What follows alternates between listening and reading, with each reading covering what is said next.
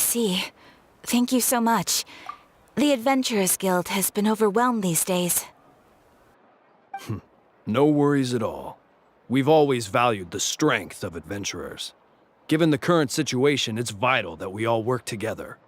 Since we're facing the same enemies, I'll send you the intel we've collected on the Abyss so far. Then we can take a look at how to coordinate our efforts. All right. Thank you so much. Hi, Catherine. It's us. Got any new commissions? You two have come just in time. I've got some good news. The Pyro Archon has finished assembling her forces and stationed them all across Natlan. Given how the Abyss has ramped up its activities lately, we can no longer afford to act only after receiving news of an invasion. So the Pyro Archon suggested that the Scions of the Canopy and the Adventurers Guild focus on collecting and disseminating intel. That way, we can stay informed of everything that's happening across the land. Once we receive word of enemy activity, we can notify the nearest camp and the stationed forces can take immediate action.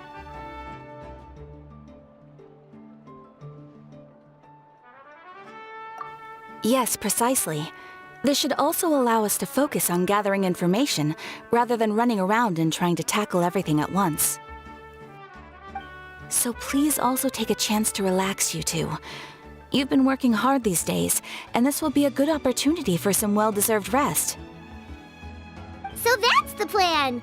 Whew, we can finally stop and take a break.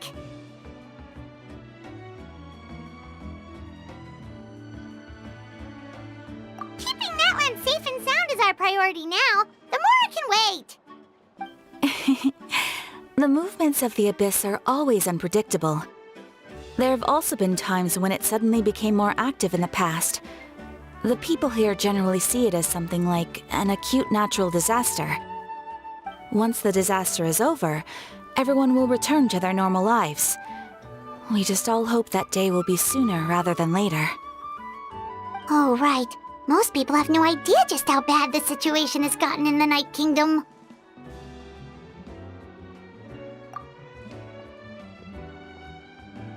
Oh, hey, Kachina! Are you feeling better now?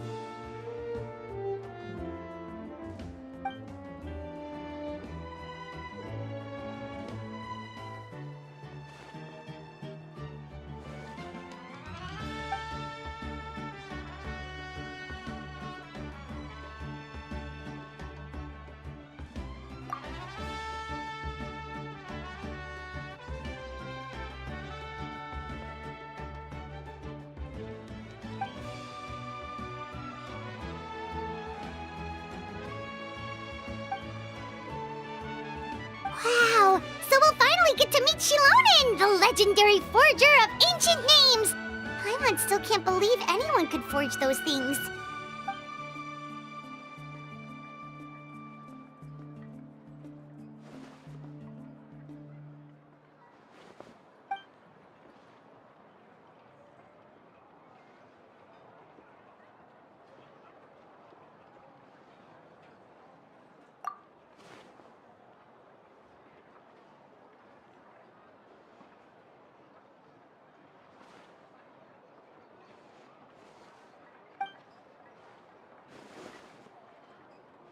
Hey, have some confidence in yourself, Kachina. After all, you're already a victor of the Night Warden Wars.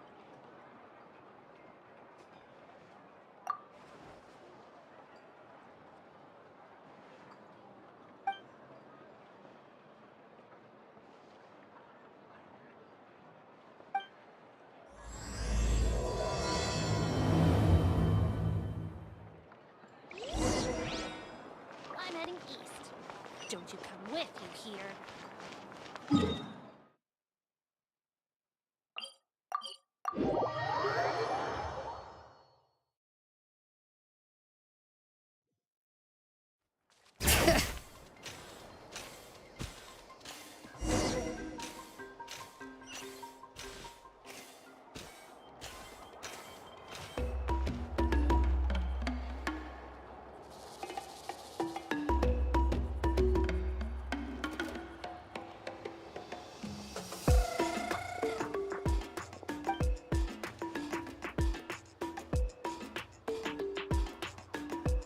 Ah, yes, so I've heard. So young, and yet you've already got quite the reputation. Wait, are you Outlanders? Yep, we're travelers who just arrived in Natlan not too long ago. No, I mean, I was aware that you're travelers. It's just no one told me that you're Outlanders. No, the only thing she said is that a new hero had pledged herself to the plan, but we need to forge an ancient name to ensure she'd be able to return safe and sound. And she did mention that it would be quite difficult to forge an ancient name for them, but at the time, I thought she was just commenting on my skills. But I seem to understand where the true difficulty lies now. Oh, I wouldn't go that far. I'm used to it, really. I just need a moment to process things. The Pyro Archon's requests are always difficult to fulfill, and we used to argue a lot. Honestly, it's probably for the better that she didn't bring this up at the time. Anyway, I can't argue with her if she isn't here, and it'd be pointless to take my anger out on someone else. But, just because I understand her rationale doesn't make me any less upset. After all, she must have known that forging an ancient name for an Outlander is an impossible task. It's impossible? As you probably know, an ancient name is a symbol of a hero's spirit and glory, which grows even richer and heavier as generations of successors inherit it. We forge ancient names by engraving the heroic deeds of an individual who will become the first hero of that particular name.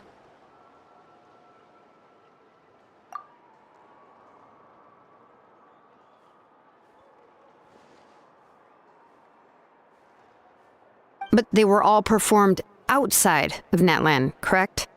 Yeah, that's right. Then those deeds haven't been recorded by the Night Kingdom. To take it one step further, even if you had performed heroic deeds in Natlan, as an Outlander, your actions still wouldn't have been recorded by our lands. Only memories and experiences that have been acknowledged by the Wyab can be used as a basis for an ancient name. Even the greatest of craftsmen cannot create something out of thin air, you know. That's just how it is. Seems the Wyab don't want just anyone to get a name, huh? Mawika, of all people, should know better than anyone, yet she's still entrusted the task of forging the ancient name to me. Oh, Paimon gets it. Nobody's happy being asked to do the impossible.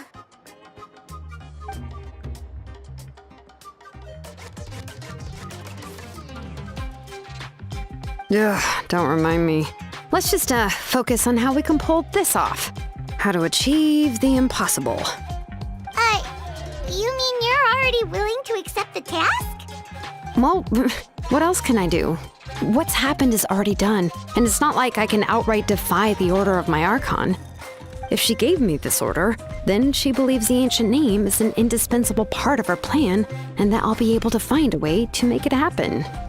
In other words, the order is an affirmation of my abilities. Oh, not only has she accepted the task, but now she's looking for silver linings?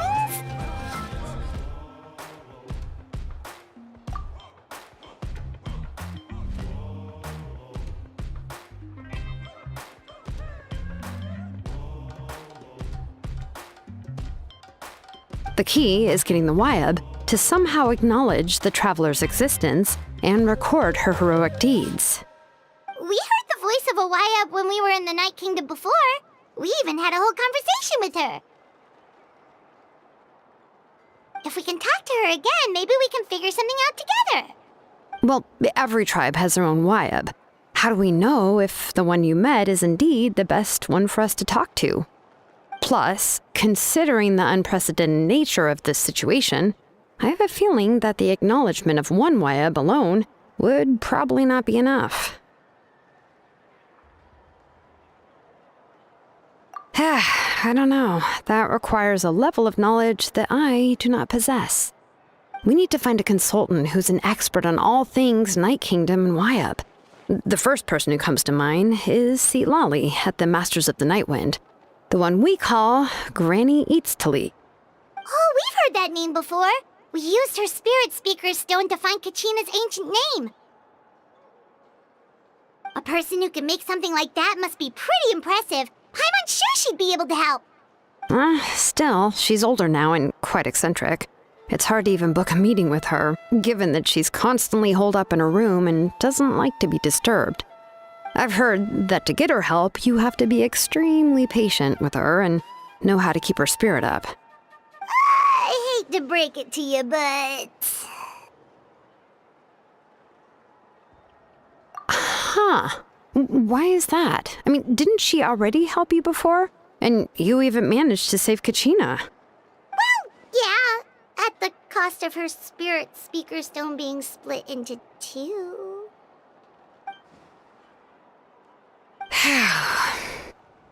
Great going, Moeka. We're already off to a rocky start here. In that case, I guess your only option is to try to emphasize that this is an important order from the Pyro Archon. Hopefully, Citlali would still want to show respect to the Archon. I'll also write you a letter on your behalf. If you can find someone to deliver it and mention some good things about you, then that should help too.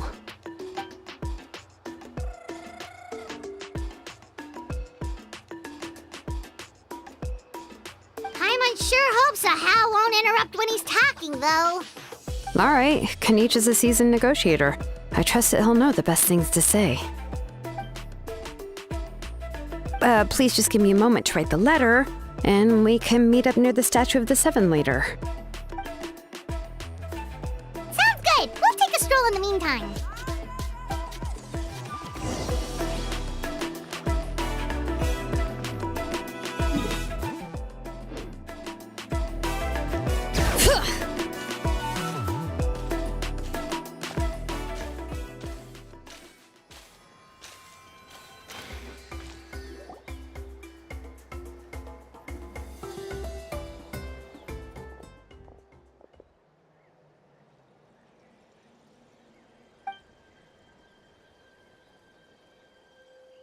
I'm sorry to put this on you, Kanich.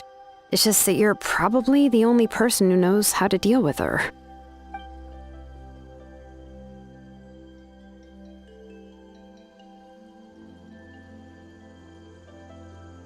Oh, wait, so Kachina and the Traveler also know about the plan?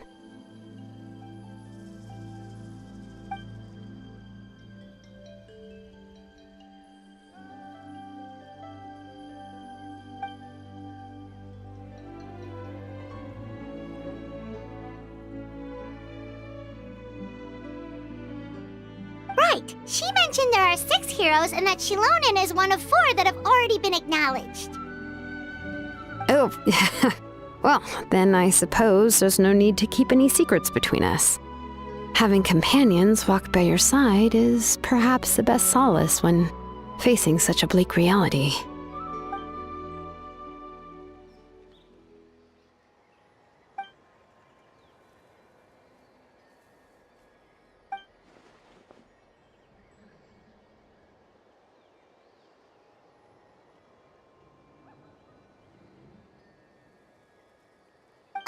Citlali knows him too?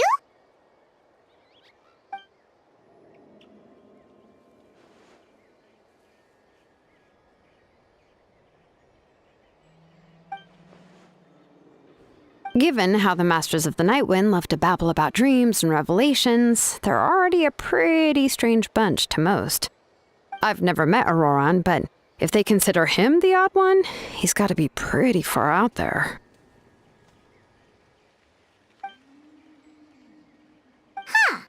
Makes sense. But Paimon wonders how Citlali could be the first one to notice Auroran's disappearance if she spends the whole day in her room.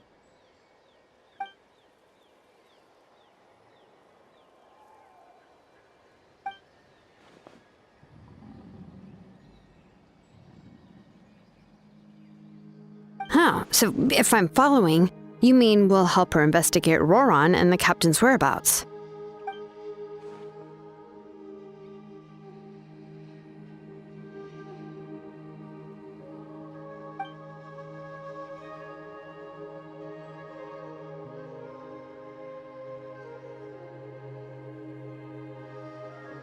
Yeah. Plus, we kinda kinda make up for breaking the spirit speakers down. Ah, this is a pretty well thought out plan, as expected of Molly Poke Niche. Then, yeah, I'll leave my letter to you. Let's hope Seat Lolly can meet at the stadium in 2 days.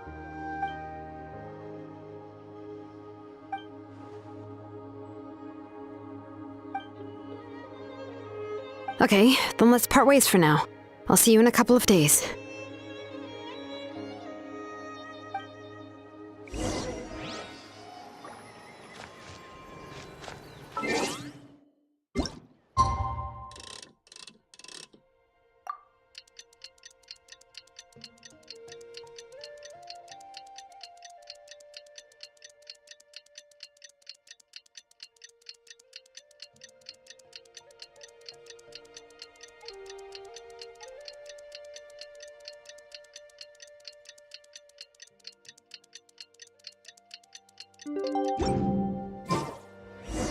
Oh, it's time to meet up with xilonen. Let's ask her how things have been going.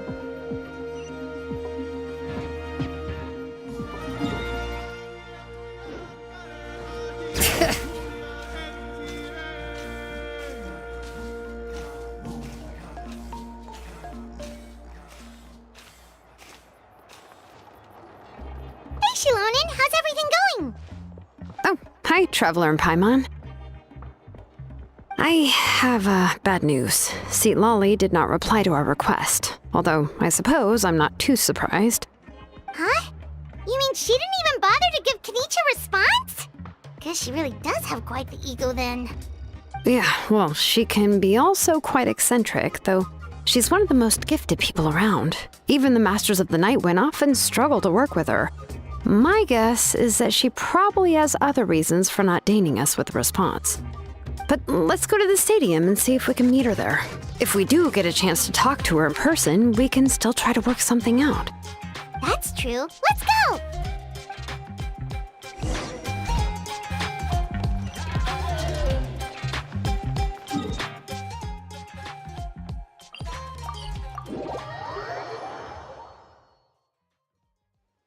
Bring it!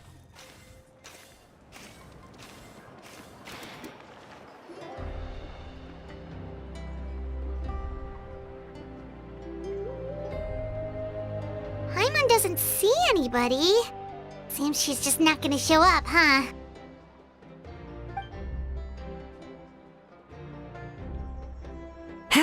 Well, we tried to be as considerate as we could, but she's under no obligation to help. That might be true, but this is still a request from the Pyro Archon, right? Shouldn't a subject always answer the call of their Archon? A subject? Well, if you ask me, I'd say we're all more like friends with the Archon. Yes, Mawika is our leader, but that doesn't mean there's any kind of tall barrier between us and her. The only thing is that she often has very high expectations of us. Huh. So even though she's super powerful, it sounds like she's actually pretty down to earth and easy to get along with. Unlike that old hag Granny Eatstily, right? Does she think she can ignore us just because she's famous? You all talk about her like she's some kind of huge deal, but she didn't even bother to reply to our letter! Seriously, if she didn't want to come, she could at least let us know. If that's what aging does to you, Paimon never wants to get old. Oh, really? So, that's how you see me? Huh? Who's there? Who's talking next to Paimon? Oh, don't mind me. I'm just a disgruntled old hag, right? Come on, relax. I'm sure my bark's worse than my bite. Huh? See, Lolly.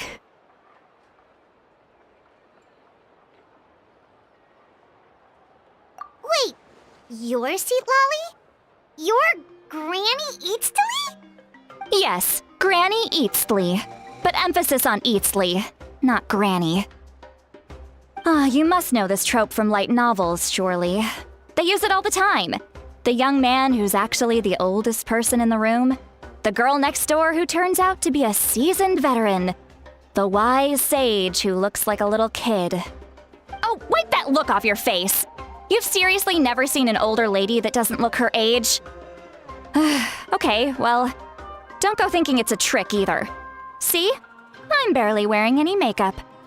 Did I forget to mention, she's called Granny, but she's actually pretty young.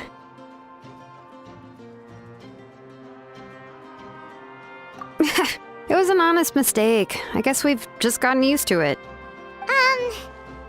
I'm sorry.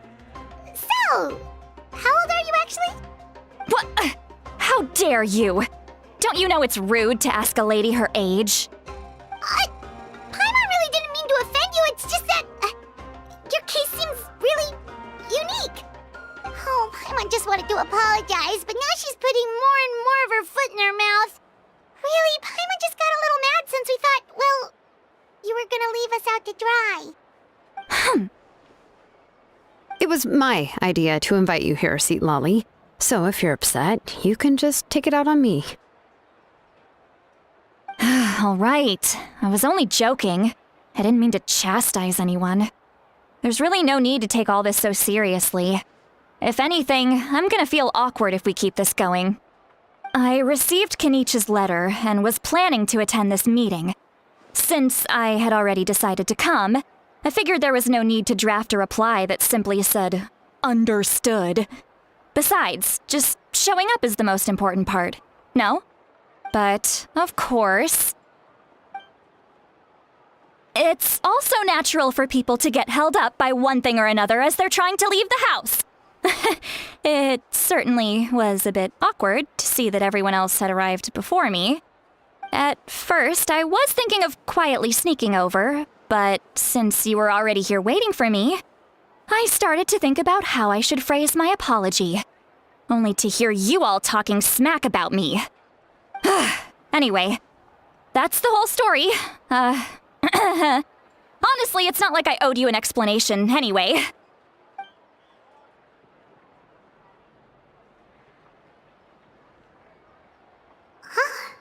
What's with that expression? Was she feeling embarrassed just now?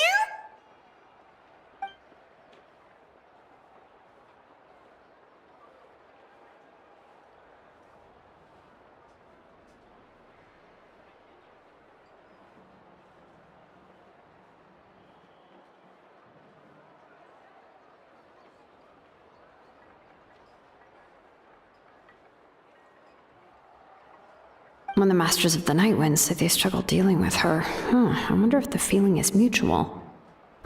She seems to be pretty awkward herself. Everything she does and says seems a little forced.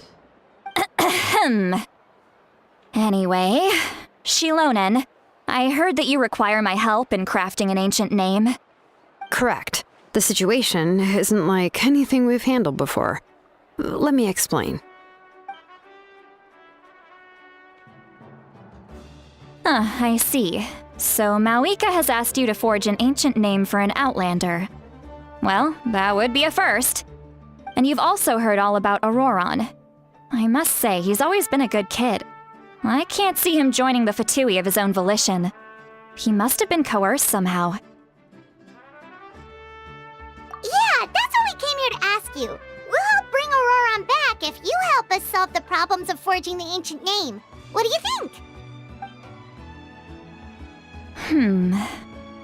I suppose I'll just call you Traveler for now. Traveler, come here. Let me take a good look at you.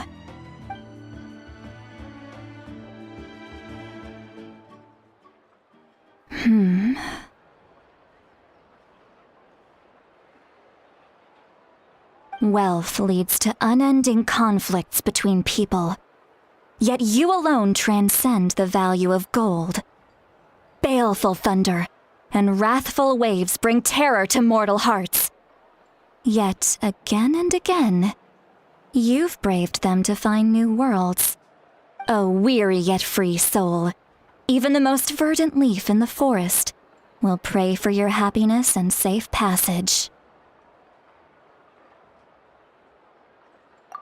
Those are all the things that I could see in you. You've experienced far more than even most mortals could dream of.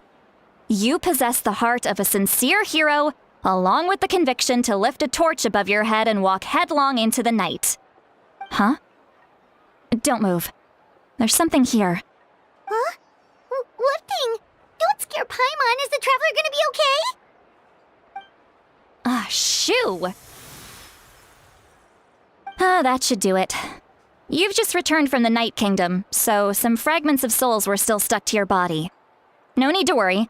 I've just cleared out the last of them. Isn't that kinda like having part of a ghost come back with you? It's nothing as serious as that. If left unattended, the most it could do is stir up some chaos in your mind, and generally worsen your mood. Well, in that case, better to get rid of them. It was nothing. Xilonen, let's follow your proposal. Once you've brought Auroran back, I'll take you to see the Lord of the Night. The Lord of the Night? But don't we need to talk to the Wyab of the tribes? Something this important is beyond their jurisdiction. Only the Lord of the Night can decide whether we can grant an ancient name to one who does not hail from our lands. The Lord of the Night is an ancient entity that rules over the entire Night Kingdom, constantly borrowing the power of the sacred flame to combat corrosion from the abyss. Oh, so you're basically saying it's even more powerful than the Wyab of the tribes. Well, that sort of makes sense, being the lord of the entire Night Kingdom and all. Not exactly. It's not so much that one's more powerful than the other. But never mind. That's not important. It would take too much time to explain. Just listen carefully to what I'm about to tell you. The Lord of the Night is currently in a deep slumber, and we can only communicate with its consciousness while in a trance. In other words, in a dream.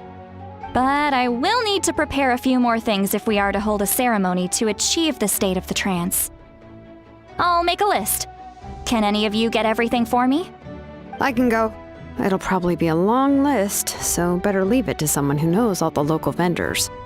Sounds good. Then we'll go with St. Lolly to track down Auroran. Phew, the Fatui are nothing to scoff at, so please, be careful during your investigation. If you need any help, just come find me. Yep, we'll be sure to play it safe.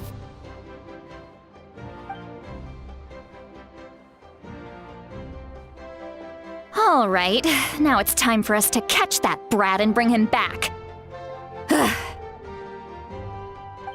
I'm sorry I made you wait earlier. It was actually because I decided to swing by Auroran's place to look for clues. He has always lived alone, and I found a broken jar in his house. There was also something off about his phlogiston aphids, which I assume is because their keeper has been gone for quite some time. And interestingly enough, I saw some slash marks in the house that did not match any of our local weapons. My guess is they were left by Snezhnayan arms. Oh, sounds like the Fatui broke into his house and took him hostage. But why would they kidnap a kid who just spends his days living in the country and raising aphids? He's only in his 20s. What would they want with him? That's not to say that I believe he's totally innocent, of course. Since he's the only one who was kidnapped out of everyone in Natlan, he must have done something to attract their attention. In any case, we'll get to the bottom of this once we manage to get him back here. I'm truly sorry to put you two through all this trouble with me. But please help me get him back. You can count on us! All right, then let's start by heading to where Auroran was seen last.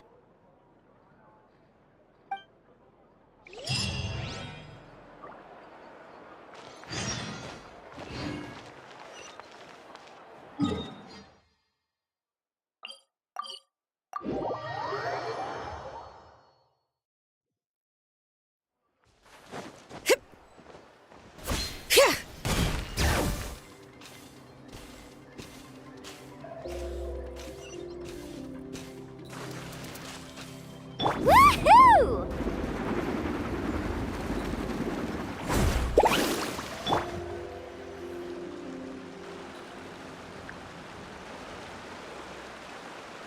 This is the spot. An eyewitness claimed to have seen Auroron speaking to some Fatui soldiers here. I don't know how much you're willing to believe me, but Auroron really is a good kid. I see no reason why he'd suddenly get involved with a Fatui. I'm convinced that what the witnesses saw was actually the Fatui coercing him, or perhaps trying to extract information. However, I doubt anyone would believe me, given there are no signs of a fight. Didn't Kanich say that she's a big name in Natlan? Feels kinda weird to see her so frustrated and helpless like this. Auroron? Well, he was left at the side of the road as an infant, and the people of the tribe took him in. You could say that everyone had a hand in raising him. He learned a lot from us, and once he reached adulthood, he built himself a house out in the countryside. He spends most of his days growing vegetables and raising aphids, living off of what he harvests from the garden. He's always been such a good kid. He would even get his friends to deliver whole bags of fresh produce to my place.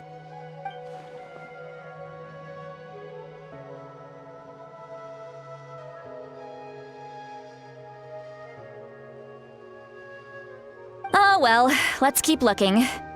He can answer all of our questions once we find him. He's been raising phlogiston aphids for a long time, and since they were disturbed, they secreted a special type of phlogiston. We can use that substance to track his movements. Let's follow the phlogiston trail. Huh? What trail? Paimon doesn't see anything. Oh, right. I forgot your eyes don't naturally perceive such things. Here, give me your hand.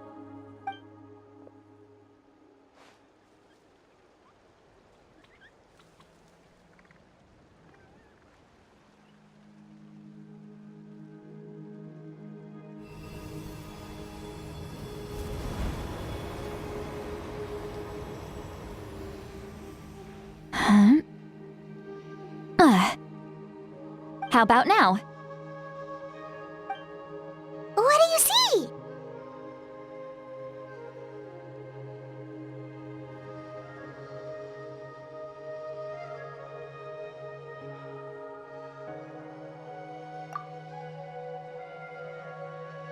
Whoa, Paimon can see it now too! That's right. I used a spell to temporarily transfer a portion of my senses to you. For a short while, you'll be able to see the phlogiston too. Wow, you can even share your senses with us? First time Paimon's heard anything like that. It requires a very rare spell that most people aren't adept at. But don't worry, it's a cinch for me. Between the two of you, it seems the Traveler's senses are a bit stronger than Paimon's. When I held your hand just now, I could sense that you've got a great affinity for phlogiston. You're extraordinarily gifted. Anyway, we'll need to use our vision now to track down Auroron. Good luck, you two. Over here, this way! See, Lolly might say a lot of deep and confusing stuff, but this spell of hers is really something. What was that? Oh, Paimon was just complimenting you, really.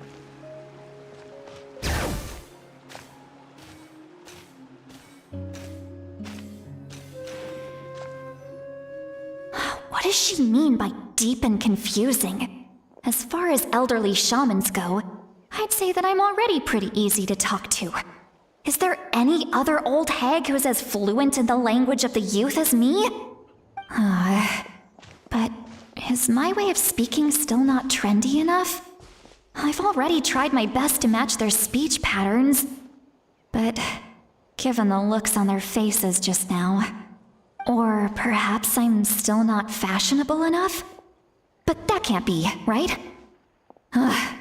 Don't tell me they're still getting the impression that I'm super old-fashioned. Huh?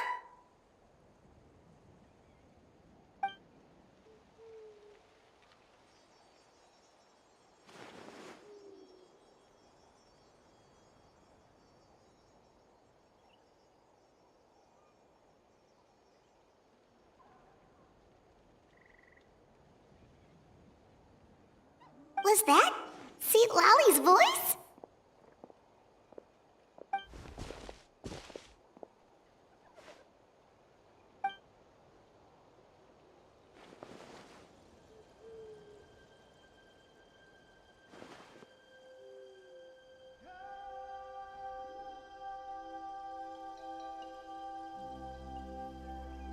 Now that I think about it, it's a good thing I found some helpers this time. Some things are best done with the help of friends.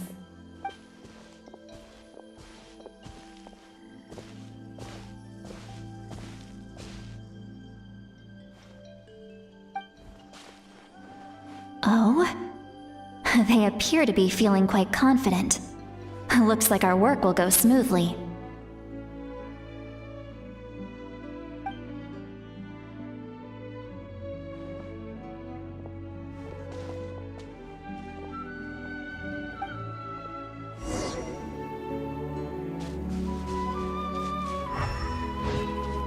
Hey, looks like there's a new camp over there. Let's go take a look.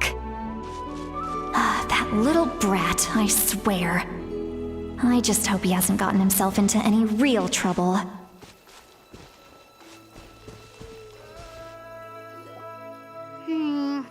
Yep. Judging by Paimon's experience as a guide, it definitely looks like people set up camp here. Wait. The phlogiston here is a bit odd. Let me see. Paimon sees a small shape here. Could it be some sort of symbol? This is a distress signal for the Masters of the Night Wind. Only someone from our tribe would recognize it. So Auroron was indeed being threatened. We've got to find him, fast. Leaving such a subtle mark implies that he was trying to be discreet. In other words, he was probably under the Fatui's watch. If they notice us, we can just charge in and fight them to the death. But what if my darling grandson is also there? I can't have him caught in the crossfire. No, I've got to be careful. Otherwise he'd get hit as well. How annoying. No, I've got to stay calm and keep my composure.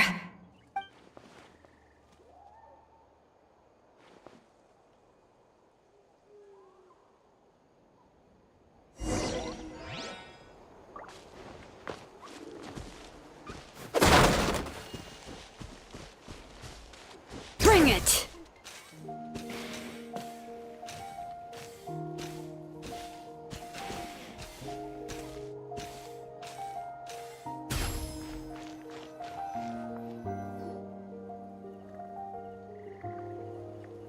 There are traces of people staying here too.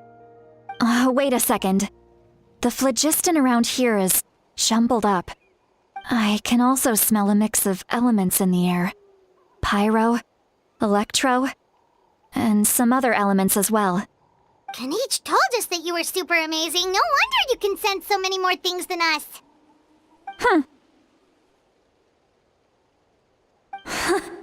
It's about time that little brat said something nice about me. There are signs of a struggle here. Judging from what's left on the scene, there must have been a fight. But after that, the factions seem to have gone their separate ways. Both the phlogiston and the elemental traces in the air support that.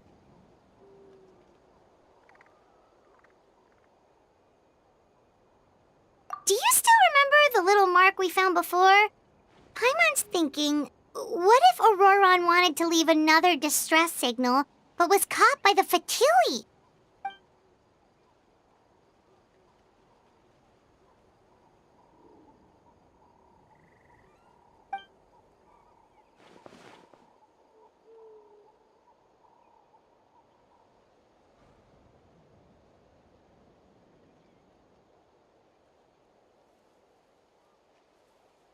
Given there are two signals leading from here, we should split up as well. I'll take this direction, and leave the other one to you. Let's meet up again later.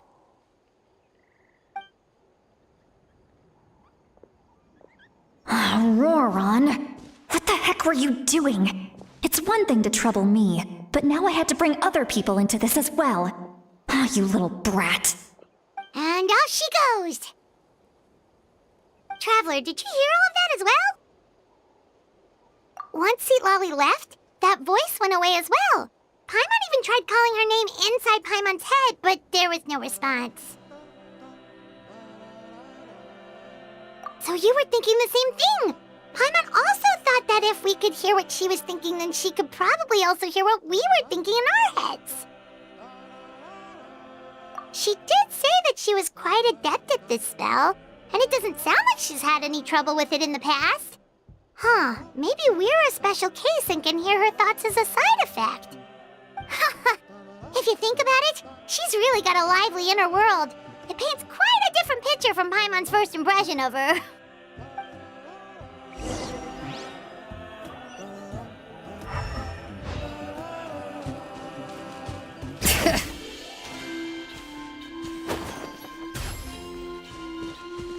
Paimon sees some traces here. Let's follow them and see if we can find anything up ahead.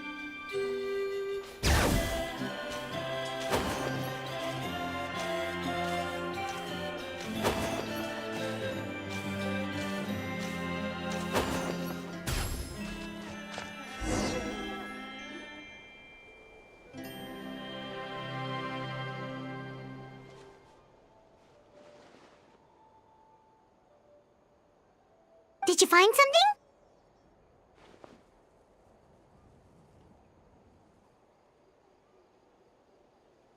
Huh. So we can't tell where Auroran might have gone from here. That's weird. The phlogiston trail suddenly stops. We can't make anything of these footprints either. But he can't have just evaporated into thin air, right? We know he wasn't alone. He had all those Fatui with him.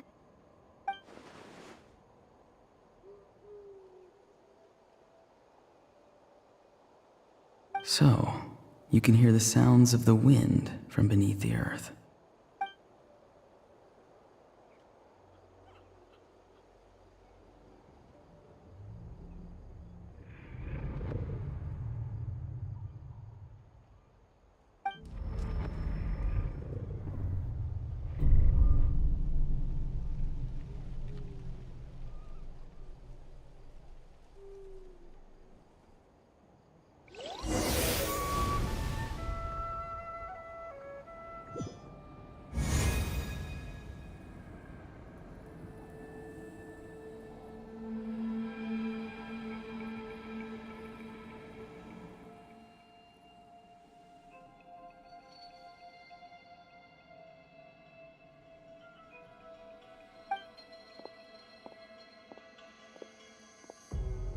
I'm very sorry, but please do not move.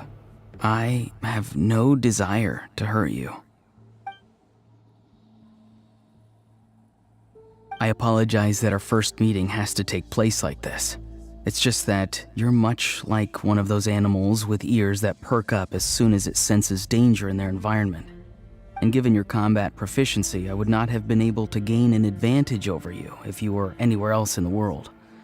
However, you're now in the Night Kingdom, a familiar domain to the masters of the Night Wind. Hello, traveler. I'm Auroran, the one you've been searching for. Ah, the Fatui's custody. I see. So even Granny has told you that I was coerced by the Fatui. I'm afraid you've been brought here by a lie, like a false omen in the lingering smoke. My friend and I only left those traces to lure you here. Deceiving you was never our true intent, however. It was simply the fastest and most feasible way for us to set up a meeting. Greetings, traveler from afar. Be careful with this traveler. Her soul is temporarily restrained by us, and it appears to have become more fragile in the process. It's taking all my concentration to hold on to her. It was I who tasked Auroran with leaving the traces to lead you here, and I who used the Master's ritual to bring your soul to the Night Kingdom. I've heard much about you from the past encounters you've had with my colleagues.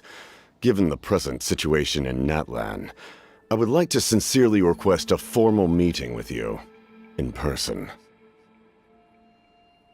I will use the opportunity to explain my goals and motivations to you, as well as why I mistrust Malwika, the Pyro Archon.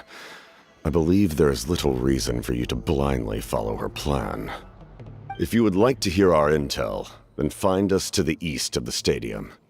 But remember, not a word of this to anyone. I would like to avoid any further conflict. You will see me again once you return to reality. No matter what I say, please, help me keep this a secret. This is all to avoid dragging Granny into this conflict.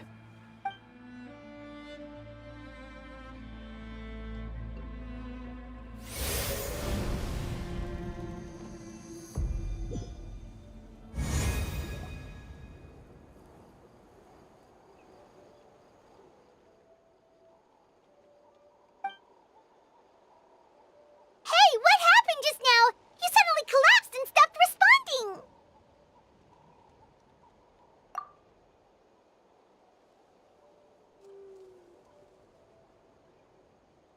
Hey, why are you sitting on the ground? Are you okay? See, Lolly! She froze for a moment and then just collapsed to the ground. Could it have been those leftover remnants from the Night Kingdom? Do you have any itches or pain anywhere? Don't worry. We can take a short break. Sorry, I know I asked for your help. But had I known you were feeling unwell, I wouldn't have taken you on this trip with me.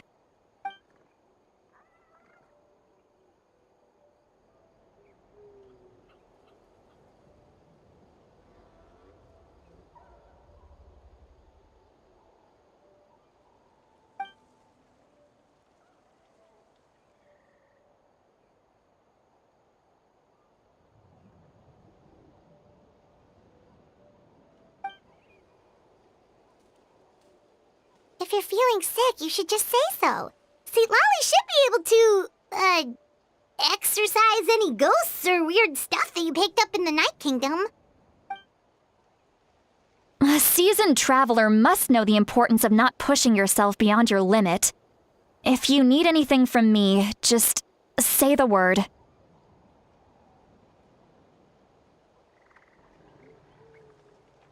In any case, let's take a bit more time to rest now.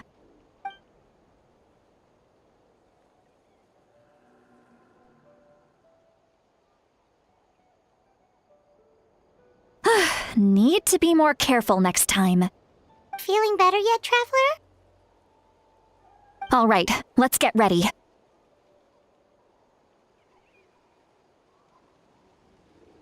I followed my phlogiston trail earlier to a stronghold guarded by soldiers.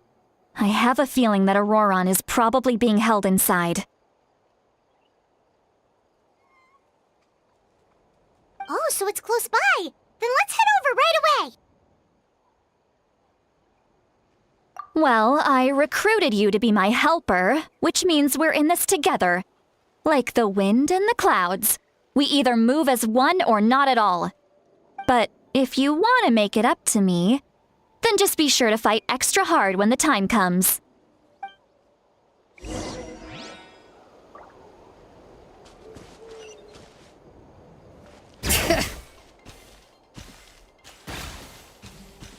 Woohoo!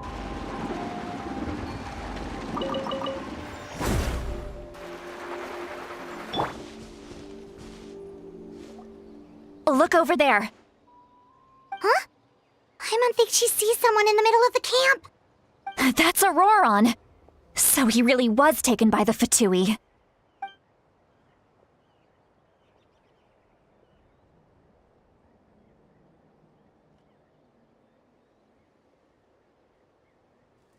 All right, we'll take the lead.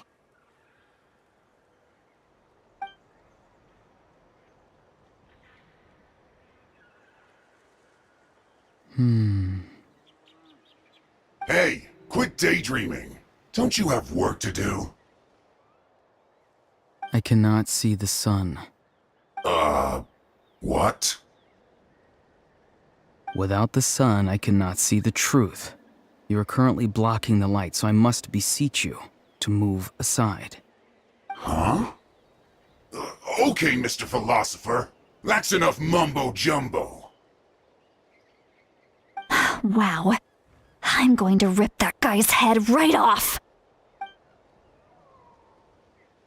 See, Lolly's struggling to control her temper now. Are you ready? Let's go kick their butts. On my count. 3, 2, 1! Still trying to resist? You've got no idea who you're up against. Woohoo!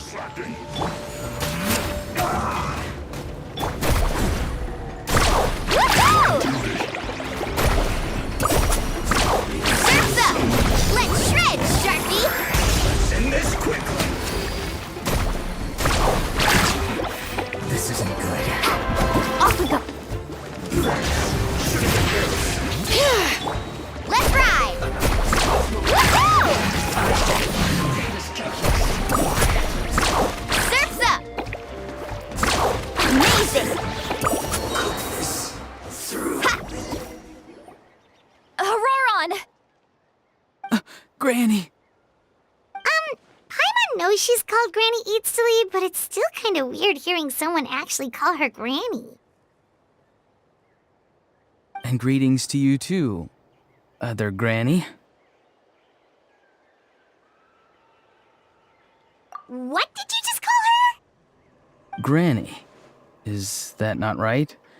You are Granny's friend, are you not? You seem to be approximately the same age as her, so I figured you're also a Granny. How many times have I told you? It doesn't work like that. There are a lot of people who look about the same age as me. You can't go around calling everyone Gramps or Granny. Oh, wait. He's not a child, is he? Don't tell Paimon he's one of those people who look like an adult but are actually only 8 or 9 years old. Oh, your words have pierced my heart like a thorned vine. Given how hard those thorns are to remove, I may just need to find a pair of tweezers. Why are you so upset? You can just say yes or no. Of course I'm not a child. It's just Granny always taught me to show gratitude where it's due. And since the Masters of the Night Wind raised me collectively, I basically see everyone above a certain age as an elder I should look up to.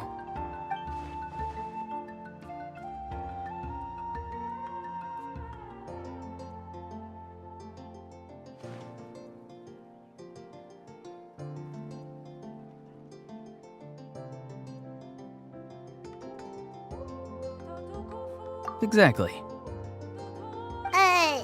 But if you keep that up, then everyone's going to be your senior.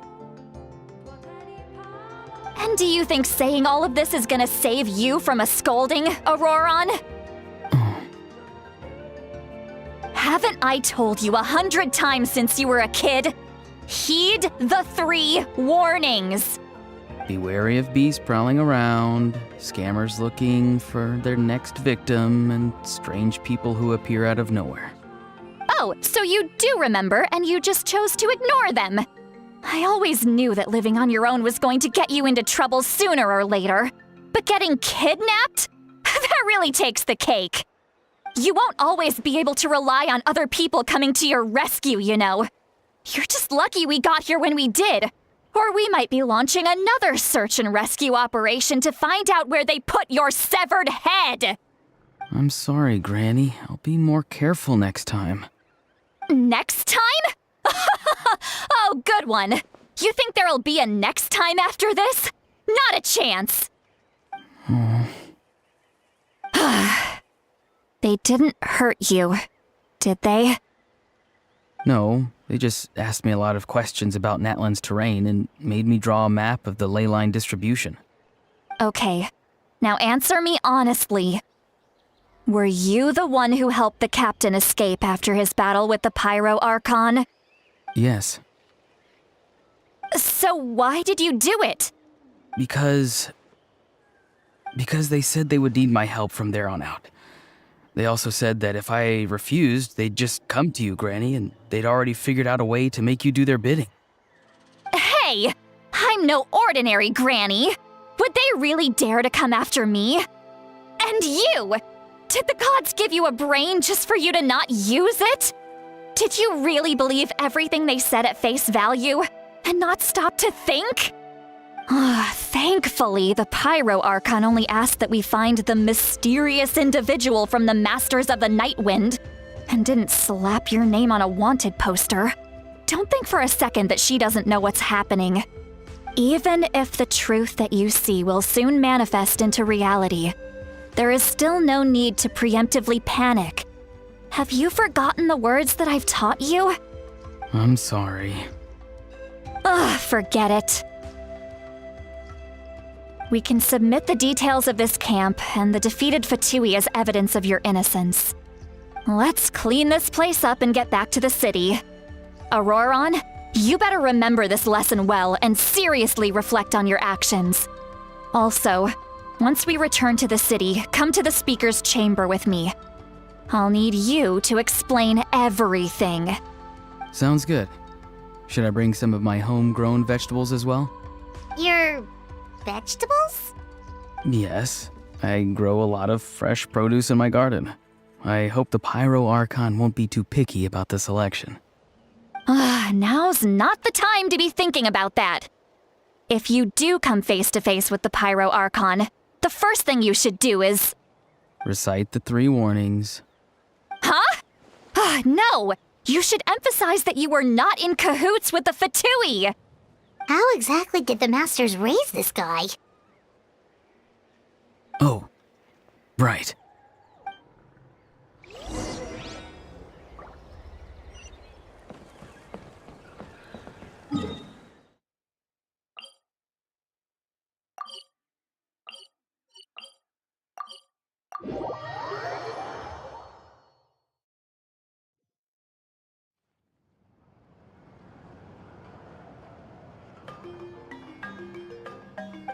I see.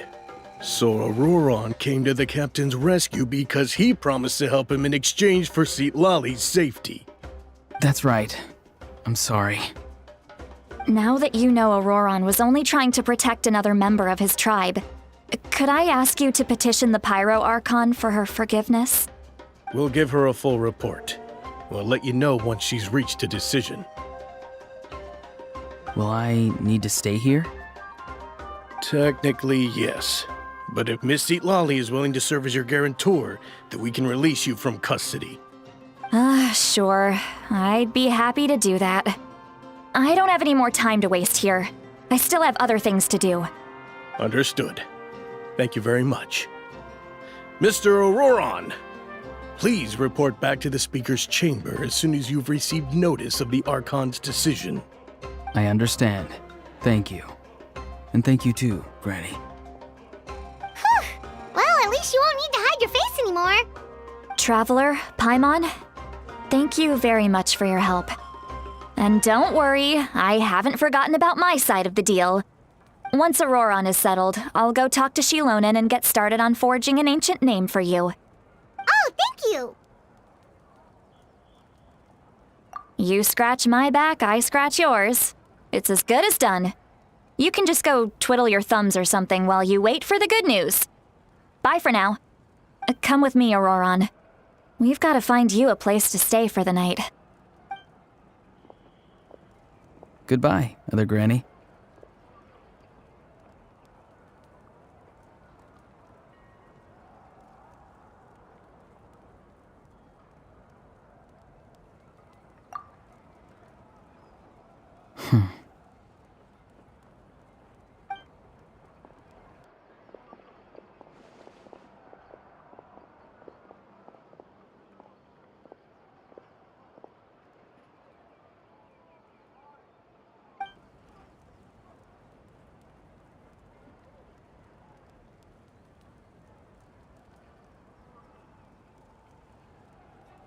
Oh, we're finally done. All right, it's time to find some grub. Huh? What is it, Traveler?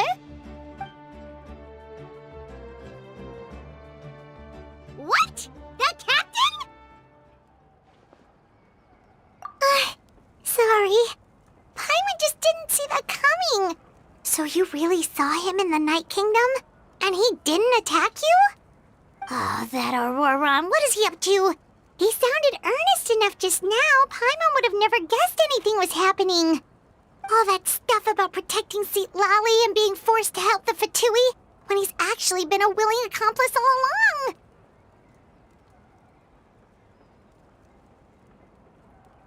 Yeah, you're right.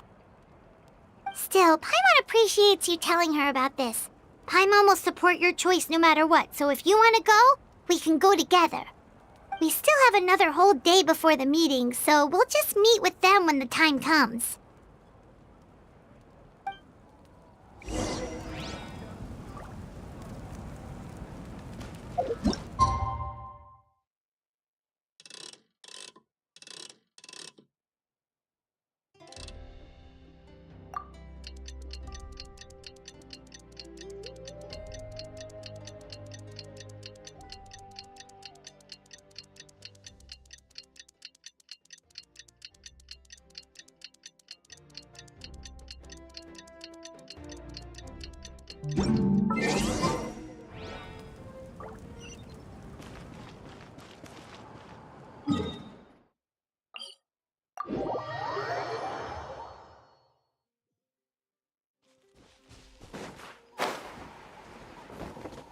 Ho! Need a surf? All right.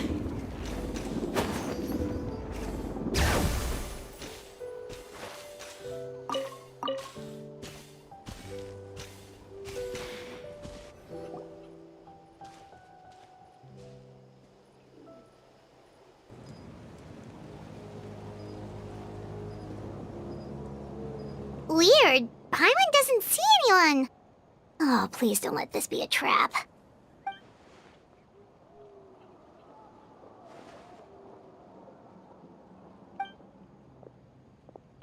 What was that? Good evening. Nice to see you again. It's you. You shouldn't pop up from behind people like that. What are you, a ghost? I'm terribly sorry. It's just a force of habit. Ugh, and what's with you apologizing all the time? You sound so polite and honest, but you're actually doing shady stuff behind people's backs. You're right. Granny tells me that too. Huh. Come to think of it, you remind me of her. Sometimes you two sound really similar, you know. Oh, so you're gonna call Paimon Granny too now? Well, I could.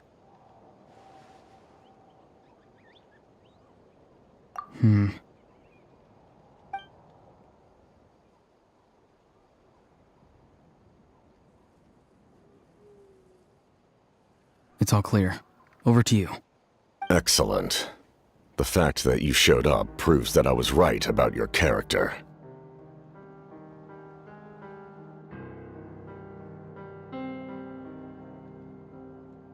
Yet, there's been a lot of talk about you. Child told me that you're passionate about the unknown and willing to take risks. Rather than facing you as an enemy, I would much prefer to bring you to my side. If we allow the current state of things to continue, we will inevitably clash, and that's a scenario that I'd very much like to avoid. I've long heard of your exploits across the nations. Though you have crossed swords with my colleagues many times, I know that you are by no means an unreasonable person. And once you've learned the truth that the Pyro Archon Malwika would never willingly share with you, you may just find it in your heart to consider my proposal. I assume you've already been informed of the Pyro Archon's plan. In order to defeat the Abyss and save Natlan, she still needs 2 more heroes to appear. Wait, how did you know that? Never mind. Guess that's not important now. I've long kept a close eye on her plan. To be frank, it's an exceedingly risky plan. Will the heroes really appear? And even if they come to her, will their power be enough to drive the Abyss back? If any part of the plan goes awry, all of Natlan, even all of Tevat, will pay for her mistakes. Now, you may have been led to believe that this is the only plan available to her. But what if I told you she's had another emergency plan all along? the details of which she has chosen to keep hidden from you. An emergency plan? Yes. A way to keep Natlan intact, even if her original plan fails. But given the painful cost of its execution, she has chosen to keep it as a mere backup plan.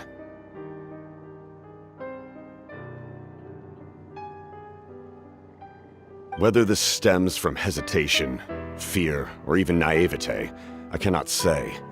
But Natlan cannot afford to wait until she comes to her senses.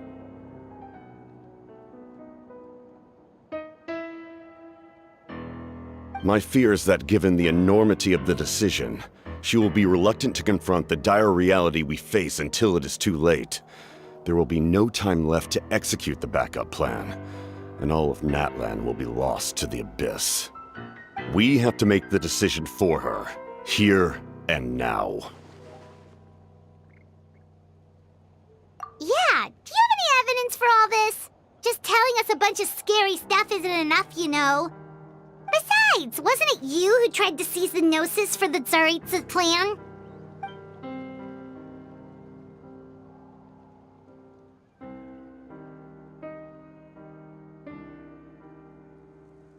I knew you'd be clever enough to see.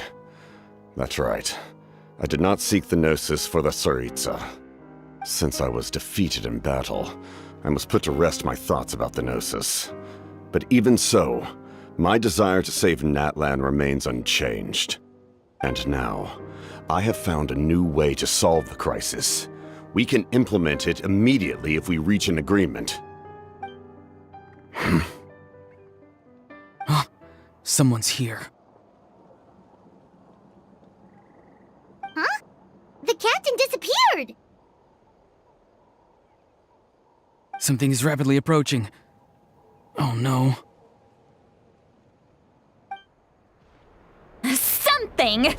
Bad news, chump! It's your granny! See, Lolly! When did you get here? I knew something was amiss after we were separated.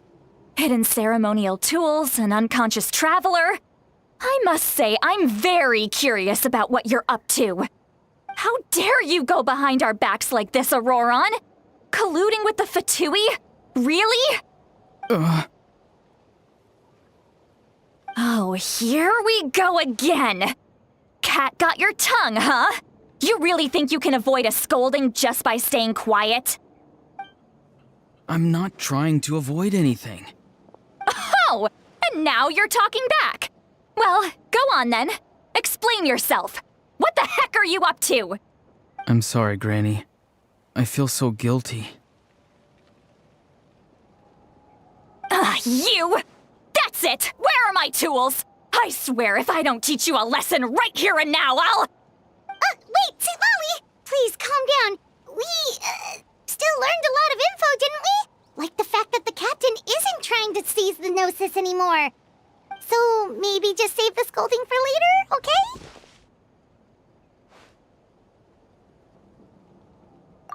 Listen well, Auroron. You're only getting out of this now because of the Traveler's plea. This isn't over. You hear me? You're right, Traveler. Let's go. We can discuss this more back in the city. You two keep an eye on Auroron for me, okay?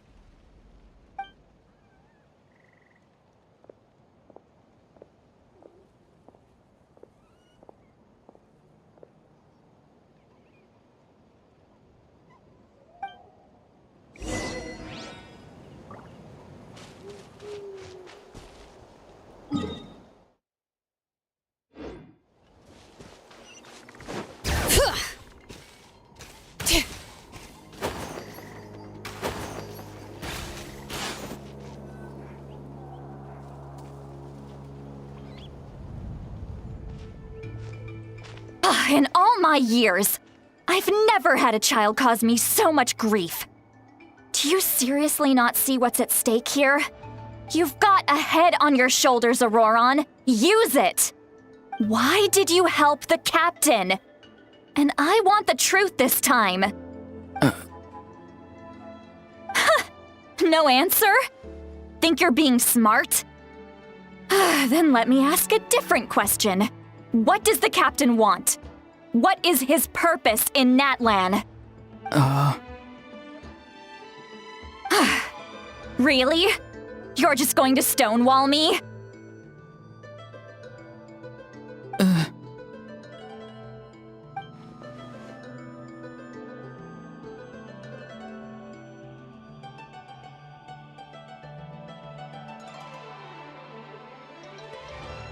Just use your brain for a second.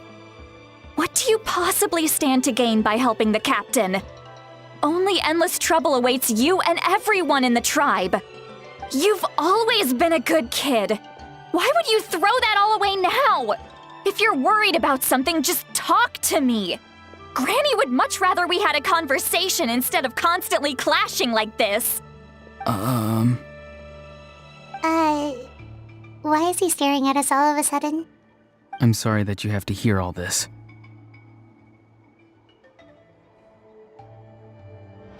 You're very kind.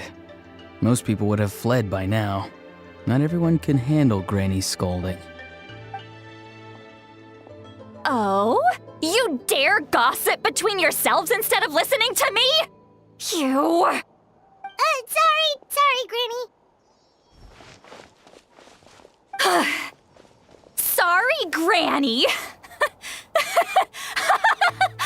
Sorry, Granny. You know what? Fine. I'm perfectly aware that everything I say goes in one ear and out the other. You're all grown up now, so why would you listen to an old hag like me? You say all the right things, but then you go and completely ignore me. Well, if that's how you're going to treat me, you can stop sending Aoife over to my place to deliver your stupid vegetables! I don't need anything from you! Who's Aoife? A delivery person? That's irrelevant. The point is, he hangs out with this kid, so he must be no good. You kids get to a certain age and suddenly act like you know it all. There's nothing I can say to get through to you. Auroron, if you're still thinking about that so-called duty, then please, just forget about it. The ley lines did not fall to this state because of you. And we've long closed the book on that incident. Seems they've started talking about some kind of tribal history. I'm starting to get lost. That's not it, Granny.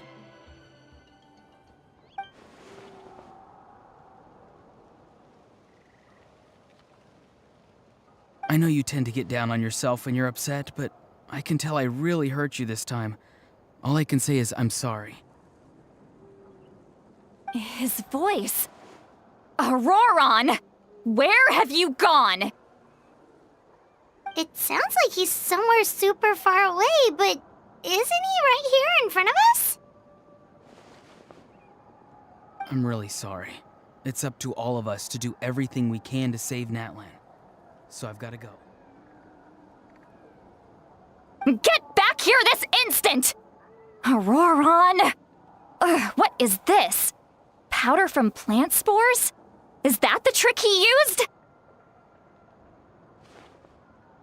What just happened? How was he able to suddenly get so far away like that? It's a trick of his.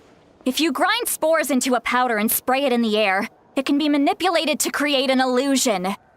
He pulled it off flawlessly. He must have put a lot of time into perfecting it.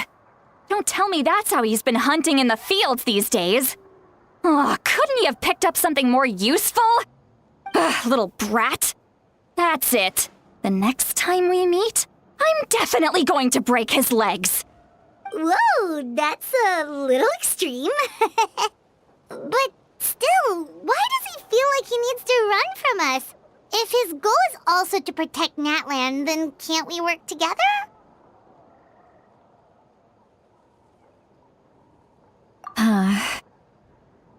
I'm sorry for interrupting your conversation with them earlier. But even if you'd been able to hear them out, there's no guarantee you would have gained anything substantial. Auroron probably did everything he could to get away because he knew I'd get the truth out of him sooner or later. That brat. I swear.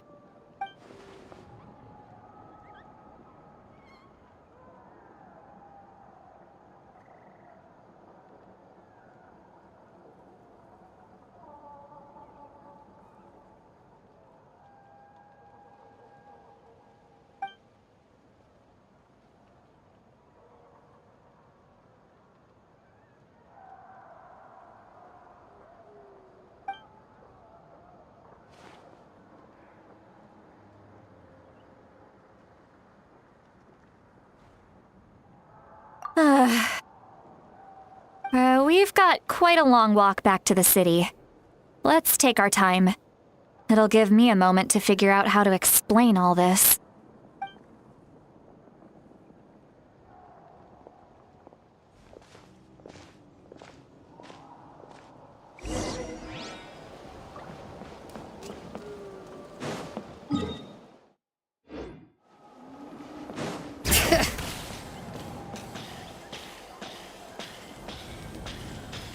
Woohoo!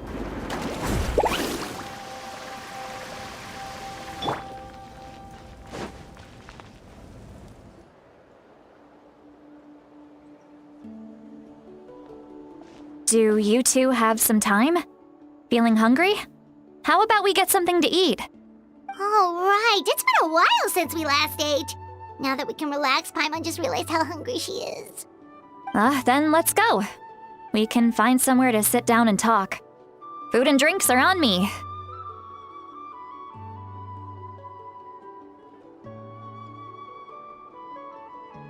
How did this become Paimonville? See, Lolly looks quite down on herself. All right. It's on Paimon this time. What's one meal to the best guide into that? So you can just sit back and enjoy, sweet Lolly. Paimon will take care of it. Hey, come on now. You won't even let me take you out for some food and drinks? I just wanted to treat you to a meal. Are you sure? We can save you some Mora. Mora is the least of my concerns. Besides, we're definitely due a meal after all the time we've spent together. Let me get this one. I might be an old hag, but I like to think I'm not completely useless. Sure, that's fine with us, but Paimon doesn't want you to be sad, sweet Lolly. Don't worry. I'm sure a juicy grilled steak will work wonders.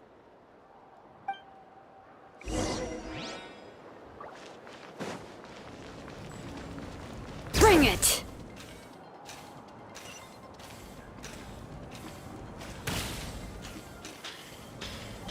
Woohoo!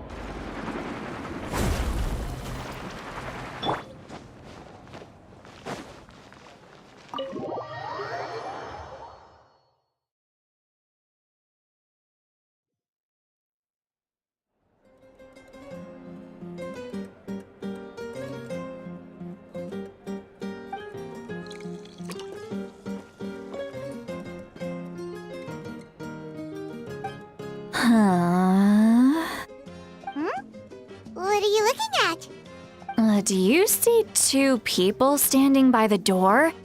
They look like spitting images of each other. Are they twins?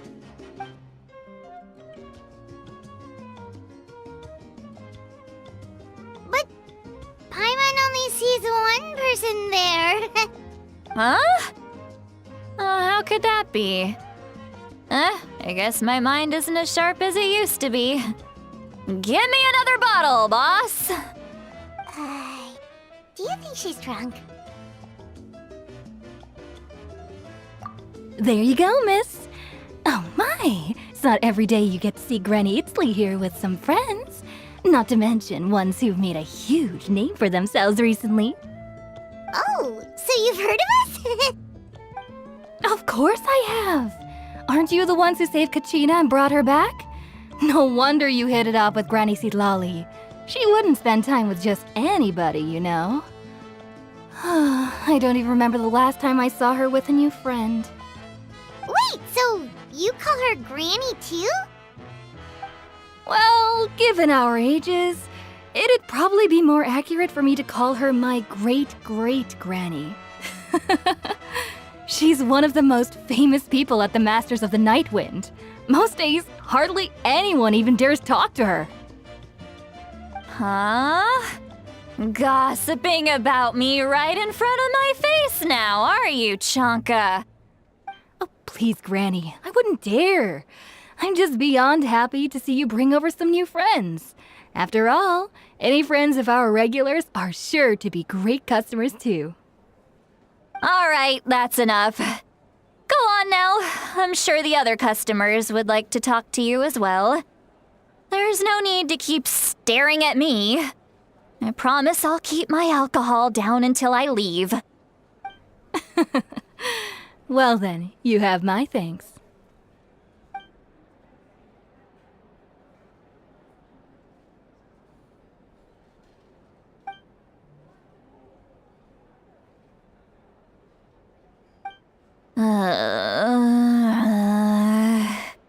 Seat Lally? Seat Lally? Who's that? You got some gall calling me by my first name. Let me guess. You want to test your skills against Granny Eatsley, don't ya? Are you still with us, Seat Lally? You're kinda talking to no one. You chumps come around here, picking fights with me? Well, you know what happens next. You lose, and then run off home to tell everyone about how I'm this big scary bully. It's always the same story.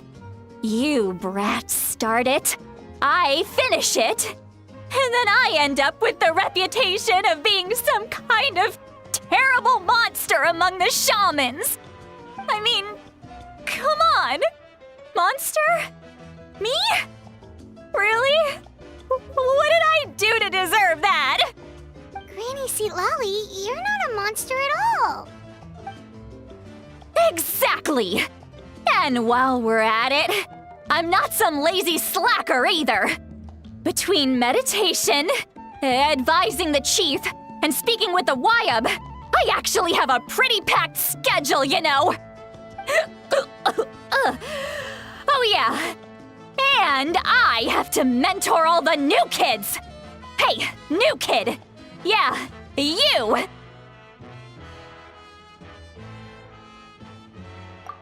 Don't play dumb.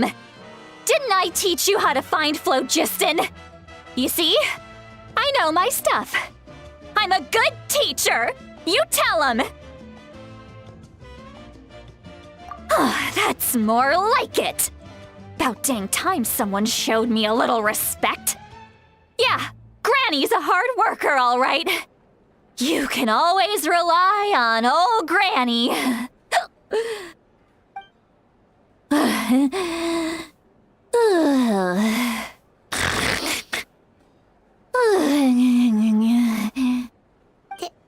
Did she just fall asleep with her eyes open?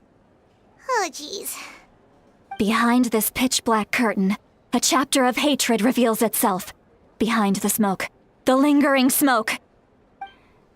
She's meditating again. She does this whenever she's had a few too many drinks. Her mind's actually racing at this point. It's quite the opposite of sleep. Is this another specialty of the Masters of the Nightwind? No, I'd say it's an ability that's unique to Citlali herself. While she can easily pick up everyone else's skills and tricks, few have been able to master hers. Warning, warning. Red, the color of danger, has now arisen within that pair of eyes. Huh?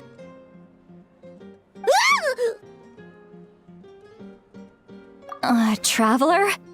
Paimon? What's wrong? I'm gonna hurl. Hang on, just keep it in. Phew. Okay, it's passed. That was a close one. You had Paimon worried. Paimon really thought you were about to barf all over the table just now. How embarrassing. I'm sorry you had to see me like that. That's never happened before, I swear. I've never thrown up, not once.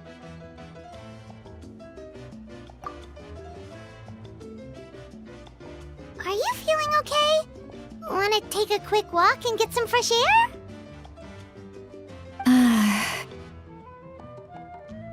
There's so much that I want to say, but I can't. Why not? Of course course you can. Just say whatever's on your mind. Please, Paimon, it's not as simple as you think. We've only known each other for a few days, right? What would you think of me if I were to start dumping all of my complaints on you after we've only just met? Oh, Paimon gets it. You're hoping that we wouldn't think less of you no matter what you're about to say. No, that wasn't my point at all! Seriously, don't you youngsters know anything about shame? I'm talking about shame! I've lived all these years and still can't get rid of it! Surely, you know the feeling too? Actually, about that. Huh? Tell me what? Yeah, this is as good a time as any.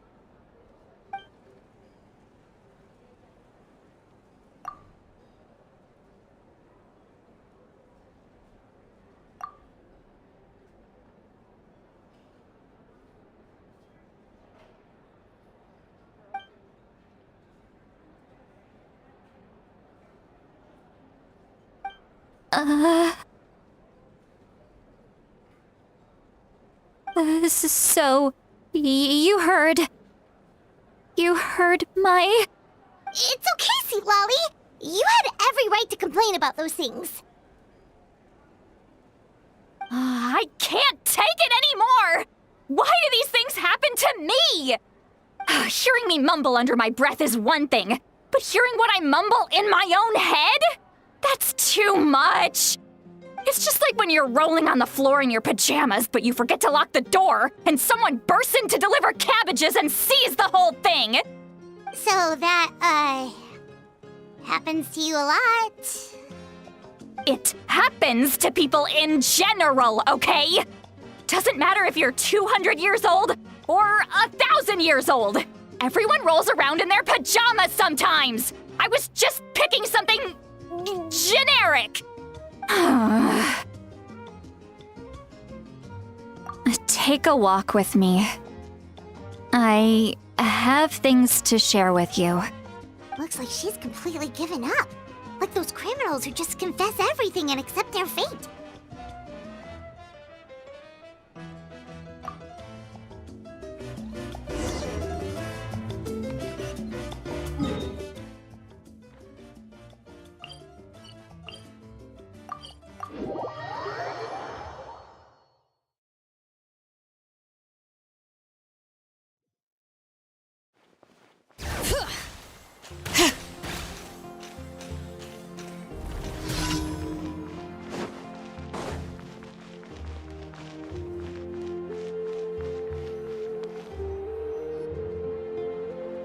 Well, great view, right? I love coming here by myself. Wow, it's beautiful! You're making me want to cry. Oh no, what do we do? Please don't cry! I was an expression, okay? A figure of speech. I'm just... embarrassed. Here you are thanking me. Even after you helped me all this time. Let's just have a casual conversation. It's easiest that way. Really? You don't seem like the kind of person who keeps things casual. Well, I guess I used to be more of a stickler for the rules. And you're right, I don't usually open up to the people of my tribe like this. I'm just an eccentric old hag to them. That story's been passed down so long, it might as well be true. But you're just a regular person. The kids of my tribe would have a heart attack if they heard you say that. Granny Eatsley is a powerful figure. Be careful around her. That's what they'd say. Well, you are powerful. Are they afraid of you? Some are. Others are mad I always come out on top. A few decades like that, and people stop knowing how to deal with you. What about you? Are you scared of me? We don't find you scary at all. It's because you're not from my tribe. You don't know how many delusions of grandeur I've destroyed just by existing. I make people realize that no matter how hard they work, they'll never become a living legend like me. Oh, not to brag or anything. Maybe it's hard to believe. Just pretend I never said anything. We believe you. Xilonen has full faith in your abilities, and Auroran didn't seem scared of you. He thinks of you as his granny, right? Yes, but Auroran's a special case. Mawika already told you about her plan. And you've given so much help to Auroran and me. You deserve to learn the full truth. Auroran's not like other people. As I mentioned, he was abandoned as a child. The reason being, his soul is incomplete. The Masters of the Nightwind view this as a bad omen, capable of bringing about illness and misfortune. No one knows who his parents were. He was just left on a rock in the wilderness. It's a miracle he wasn't devoured by some wild beast. The Masters of the Nightwind believe they can see human souls, and in Auroran's incomplete soul, they saw a possibility for Natlan. A possibility to turn Auroran into a vessel for lost souls. The ceremony would allow lost souls to gather within him. Auroran would then be sent to the Night Kingdom to return the souls to their rightful place, strengthening the ley lines and completing the ceremony. Wait, that doesn't sound right. Now you see the problem. When damage occurs to the Night Kingdom, the souls held within disperse and remain adrift, unable to find a way back to the ley lines. This loss of souls damages the Night Kingdom even further. The ceremony can send back countless souls at once, which would benefit the Night Kingdom and the souls themselves. Of course, the vessel, Auroran, would be sacrificed in the process. I wasn't surprised the chief at the time came up with the plan. The ley lines were already in a terrible state. A suitable candidate for the ceremony appears, and now you have the chance to make things better. Of course you're going to take it. When the chief asked for my opinion, I didn't give my approval, but I didn't object either. So they went ahead with the ceremony. It failed, and Auroran escaped with his life. Pathetic, isn't it? By not objecting, I basically gave them the go-ahead. Maybe they didn't have my explicit approval, but it's not like I did the right thing. If the ceremony was successful, Auroran would probably be dead. Of course, in my tribe, death is rarely something to fear. But what kind of message would we be sending by sentencing a newborn to death? By using a human life as a tool? It's not right. So, when I learned the ceremony had failed, I was ashamed by my inaction, and absolutely relieved by the result. The plan was never a secret. Or, I guess I should say, there was no point to keeping it a secret. A simple investigation from Auroran would reveal everything. Everyone thought he would be happy he survived, and he never really said anything to the contrary. But just as I was about to put all of it behind me, he asks this question. Would Natlan have been saved if the ceremony succeeded? Wait, but it's not his fault. He knows that, but he still feels guilty. Auroran has a strong ability to perceive souls, more than any of us. He understands just how dire the situation with ley lines has become. Maybe he chose to work with the Fatui because he still thinks he owes a debt to Natlan. I can only imagine what they told him. Traveler, didn't the captain say he found a way to solve the crisis? Maybe that's what brought Auroran into this. Anyway, we can't just let things go on like this. We have to convince him to come back. You don't look so good, Sweet Lolly. Maybe you should head back and get some sleep. Probably drank too much. It's okay. The fresh air is doing me good. Okay. Forget that. I need to go home. I hit it a little too hard.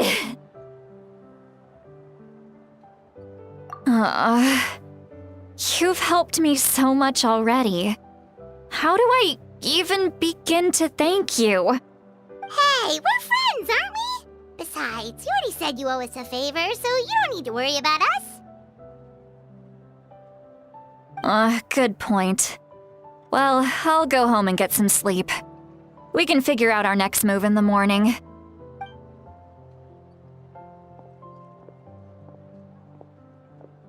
Friends. I like the sound of that. Auroran's probably back with the captain, don't you think? You mean about the backup plan? Do you really believe what the captain told us? Yeah, you're right. We should just go to her directly. But she's probably asleep. We can find her first thing in the morning. For now, let's... go to bed.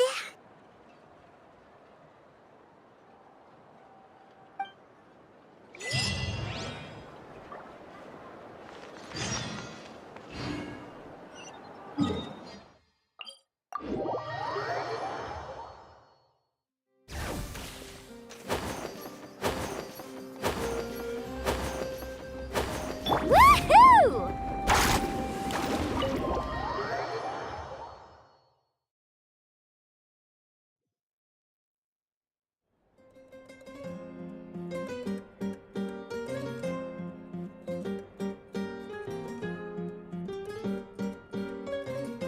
Why is it so noisy outside? Paimon still half asleep. Well, guess we should see what's going on.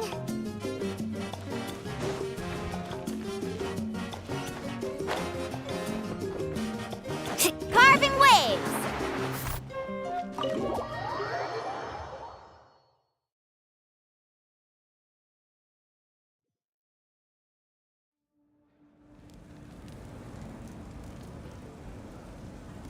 You're already here. I was just about to come get you. Wow, you're up early. That's impressive, especially after all the drinking last night. Let's not bring up last night. I'm embarrassed about the whole thing. Anyway, I was also woken up by the commotion. Looks like all the warriors from the stadium are on the move. I heard many areas have been attacked by the Abyss, including the Masters of the Nightwind. I need to head back right away. The Abyss attacked again? Are you sure you can handle it on your own? Do you need our help? I'll be fine. We also have the support of the warriors stationed at the various outposts. Given the quick response, things shouldn't get too serious. The stadium could always use more manpower, so you should join the forces here. I'm done making excuses for him. He's not a child anymore. He needs to take responsibility for his actions. I was the one who vouched for him, so I need to report back to the Speaker's chamber. I'll accept however they choose to handle the situation. But I should be able to convince them to let me go back to my tribe first to deal with the attack. As for the ancient name, once we handle this crisis, I'll talk to xilonen right away. Don't worry. I never forget a promise to a friend. Thank you. All right, I need to start heading back. She left in a hurry.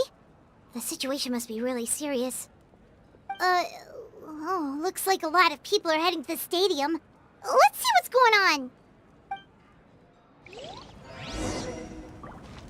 Let's ride!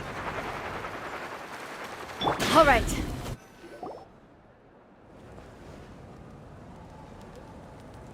Traveler, over here! Perfect. Our star Outlander has appeared. Oh, you're all here! But, what's with the whole Star Outlander thing? Just my way of saying how awesome you are. We've got a real emergency on our hands, so this is the perfect time for you to show off your skills. Alright, but can we get a quick rundown of the situation first? The Abyss suddenly attacked the Collective of Plenty, the Masters of the Nightwind, the Children of Echoes, and a number of our camps and outposts in the wild. Yes, and the attacks are increasing in frequency. The tribes have plenty of defenses, so they're safe for now, but I can't say the same for the adventurers and merchants stuck in the wild. Chaska and I have been searching for survivors and treating the wounded. We just got back, but we need to head out again soon. I plan on heading back to the Collective of Plenty, just in case my tribe needs me. What about you, Mualani? Where are you gonna go? I'll go help the Children of Echoes. They're the closest, so I can start fighting right away. What about you guys? We could go together. Yeah, that does sound important. No worries. Just leave the Children of Echoes to us. Who knows? Maybe yours truly will have the Abyss on the run by the time you're finished. That would be pretty great, actually. I hope my tribe gets through okay. It'll be fine. Your tribe doesn't do all that bodybuilding for nothing. Let's part ways here for now. And most importantly, be careful, everyone. Oh, and some of us need to avoid getting contaminated by dangerous-looking substances.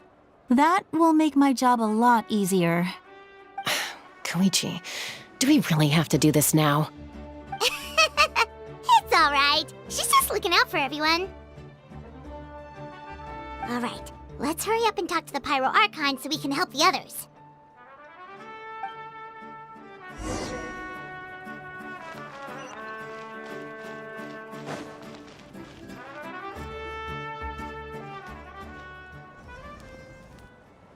Oh, it's you two. As you can see, things are not looking good right now. People across Natlan are in danger. Look, I'm very interested in your recent adventures, but this is not a good time, so we'll have to keep our conversation short. That's alright, we're also in a hurry. We're gonna go help the Children of Echoes after this. What?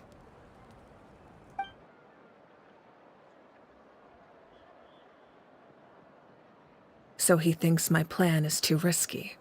He thinks I'm being stubborn.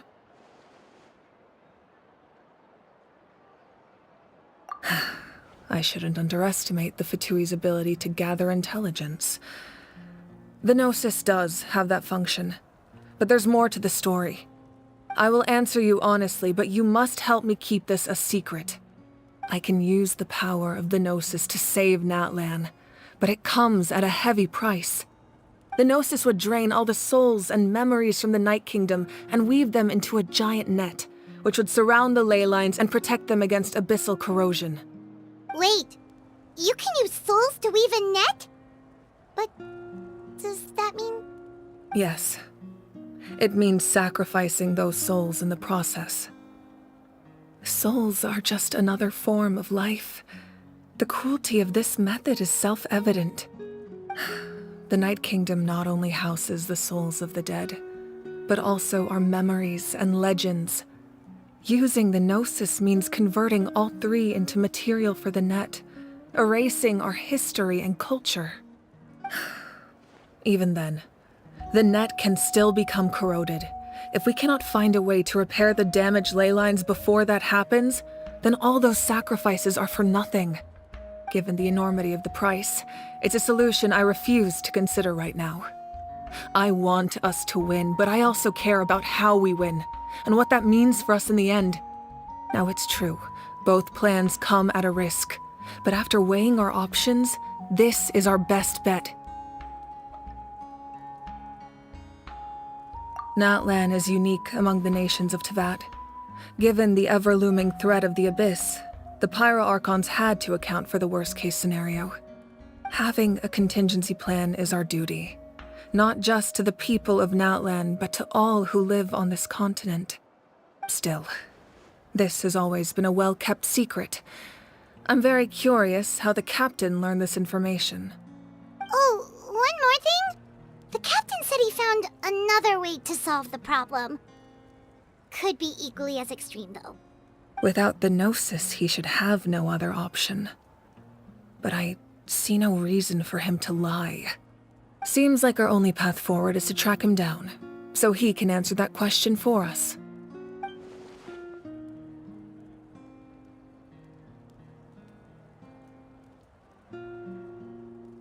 Judging by your expression, you must have doubted me, even if just for a second. Not even a little! We would never— Wait, what are you talking about, Traveler?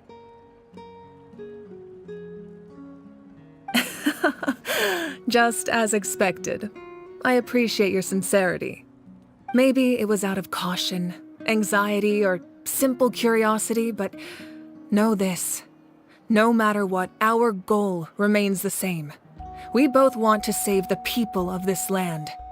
So now that you have your answer, do you still doubt me? You scared Paimon. You've really got a lot of guts, Traveler. That's a good thing. Oh, and feel free to call me Mawika. It's what all my friends call me, and I like it that way. As for the captain, the intelligence officers we assigned to the Fatui should be back soon. We'll get our answer then. That's great! Sounds like we just have to wait a little longer.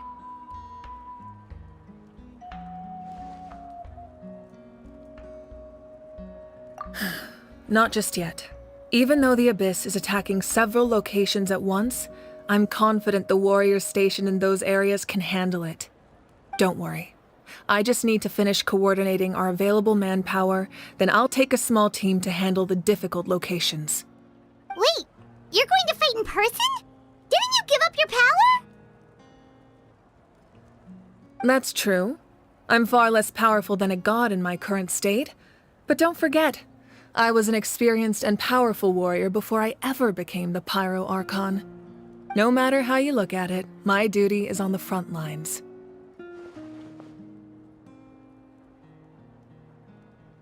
Oh, now you doubt my strength. That hurts, Traveler. If we had time to spar, you might think otherwise. Anyway, even if we respond to these threats in time, it's not a permanent solution in the long run. I've considered moving my people to other nations, but given their close connection to the Night Kingdom, a forced evacuation would have devastating consequences.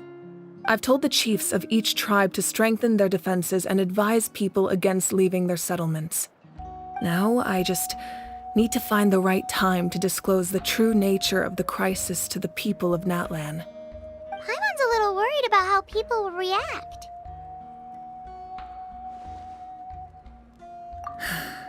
Yes, but that won't be the only response.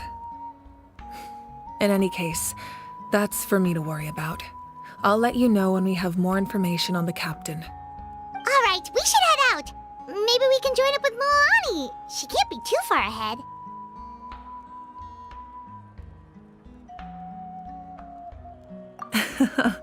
No need to worry about me.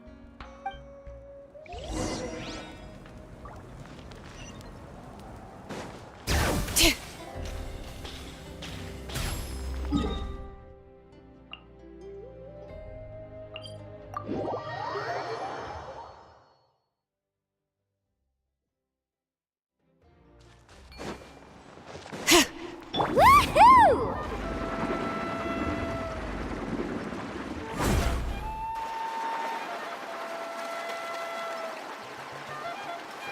All right.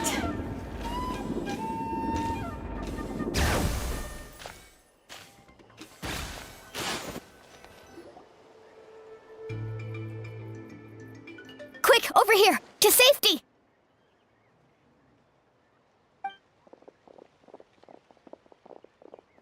Kachina, how many people do you have left?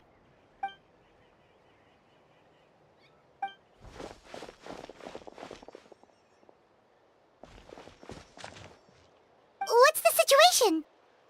There's a trapped caravan that needs our help. We need to rescue them as soon as possible. We'll go together.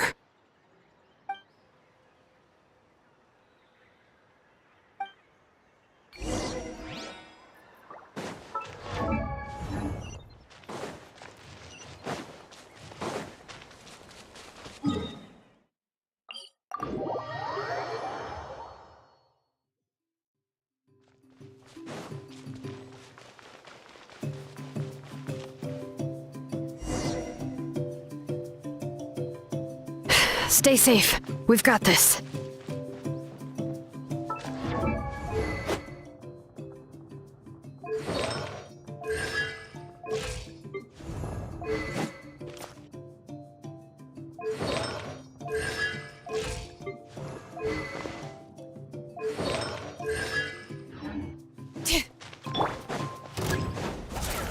Starfall! Woohoo! Surf's up!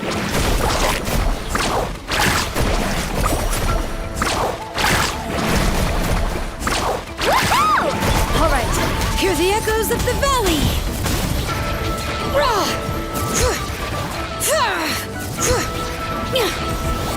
Fast! Amazing!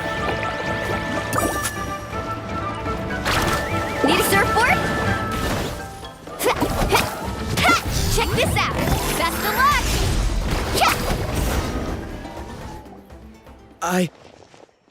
I really thought I was done for. I can't thank you enough. Don't worry about it. We're just glad you're okay. Let's see. Your goods look fine too. Guess the Abyss isn't after Mora.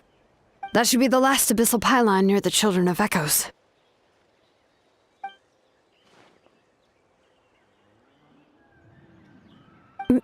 By the way, where's xilolen? I thought she would come with you. The Masters of the Nightwind also got attacked, so she went back to help her tribe. She said we can deal with the ancient name later. Yeah, that makes sense. The attacks are more urgent. All right, this isn't a good place to talk. Let's head back to the tribe.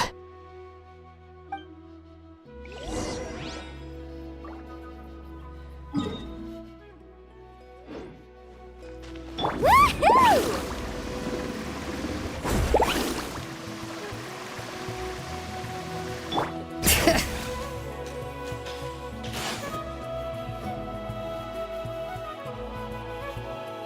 Looks like a few people were hurt after all. Oh, I should have got here sooner. The Abyss threw a lot at us at once. I rushed out as soon as I heard the alarm, and there were already so many monsters. Before long, Kachina brought over a whole group of warriors, and just like that, we destroyed several pylons as a team.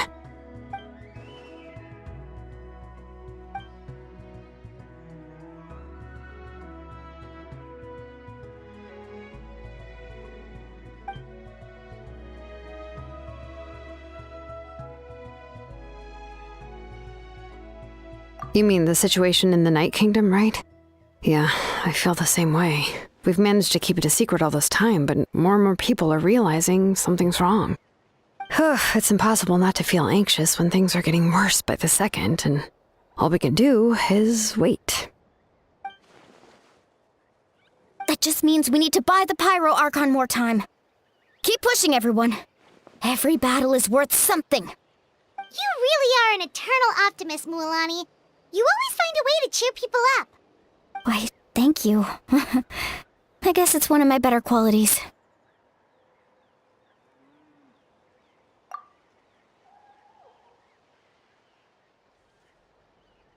So, specifics aside, the Pyro Archon confirmed the Gnosis can resolve the crisis, but it comes at a huge price.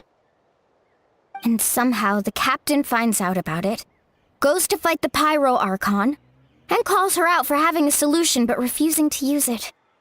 Honestly, if he has the same information as us, I can't really blame him.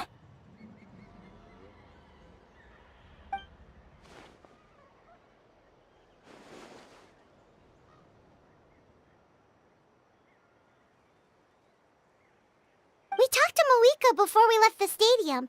According to her, the cost of the captain's plan is too high. And, well, it makes sense. If that was truly the better choice, she would have picked it.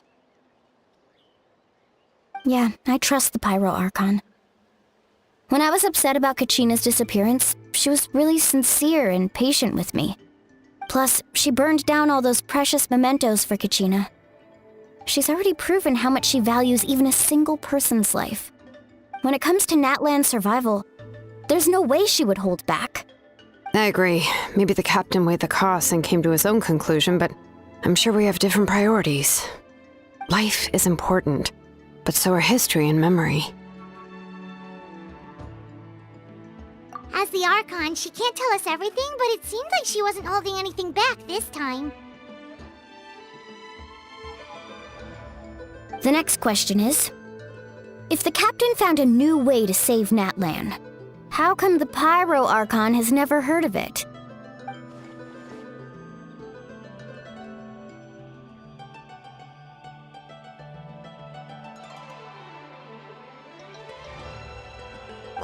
This is all super confusing. We still don't have enough information. Once we figure out what the Fatui are doing, we'll have our answer. Let's head back then. Moika said her intelligence officers should return soon. With how many Fatui there are, someone's bound to give something away. Sounds good. I have a few theories of my own. With a bit more information, we just might get to the bottom of the whole thing.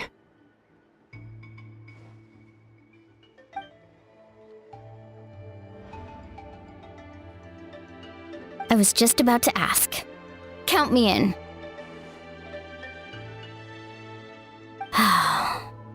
If I was just a bit faster, we could have prevented a few people from getting hurt. People who could help us in the next battle. It's all a chain reaction.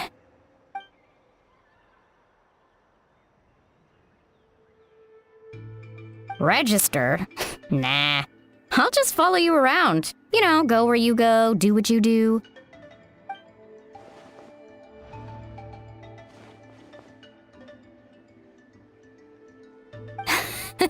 You got it. I just don't want to make the trip back. It's so far. All right. See you all later. Let's get together and celebrate once this is over. Oh, you betcha!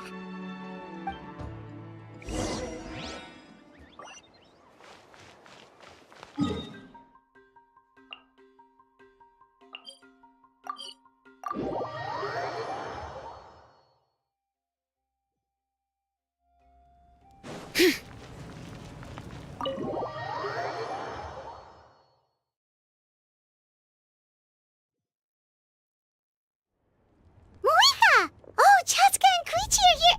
Wait, are you okay, Koichi? I'm fine. No need to worry. They ran into the Fatui while out on a mission and decided to follow them. The Fatui? Calm down and let me explain. Here's what happened.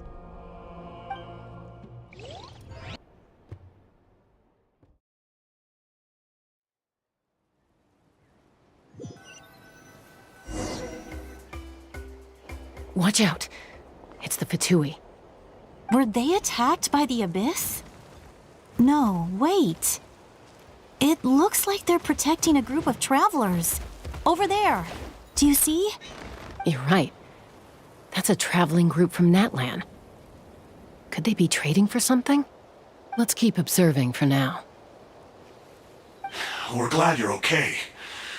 Given the appearance of abyss monsters all over Natlan, you should cancel your journey and seek shelter at the stadium or one of the tribes. Thank you so much. I wish there was something we could give you. We don't expect anything in return. We were out on a mission and saw you being attacked. It was our decision to help. If you truly wish to repay the favor, you can keep this a secret. If anyone asks, just say you were saved by warriors from Natlan. Oh, okay. We can do that. But... We're not asking you to cover up our activities. We haven't done anything illegal. Our captain simply wishes to remain undisturbed. Nonetheless, the decision remains yours. If we wanted to keep you quiet, we would have employed a harsher method. Got it. We'll get going now. Did you hear that? They mentioned a captain. Isn't that who the Pyro Archon is looking for? Exactly. We could be onto something big. Still, there is no trade. They were just helping people in need. I didn't sense an ulterior motive. I didn't believe the captain when he said he wanted to save Natlan. But based on what we just saw, it's possible he was telling the truth. Maybe we've been wrong about the Fatui this whole time. It's too early to say. Let's follow them and see what's really going on.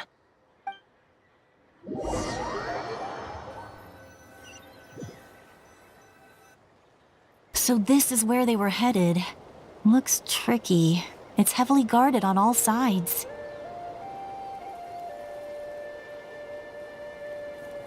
Koichi, wait for me here. I'll go in and check it out. Oh, no, you don't. How are you planning to get through all the guards? Look, I can use this terrain to my advantage. With our tribe's special way of getting around, I doubt they'll see me coming. We still can't see anything on the inside. What if you can't find cover? You won't have anyone to watch your back if you go in alone. The more heavily guarded the location, the more valuable the secrets. Even if the captain isn't here, we can still figure out what the Fatui are planning. That intel is worth the risk. Fine. You're not gonna listen to me anyway, so let me come with you. That's even more risky. You've been running around saving people for days. You're already at your limit. I'm confident I can protect myself. I'm not sure you can say the same. At least right now. I can. You really believe that?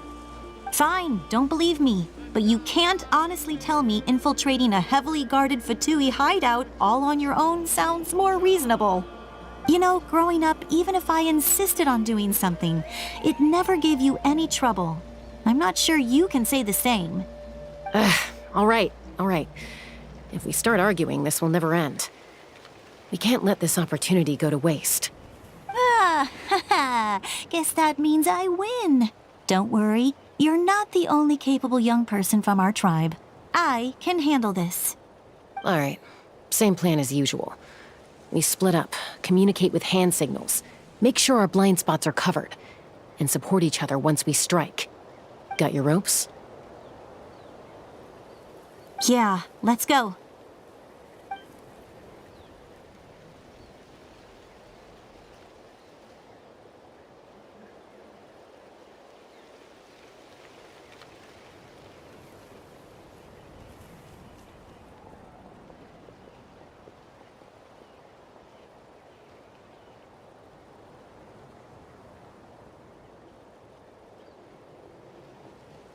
The Fatui have eyes all over this place. I should wait for Koichi's signal.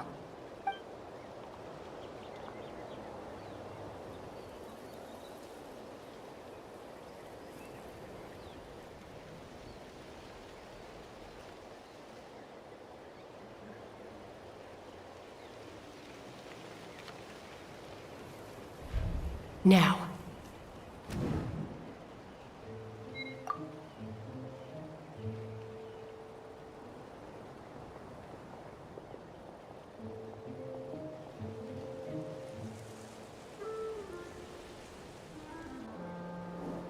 Not sure how many chances I'm gonna get.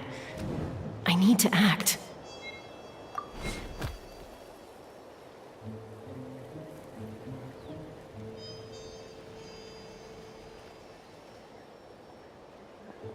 Good.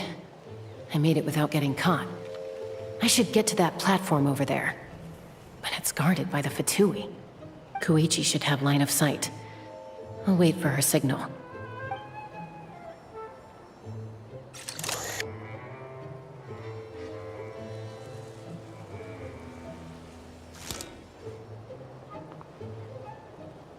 That's it. Now's my chance.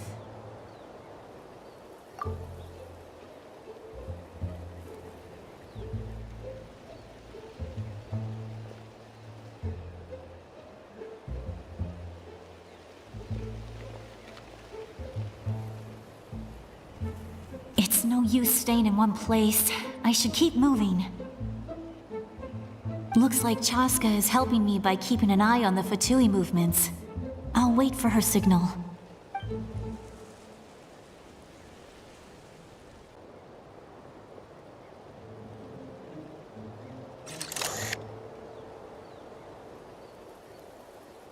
Time to move.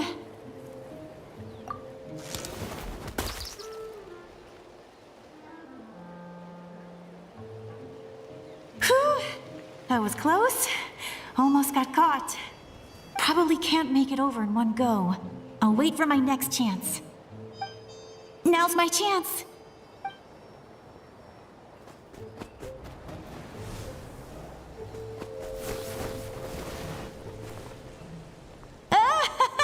I made it! That'll show my sister. Let's see.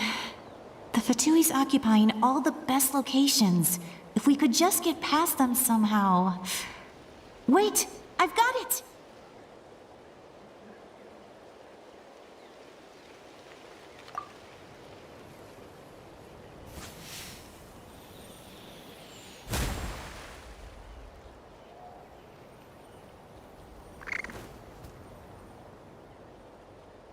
Huh? What's that noise? Did something explode? Oh! It stings! What the heck is that? What do you think you're doing?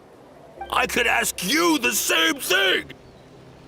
Good, they're arguing. Looks like they just needed an excuse. They've probably had enough of this job already. The people on the hill over there left to help their comrades. This is our chance.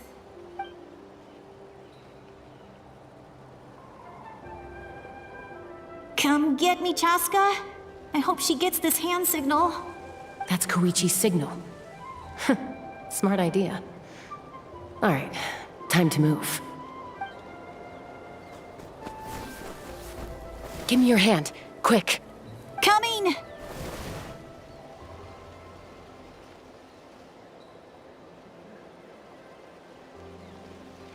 I checked, and this way is completely clear.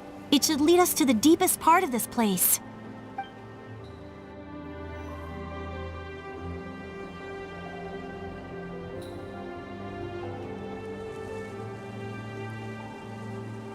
Well, I was pretty helpful, right? You know, everyone usually jumps at the chance to work with me. Not my own sister, though. No, she avoids me like her life depends on it. I was wrong, Koichi. You've done well. Wait, you're just gonna admit it? Now I look like the mean one. Let's focus on the task at hand. We're in the heart of enemy territory. The more time we waste, the more dangerous this becomes. All right. If you're not gonna take the bait, then I'll drop it. Looks like the Fatui are here to dig something up. I'm surprised they mobilized this many people. I doubt it's because they're interested in our culture and history. It seems like they're looking for a dragon relic called the Source Mechanism. The device is ancient. Barely any information survives to this day. And even people from Natlan don't know how to use it. Why would this be the Fatui's target? Not bad. Looks like it's in good shape. This should be what our Lord's looking for. Took us long enough. Come on, let's get this thing back. Back? Back where? Should we keep following? You really want to keep going? Of course. We make a good team, don't you think? No reason to stop now. What was that sound? Uh-oh. We've been spotted. Time to go. Falling rock incoming! Watch out for your gadget! What? You'll regret that! After them!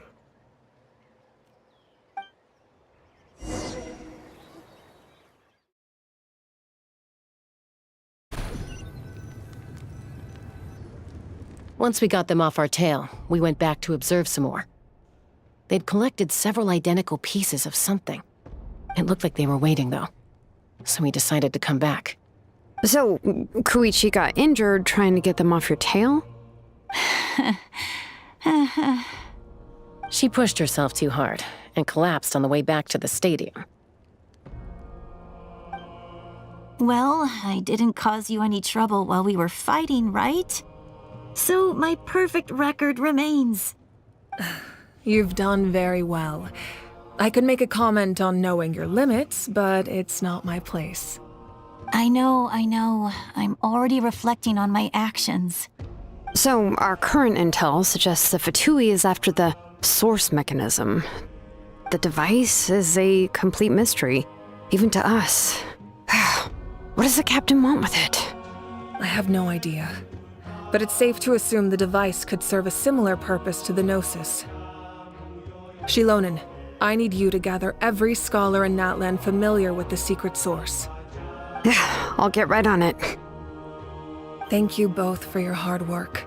Koichi, it's time for you to get some rest. Oh, and there are gifts from your patients waiting at the speaker's chamber. I've prepared a small gift of my own as a token of gratitude. I'll send it to your home along with the others. My patience. That's so nice of them. Guess that means I'm doing something right.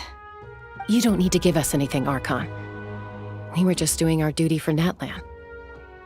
I should take Koichi home now. Well, if Koichi doesn't want her favorite Saurus crackers, then... I accept. Thank you, Archon. What am I gonna do with you? There's some for the rest of you as well. They're one of my favorites too, so don't be shy. I'll start investigating the source mechanism right away. If I learn anything, you'll be the first to know. Yummy snacks!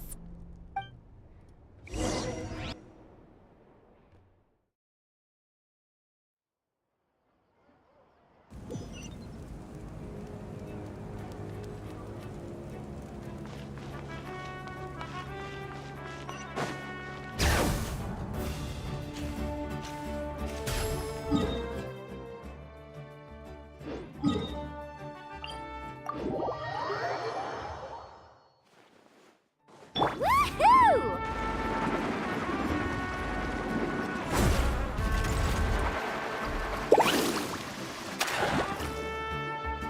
What's next for you two? I'm taking Koichi home. With our parents there to keep an eye on her, I can make sure she actually rests. Hey, it's not like I'm some kind of prisoner. I'll be fine in a day or two. There's no need to go all the way home. That's what you always say. Everything's no big deal until you collapse. What if the Abyss attacks again? You're saying if I let you rest in a hotel, you're not gonna rush out the minute you hear the alarm? I won't. Triple promise I won't. Mm-hmm. Fine. On the off chance something like that were to happen, I might. But I'm a doctor. I have a duty to help people in need, no matter how hard or tiring the work gets.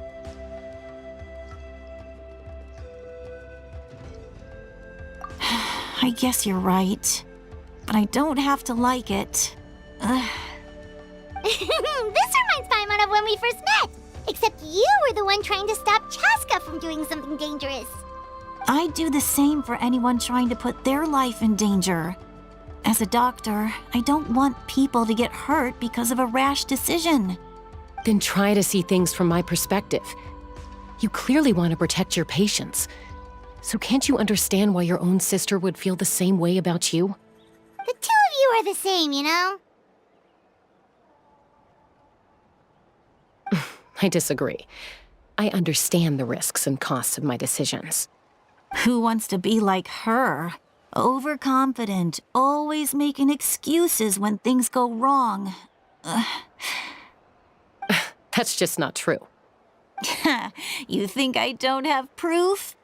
Okay, don't get into another fight. Just pretend Paimon never said anything. Don't worry, Paimon. You didn't do anything wrong. Arguing is just how we communicate. Neither of us really takes it to heart. Plus, I guess we are similar in some ways. Maybe I rush into things without thinking, but I learned that from her. We're family. I can't help it if my older sister is a bad influence. Okay, you don't have to put it that way. So, you're all good now? Neither of us are really the type to back down. so we'll always have our differences. But still, we get along in our own way. Plus, I know you'll wake up one day and realize I was right all along. I just need to wait. Be my guest. Come on, let's get you home. See you later, Traveler and Paimon. I'll be back once everything's settled at home. There's no rush. At least grab a nice meal with your family. Bye, you two. Take care of yourselves out there.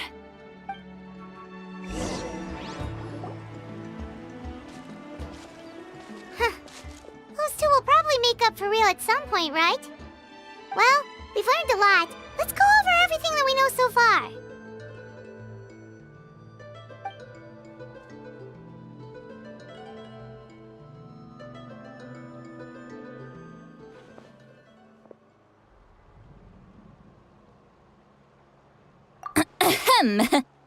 Sorry for popping up out of nowhere. Again. Why do you look so awkward? Oh, is there something you need from us? Okay, I won't beat around the bush. Oh, and I'm sorry for interrupting your rest.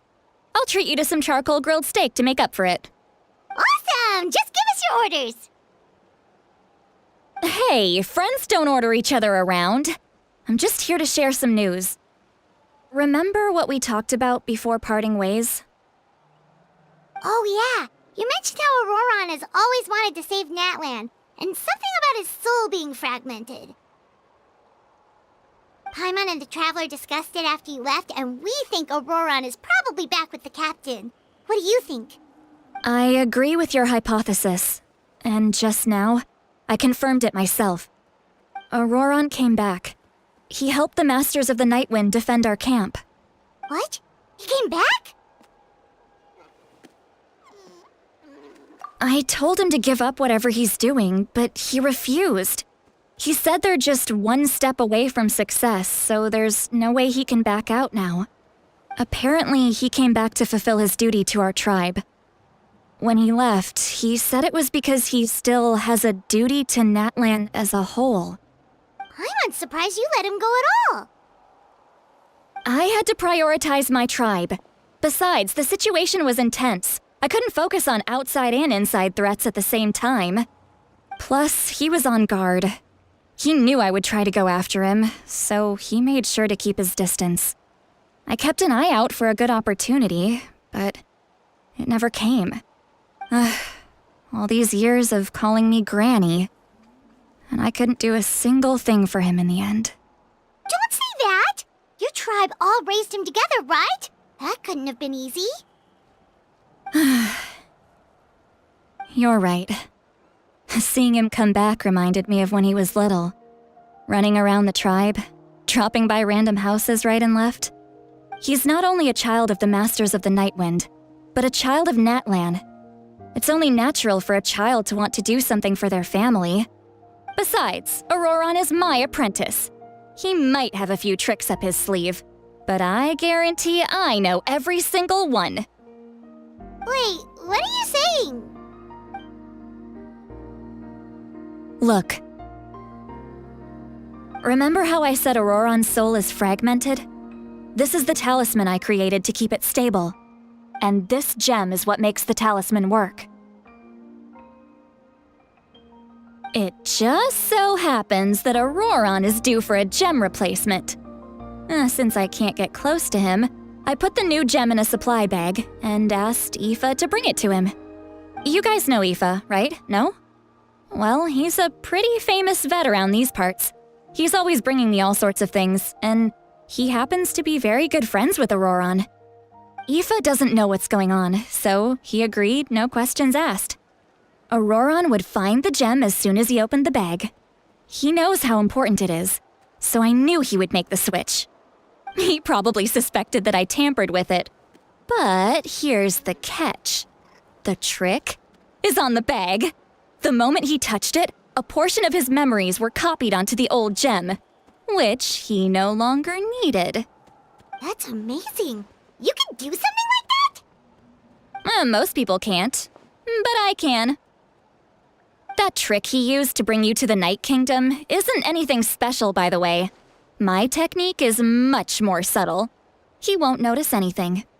So in other words, we have a whole backup of Auroron's memories in this gem! The kid thinks he can take me on? Like I wasn't the one who taught him everything he knows? That's amazing, Seat Lolly! Let's take a look right away! Once we get to the bottom of this, we can finally track him down. I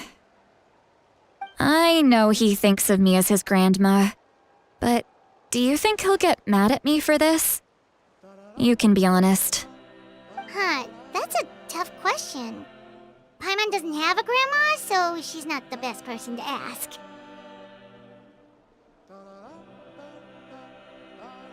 To be honest, I've always doubted my ability to look after him.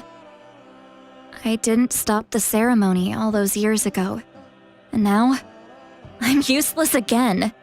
But if I stop here, it will haunt me until I'm 500 years old. Every night I'll wake up in a fit of anger.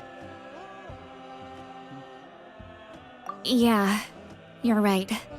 First anger, then tears. Oh, wait! Who are you calling a crybaby? You're just making it worse, Traveler! I need to look at his memory. Even if he resents me, refuses to see me, or runs away for good, I don't care, and I won't blame him. A family does whatever it takes to protect their own. You sure you'll be okay? We can come with you if you want. Did you just say you'll come with me? Is that okay? We have a pretty good reason to see it too, don't we? Because, right, we need leads on the Fatui. You really mean it? Fine, you can come. Just promise me you'll see this through. No backing out. Got it? Don't worry, we're professional adventurers.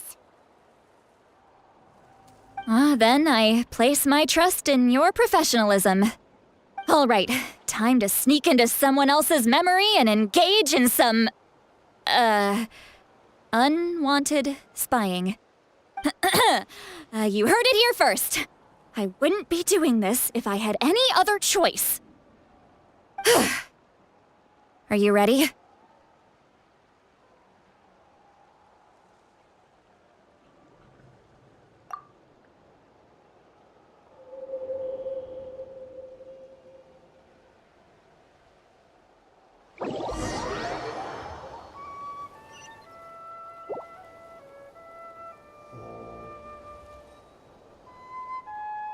Look how good you're doing. You'll grow into nice big radishes in the future. And you? Aoife says you're taking up too much space, but I think you're a good tree. What do you think? Hey! How's it going, Auroron? Good. How are you, Uncle Okanbi? Can't complain. What you up to? Naming your vegetables again? No, just some idle conversation. Sounds fascinating. What did they say? They told me you were coming and that you would take some produce with you. Only if you're offering. By the way, I ran into Aoife yesterday. He told me Chaska's fostering a saurian at his place. Said the thing trampled over a part of your radish garden. I hope you two didn't get into a huge fight. No, don't worry. I'll find a way for him to make it up to me. I've already wrapped your share of the produce. Here you go. You really knew I was coming. That's pretty amazing. Light up the smoke and you can see the path through the shadows. That's what everyone says. Hey, have you seen that strange group of people that just appeared out of nowhere? Appeared out of nowhere? I don't think so. It's the Fatui. Their leader seems like a big deal. He didn't bring many men with him, but they're all elite warriors. It seems like they're looking for someone. but I wouldn't go around asking too many questions. If you run into them, be careful.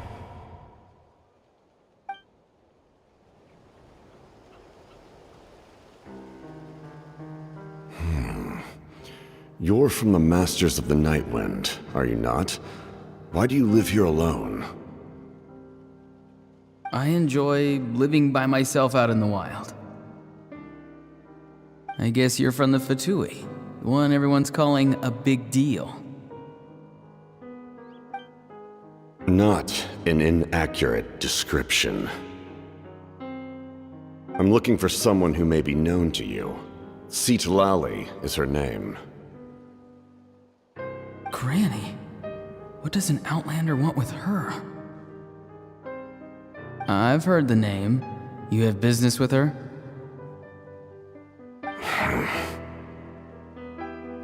There's no point to further questioning if you insist on hiding things from me. I shall seek answers elsewhere. Oh, he could tell I was lying and now he's leaving? He gave up just like that? Hey! At least tell me why you're looking for Citlali. It's none of your concern. I have my own means of tracking her down. Why are the Fatui looking for her? What does she have to do with them? I can't just let them go like this. I have to figure out what they're planning.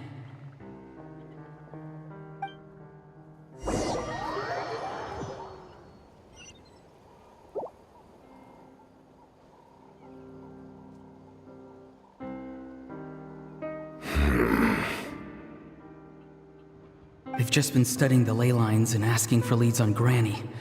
I can definitely rule out some sort of invasion. The situation has seen no true improvement. The Pyro Archon did not fulfill her promise. My lord! Ignore him. He is no threat. He knows I'm following him, but he doesn't seem to care. He's strong, I can tell.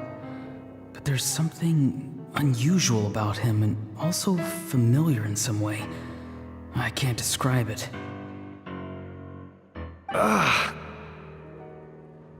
What is it? My lord, I feel dizzy. A ley line disturbance.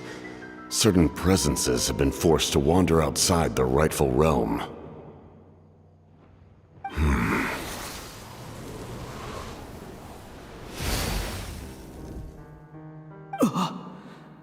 That was a spell from the Masters of the Nightwind. How did he know that? Is he sending those escaped souls back into the ley lines? How did he do that so easily? Soulfaring is supposed to be extremely difficult. This could be related to why he's searching for Granny. I feel much better. Thank you, my lord. Think nothing of it. Stay vigilant, and continue to gather information. The Abyss could attack at any moment. If you notice any irregularities, assume drill formation and be prepared to fight. However, there's no reason to over-engage. Information is our first priority. Yes, sir. Why are the Fatui fighting against the Abyss? Do they really mean us no harm?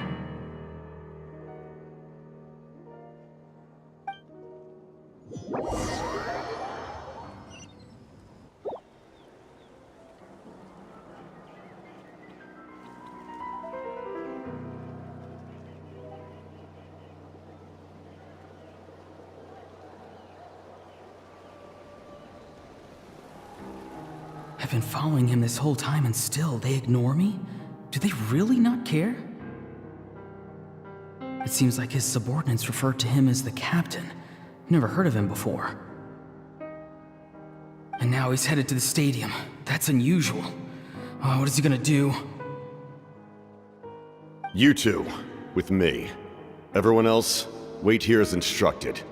Send word to the other teams to retreat immediately if this fails. Yes, sir! He's going inside? But the Pyro Archon is in there. What does he want with her? Forgive me, my lord. Allow me to check one more time. Do you truly wish to do this? The time for idle observation is over. It now falls on me to act. This nation is out of time. Yes, sir.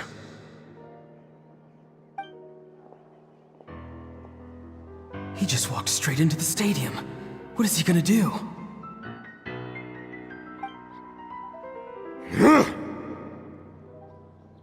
They're both incredibly strong. How long will they have to fight until someone comes out on top?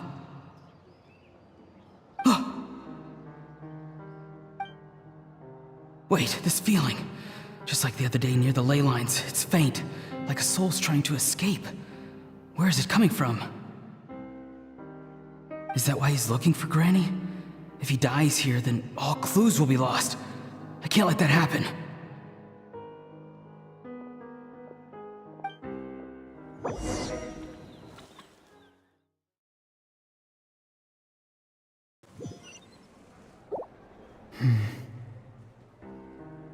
As for you, I must confess, I did not expect that little trick of yours to save the day.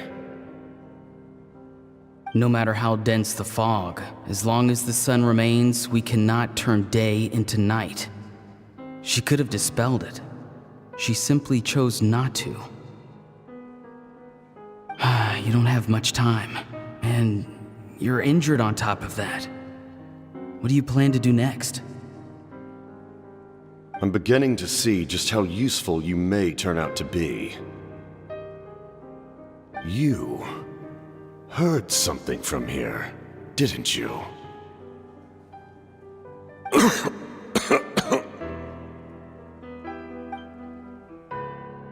No need to force yourself. I've never seen anyone match the Pyro Archon in battle before. I didn't expect you to intervene at such a critical moment. You know I've been following you. Why didn't you stop me? When walking in the forest, it is only natural to encounter wild beasts. However, not every beast has the courage to come out and bite. And yet, one of those very beasts saved your life.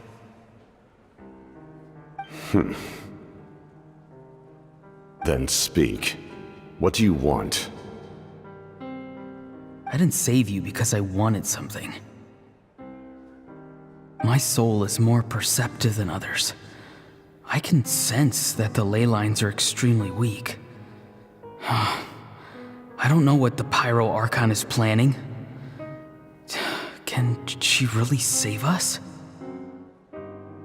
The questions you asked her just now, well, I've had very similar doubts.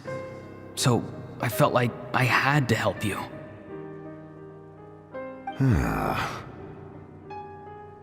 So, you can tell the truth. That was quite a reckless decision to make. I'm not sure you realize that. There's no turning back for me now. What I did back there is going to get me in a lot of trouble. You attacked the Pyro Archon in broad daylight, and I used my spell to save you. A single glance was likely all it took for her to recognize my tribe. So, we're in the same boat. Seem to care little for my thoughts on the matter.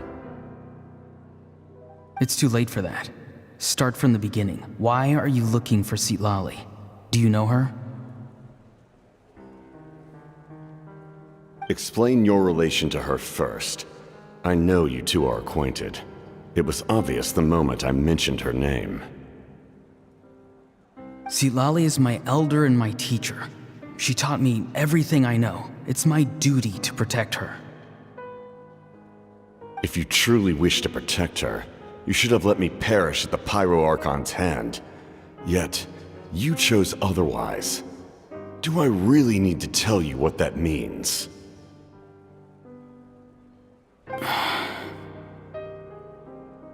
I want to do something to change Natlan for the better. Something I can accomplish with my own two hands. You're stranger than anyone I've ever met.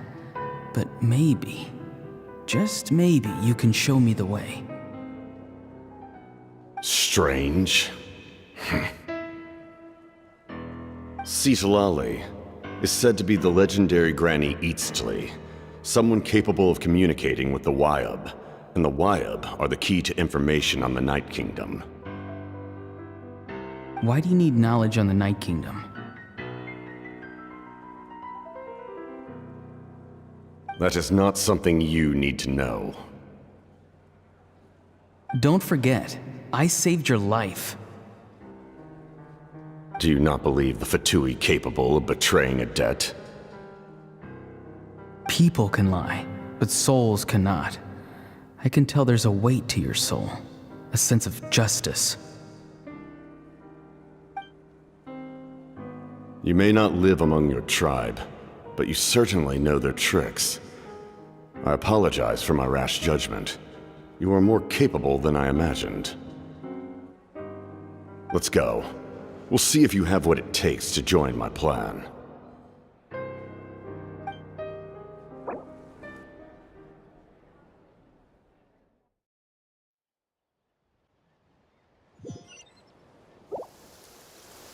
I see. Interesting approach. Worth trying, I think. Rather than weaving a net to protect the ley lines, this method would address the root problem by reconstructing the ley lines themselves.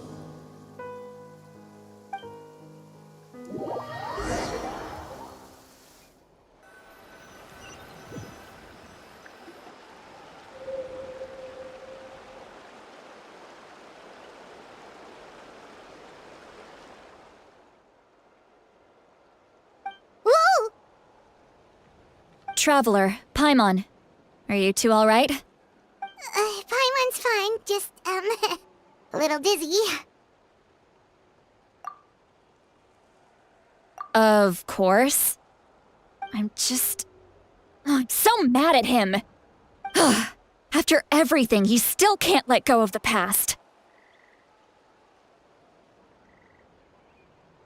For some reason, he thinks he owes something to the people who cared for him. Stubborn, self-righteous fool. Where's that gonna get him? Now that he's all grown up, he thinks no one can tell him what to do? He thinks he can just run away whenever he wants. I'll show him. If he tries to run one more time, he's got another thing coming. Maybe stubbornness runs in the family. Like grandmother, like grandson, as they say. Is that supposed to be a compliment? Huh, that kid's got nothing on me. Anyway, back to what we just saw. I don't even know what to make of it. Yeah, the captain seriously wants to reconstruct the ley lines? What does that even mean? Something like the loom of fate, maybe? But how does that help with the abyss? The loom of fate? Oh, it's kind of hard to explain. Basically, it's a device from Conrio that has unbelievable power. Anyway, if he really wants to manipulate the ley lines, everyone in Natlan will be affected. Oh, this is big.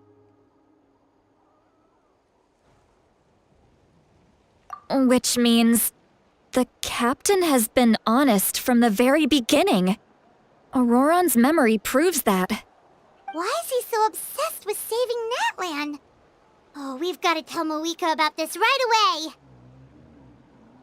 Yes, she needs to know about this. Now.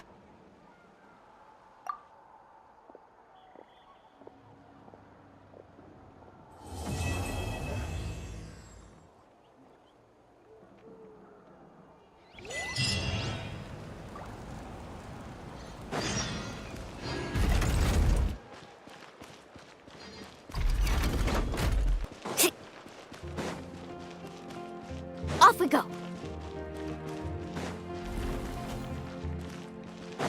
Let's ride!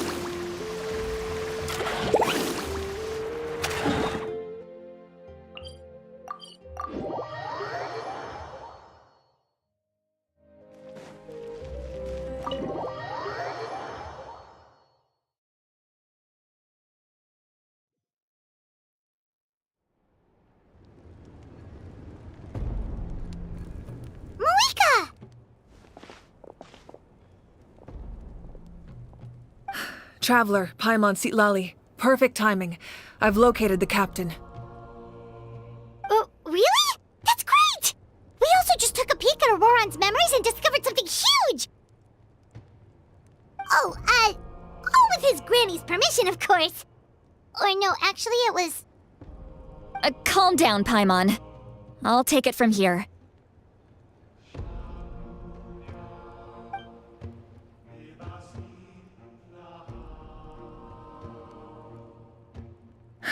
So the captain was searching for the source mechanism to reconstruct the ley lines.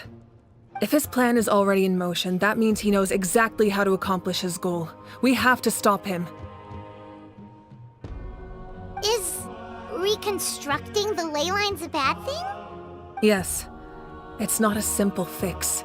It would mean sacrificing nearly everything contained within the current ley lines, very similar to the price of using a gnosis. If he activates the mechanism, it's all over. We need to mobilize our forces as soon as possible. But what forces do we have? Kanich, xilonen, you two, and myself. All other warriors are working to push back the Abyss on the front lines. But that's barely any people! Not to mention you lost your power, and they've got the captain on their side! Oh, maybe we really should get Sitlali to break Auroron's legs. That won't help us with the captain, I'm afraid. In any case, the Masters of the Nightwind are in urgent need of manpower. Sitlali, I was hoping you could head back and help defend the tribe. All right. I understand where I'm needed. I'll head out right away.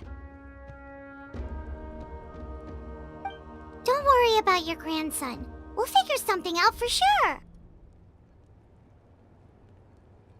I'll leave him to you all then.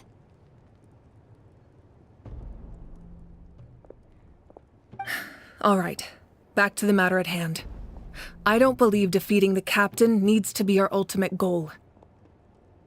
Let me grab xilonen and Kanich, then I'll tell you my idea.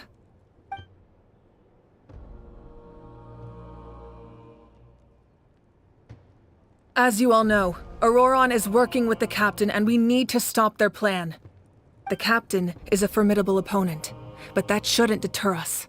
In any case, a head-on confrontation isn't the best way to solve the issue. Their plan hinges entirely on a single element, the source mechanism. If we leverage our forces, we can destroy it, and then success is ours. We'll head out together. In the event that a confrontation becomes inevitable, I'll stall the captain while you advance.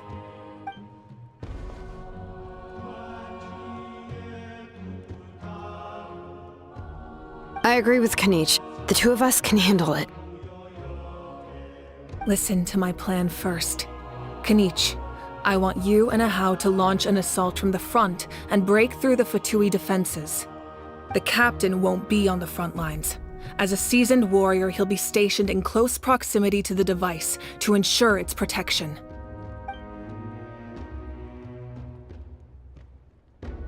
No. The purpose of the frontal assault is to gather the Fatui forces in one place. That way, it's easier for the rest of us to avoid them. Xilonen, I need you to do what your tribe does best, and dig a tunnel from the outskirts of the ruin. Once we get close to the device, we just need to destroy it.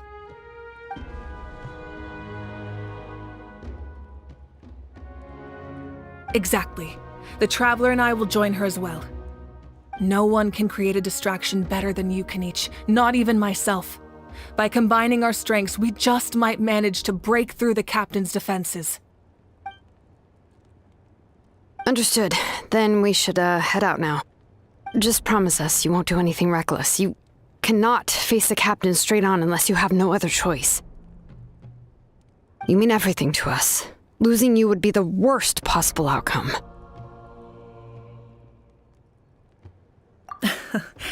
Thank you, everyone. You have my word. I'll proceed with caution.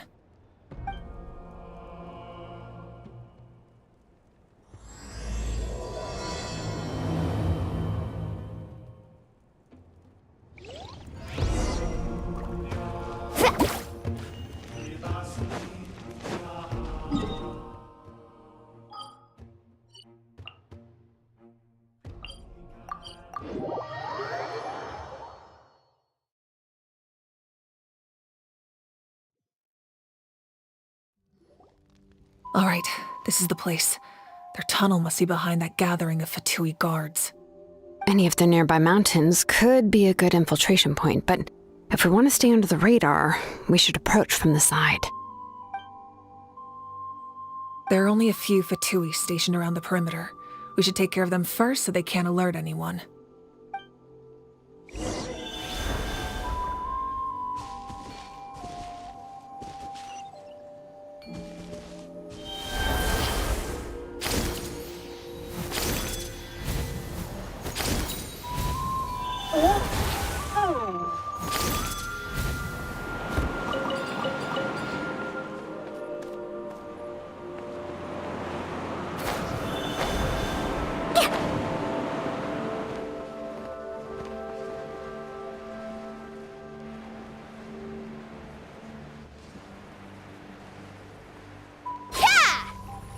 Off we go. All right. Hey, yeah! Faster! Shower me with praise! Woohoo! All right. What do you think, xilonen? Is this a good spot? Yeah, looks good. We'll take it from here.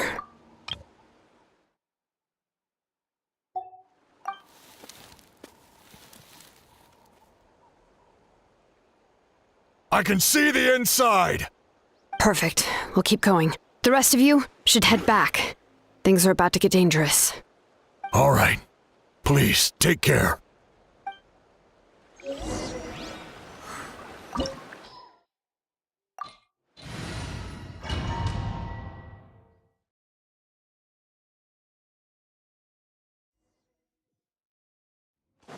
The Fatui wouldn't concentrate all their forces in one place. There's sure to be guards on the inside, so stay sharp. Oh, nice job smashing those rocks, Moeka! You look super cool. Ah, that was some expert-level rock clearing, even by my tribe standards.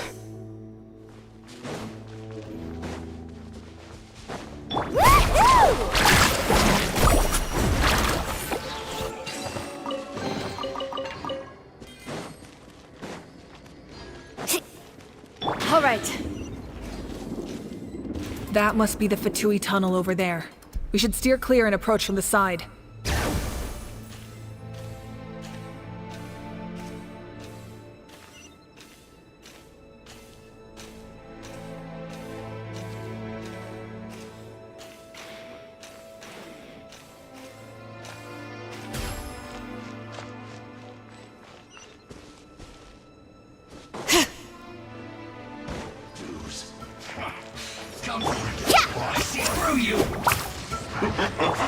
Bring it!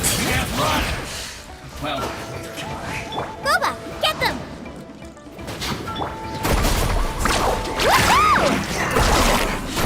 looks like I went too far. Run from debt.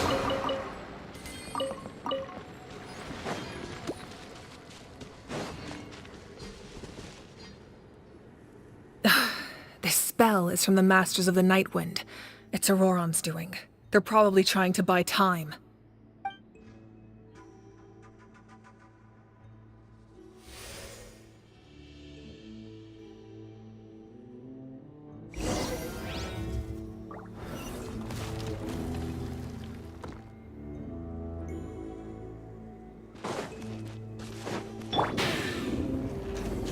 These wheels are relics from ancient times. We should try to restore them.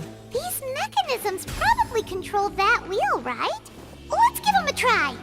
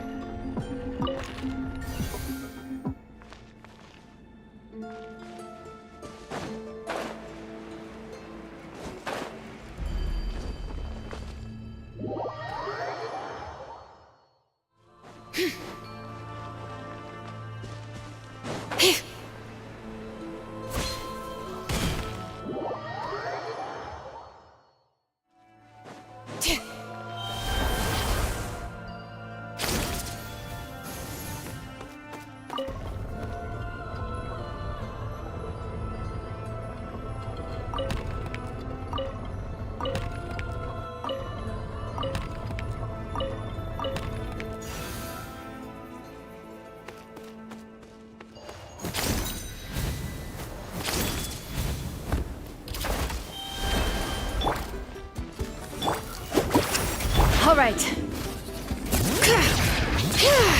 Out of the frying pan, into the fire! Carving wave! Surf's up!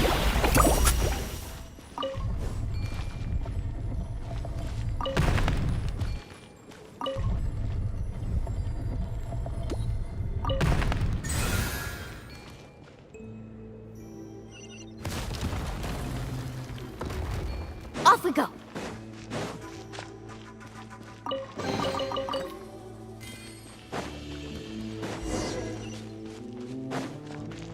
Need a surfboard?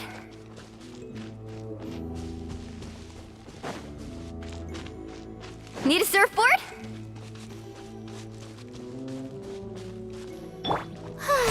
The show be...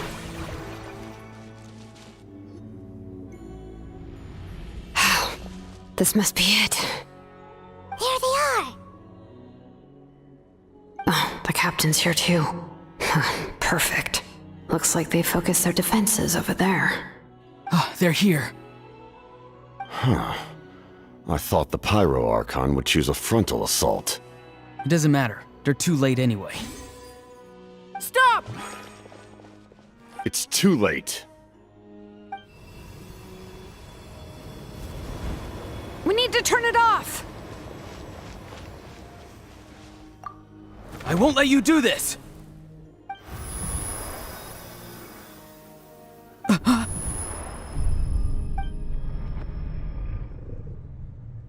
The sound of... lament? What was that sound? It was like a piercing cry! Now's our chance to turn off the device.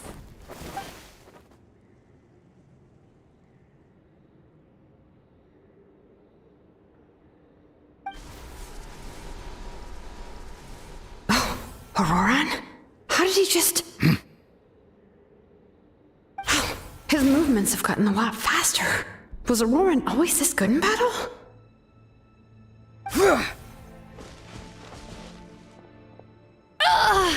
This ends now! Huh?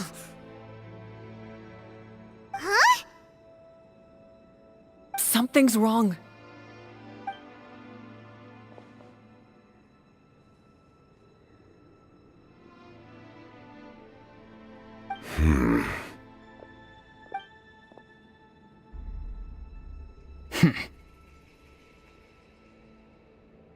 You are not Auroran. Who are you? What? Commander. You...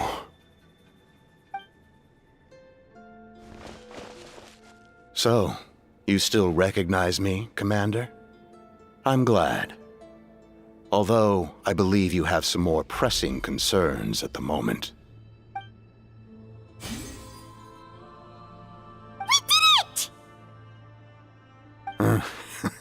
You see? You indulge your sense of honor for just a moment, and now you've lost your chance. Even now, you're still the same as ever. His voice is completely different. Is someone inhabiting Auroran's body? Stop worrying about other people's survival, about their losses and sacrifices. You just need to win. That must be why I've returned. For this moment. Please finish what you set out to do, Commander. I didn't expect to see you here, but I have to disagree. Abandoning one's comrades is not the way of a warrior. Why do you care about a doomed man? I know you can see it, He's already close to death. After all, his soul has been incomplete from the start.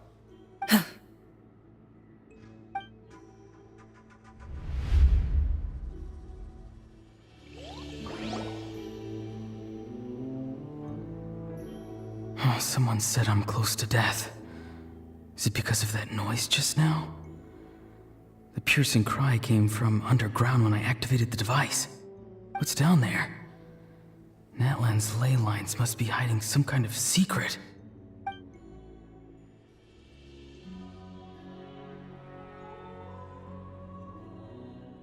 Ugh. Am I dying? Oh, no. It's too soon. Ah, Auroron, it's you. What'll it be today? Oh, why the long face? Don't tell me you still haven't let that go. I knew it was a bad idea to tell you. I heard everyone wanted me to be the savior. Savior? Ha! Sounds nice, doesn't it? But, does such a person truly exist? Even if they do, why would you have to become that person, hmm? Auroron, is that you? Oh, here, have a seat. Let Granny cut you some fruit. We just got a fresh batch. Can I get you anything else? Some grilled meatloaf, maybe? Ask for anything you want. We've got plenty of ingredients. What about those spiced rub mushrooms you made me last time, Granny Kuimi? Ah, you liked those, did you? An outlander taught me that recipe, actually. A merchant, to be exact. Never thought about going into business yourself, my boy? You could travel all over. Our Auroron? A merchant? He's far too honest for that line of work. Well, at least an honest merchant like him wouldn't prey on old-timers like us.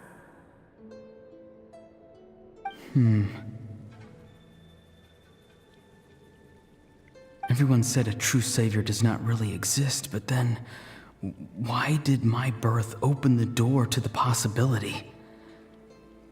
Why give people false hope? Maybe I don't need to sacrifice myself, but surely everyone is born for a purpose. So, what's mine? If I had succeeded back then, would the world have become a better place? What's the meaning of my existence? Done spacing out, Auroron? Did you finish your homework? Yes, Granny, it's just... Will learning all this really make me as strong as you?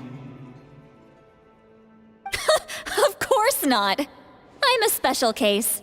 Other shamans study their whole lives without reaching a fraction of my abilities. Because you're a genius, right? You could say that. Or maybe I've just been alive longer than the rest of them, and picked up a few tricks that they didn't want to touch. It's rude to bring up a woman's age. Never do that again, no matter the circumstances. I wasn't the one who brought it up. Anyway, class is canceled tomorrow. Go have fun. What about my homework then? Do what you want. What use is it being as strong as me anyway? You've seen how the tribe treats me. They're all afraid. I try to go about my business, and they practically tremble in fear. Not the most fun way to go about living one's life, I'd say. Take it from me. The happiest people are the ones who do their own thing. So do what you want, Auroron. No matter what anyone else has to say. Granny didn't say it outright, but I think she was trying to comfort me. Don't force yourself. Don't beat yourself up over the past. That's what she always says. But I never forced myself. I never even got the chance to try before it was all over. Hey, you zoning out over here again? There's such a thing as overwatering the radishes, you know. I was just looking at the aphids. Something interesting about them today? I noticed some on the ground. Maybe it got too cold yesterday and they couldn't handle it. Bummer. Guess that means less honey this year. Aoife, do you think being a vet is fun? Fun? I'm not sure about that. Do you think planting vegetables is fun? Fun enough, I guess. I don't have anything else to do. Exactly. Most people live like that. No special purpose or calling. That's just how the world works. Oh, jeez. That troublemaker's at it again. Auroron, my man, come inside and give me a hand, would you? Why should I? I thought being a vet was no fun. Well, I guess there is a fun part. Trying to outsmart these rascals. Come on, give me a hand. Maybe Aoife was just too nice to tell me the truth. That attempting something above your capabilities will kill you.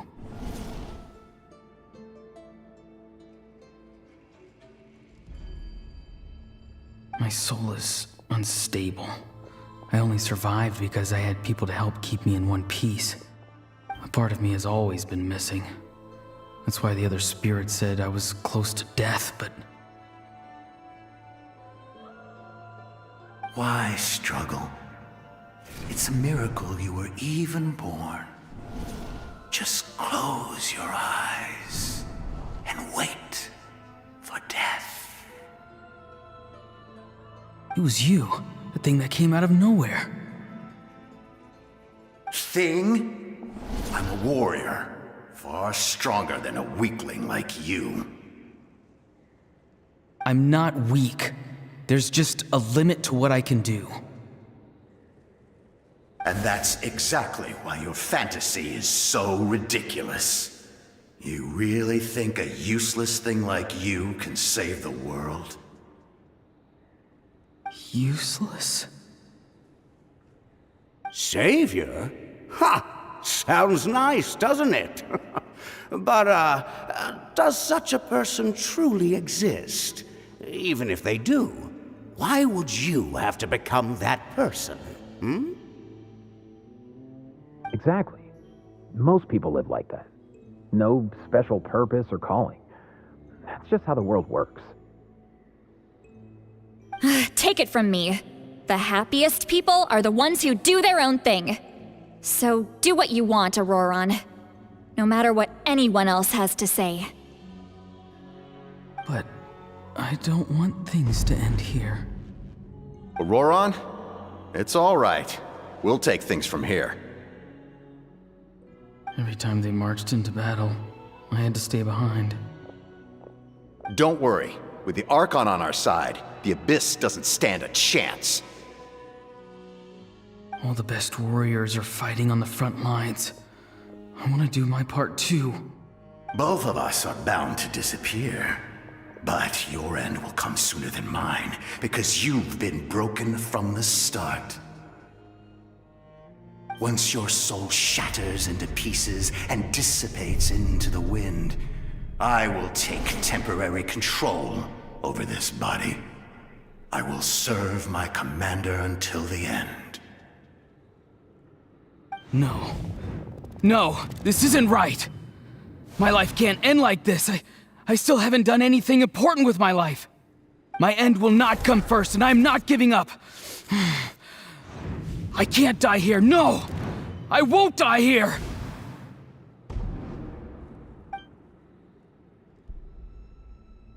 Auroron! Auroron!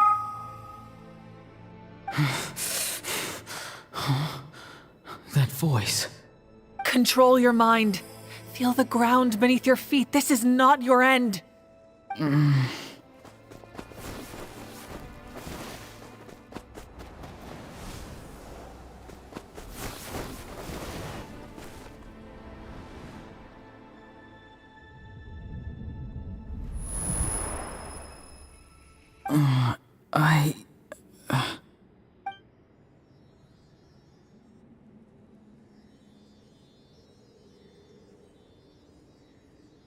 His eyes are open! He's alive!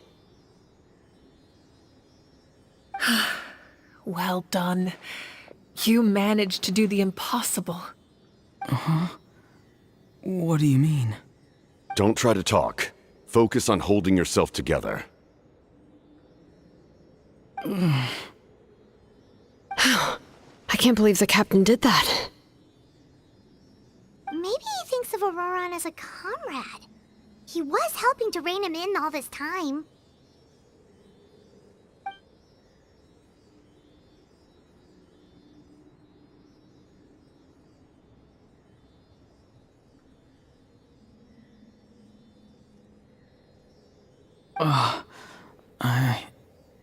I'm fine now. Damage to the soul is a tricky thing. The pain almost consumed you for a moment, but you managed to hold on to yourself. That's no easy feat. The worst appears to be over. I'm sorry for causing so much trouble. We can talk about that later. Our plan. It failed, didn't it? I'm sorry. We were so close. You saved my life, and now the debt is repaid. Auroron, I never thought you actually wanted to sacrifice yourself in that ceremony. But you never gave up.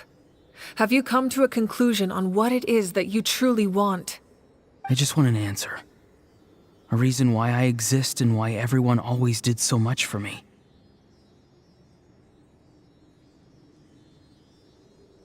No one is born a hero, and no one should be treated like one from birth. I had a chance to do something important back then, but I failed. All I want is to find some more ways to make up for that. The answer you seek now lies before you.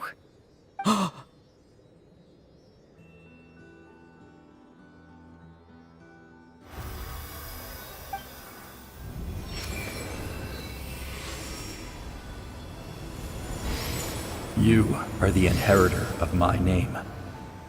The hero from the masters of the Nightwind, who shall fight for this generation. Fascinating. You're not the person that the others thought you were. And yet, you're also not the kind of person that you thought you were. It can take a lifetime to truly discover who we really are. Like you, I never thought I had what it took to be a hero. I was too cunning, too self-absorbed. But in the end, I sacrificed my life for this nation. Now, remember your name. Even if others will see a different meaning, it still symbolizes your nobility and yearning. My ancient name. BD. It means devotion. You will give your all, not for the sake of a heroic death, but to do justice by the answer you found for your life. For that answer, you will offer all of your strength and be born anew. Through your devotion, you will prove your worth.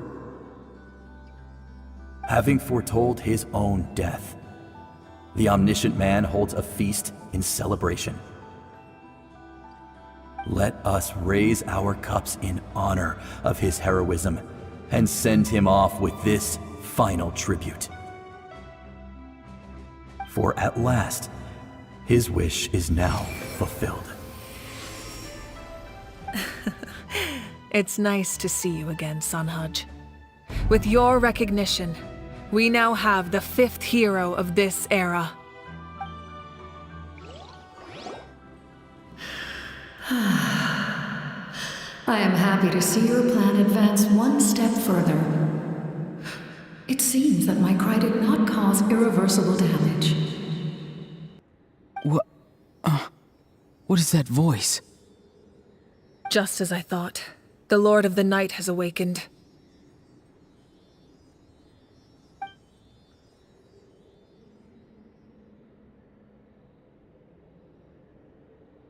The Lord of the Night? As in the one who rules over the Night Kingdom? I preside over a realm of souls. Due to my limited power, sleep is the only way I can extend my existence. When you activated the device, I awoke and could not hold back my cry. It is a sound that agitates souls. Most of you are unaffected because your souls are intact. But with a damaged soul, the effect on your friend was heightened, and his soul almost shattered as a result. And yet, his soul remains in one piece. He managed to overcome this obstacle through sheer strength of will. A truly impressive feat for a human. So, was that what caused all his strange behavior earlier? No. An additional soul was affected. It tried to take refuge in the missing part of your friend's soul, but was ultimately expelled. However, this soul does not hail from Natlan or the Night Kingdom. Its origins remain a mystery to me. Activating the source mechanism was supposed to reconstruct the ley lines. Why did it awaken you instead? Because I was the one who originally constructed Natlan's ley lines, otherwise known as the Night Kingdom. The ancient battle between the Descender and the dragons destroyed the corner of the world, allowing the Abyss to invade. Natlan's ley lines took the worst of the damage. To aid the people of Natlan, the Lord of the Night used the fragments of the old ley lines to reconstruct a similar network. That's how the Night Kingdom was born. The first Pyro Archon, Xbalanque, strengthened that realm and established the rules that aid our fight against the Abyss. The Ode of Resurrection and the Pilgrimage, both of which are practices that survive to this day. Oh, right! You said before it all came from the power of the heavens. The ancient dragons tried to use this device to strengthen the ley lines by imbuing them with power. Back then, this method was rather ineffective. They lacked the skills to navigate the intricate structure of the ley lines. And now, the structure of the ley lines has also completely changed. I am the only possible vehicle for the power generated by the device. It was an incredibly crude and painful method, but I managed to absorb some of that power. Now, I can speak to you like this and provide you with aid. Such as rebuilding the ley lines once more, at the cost of my own existence. But why would you make that kind of sacrifice? The people of Natlan worship me and call me their lord. In the ancient past, before we died out, we were also known by a different name. Angels. But adventurers like you are probably more familiar with our devolved form. Seelies.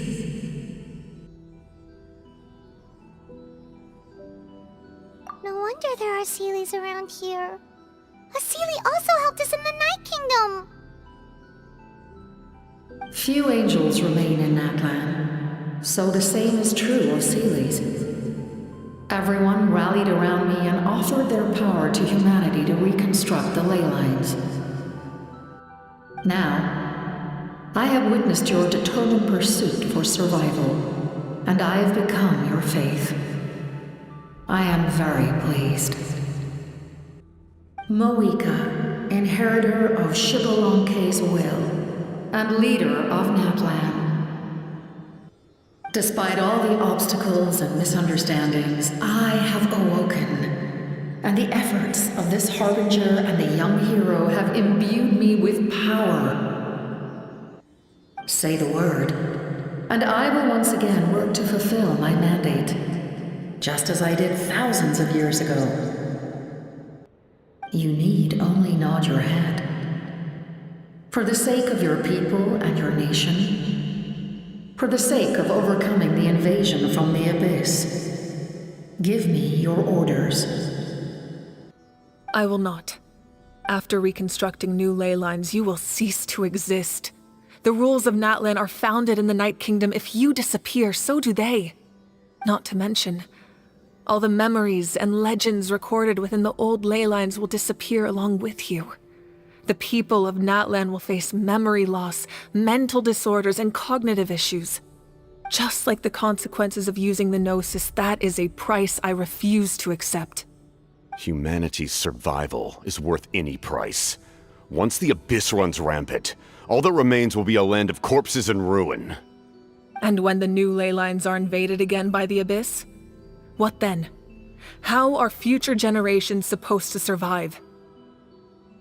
A land without the Lord of the Night, without the protection of the rules, is doomed from the start. You presume too much. If you cannot ensure survival in the present, you have no right to think about the future. What will it take for you to realize that? How many hundreds or thousands will have to die? The situation hasn't gotten that dire yet, has it?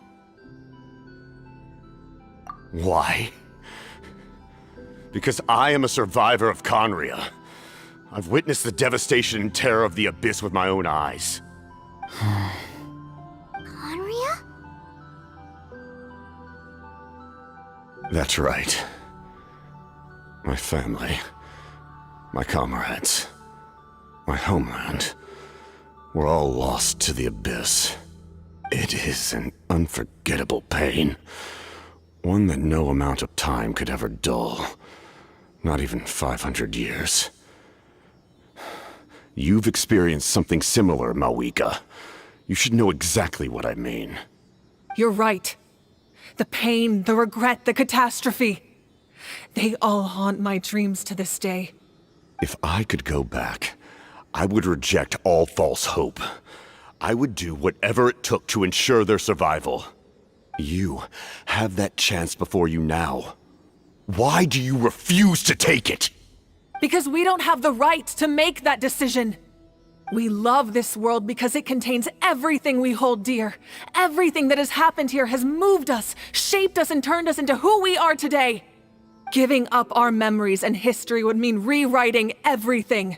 The people of this world would then become fundamentally different beings, their physical bodies the only connection to their former selves. Even so, given enough time, a new civilization would inevitably flourish. If you believe in humanity, you should trust in their ability to create a new future. Or, history could repeat itself. The Abyss could invade once more, and it would all be for nothing.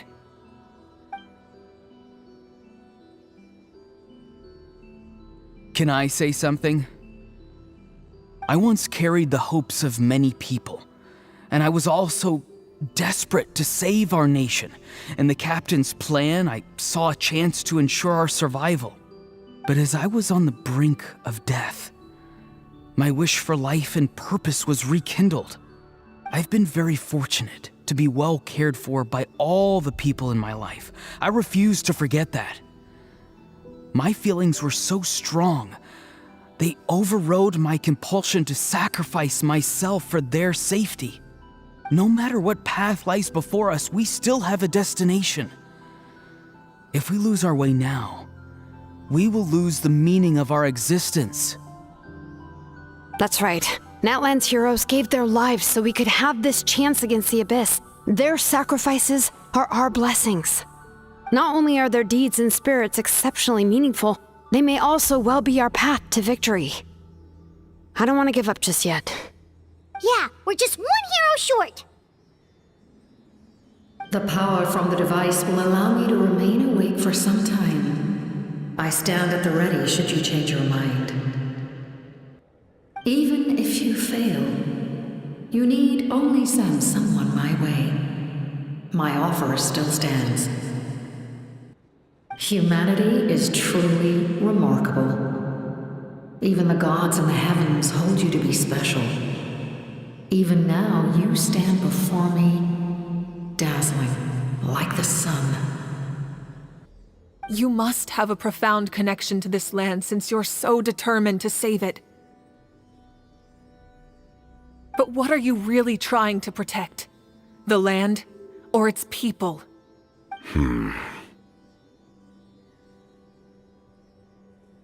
Pretty sure he wants to hear what you have to say, Traveler.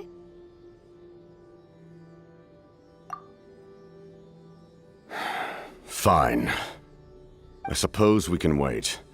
Now that Auroron has inherited the memories of his forebear, there's only one hero left. Your plan does have the potential to generate the best outcome. In the meantime, you shall have the aid of all the Fatui under my command. Thank you. Having such a powerful harbinger on my side is a big advantage. I know we may never completely see eye to eye on what it means to protect life, but for now, I'm willing to fight by your side.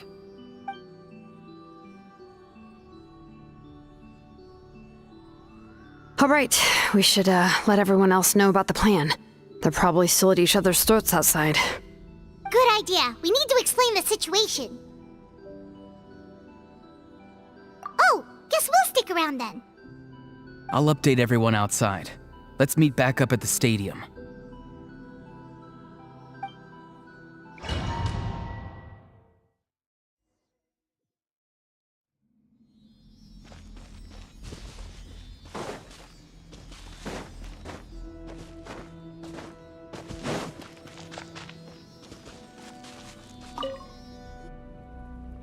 You come to me with many questions, and you should be rewarded for your bravery. Ask, and you shall have the knowledge you seek. They do not like being mentioned by name by any living being, be it an ordinary human or one of the seven. They prefer to remain in the shadows as shades. The one you wish to know about? I call her the Ruler of Death. She helped Natlan establish the rules. It was also under her guidance that I created the Night Kingdom.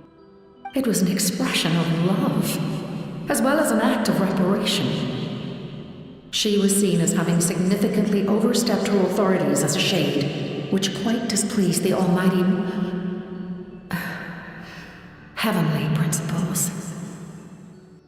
She succumbed to self-pity as a result, and no longer cared if others discussed her identity. Even so, her existence remains unknown to all but a select few. Self-pity? Please don't tell anyone I used that word. I'm just trying to speak plainly to conserve energy. You come to me with many questions, and you should be rewarded. I'm not familiar with that concept. The device is capable of weaving and creating ley lines, you say? Even I cannot create something from nothing. I can only reconstruct the ley lines by reassembling the yet intact components into a new structure. If that power were available to the people of Natlan, they might have a new option against the Abyss. You come to me with many questions, and you should be rewarded for your bravery. Phlogiston is Teyvat's primordial form of energy. The heavenly principles used phlogiston as a basis for the creation of elemental energy, to develop a power to better counter the Abyss. Have you heard of the concepts of the light realm and the human realm? That explanation might take too long. Light refracts into 7 different colors, which we collectively refer to as a rainbow. Elemental energy is a similar concept. It's essentially the modern counterpart of phlogiston. You come to me with many questions, and you should be rewarded for your bravery. Ask, and yes. The artisan from the Children of Echoes has yet to mention the matter to me. Probably because the young girl from the Masters of the Nightwind is absent. No matter. I'll reach out in a dream and tell them what needs to be done. Young girl? What? Did I say something wrong? You come to me with many questions. And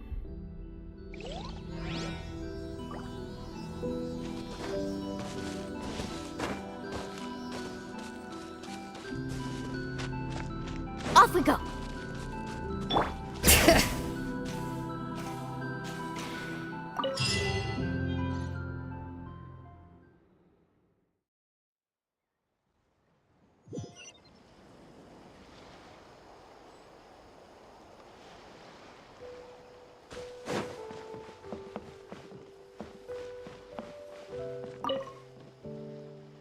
The captain says a group of us need to stay behind to guard the source mechanism.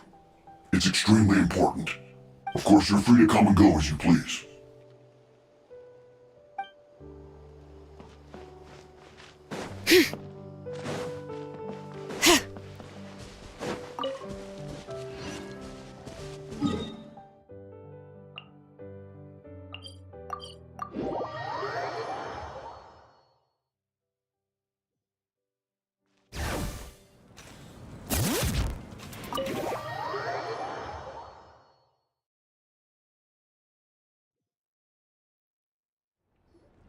In that case, allow me to formally welcome the Fatui to our cause. We now face a common enemy. It's time to put our differences behind us and look to the future. As for Auroron, his actions may have been out of line, but I don't intend to punish him right now. I'd rather give him a chance to prove himself. A magnanimous decision. We're back! Whoa, seeing the two of you chatting like this, Paimon almost feels like she's dreaming.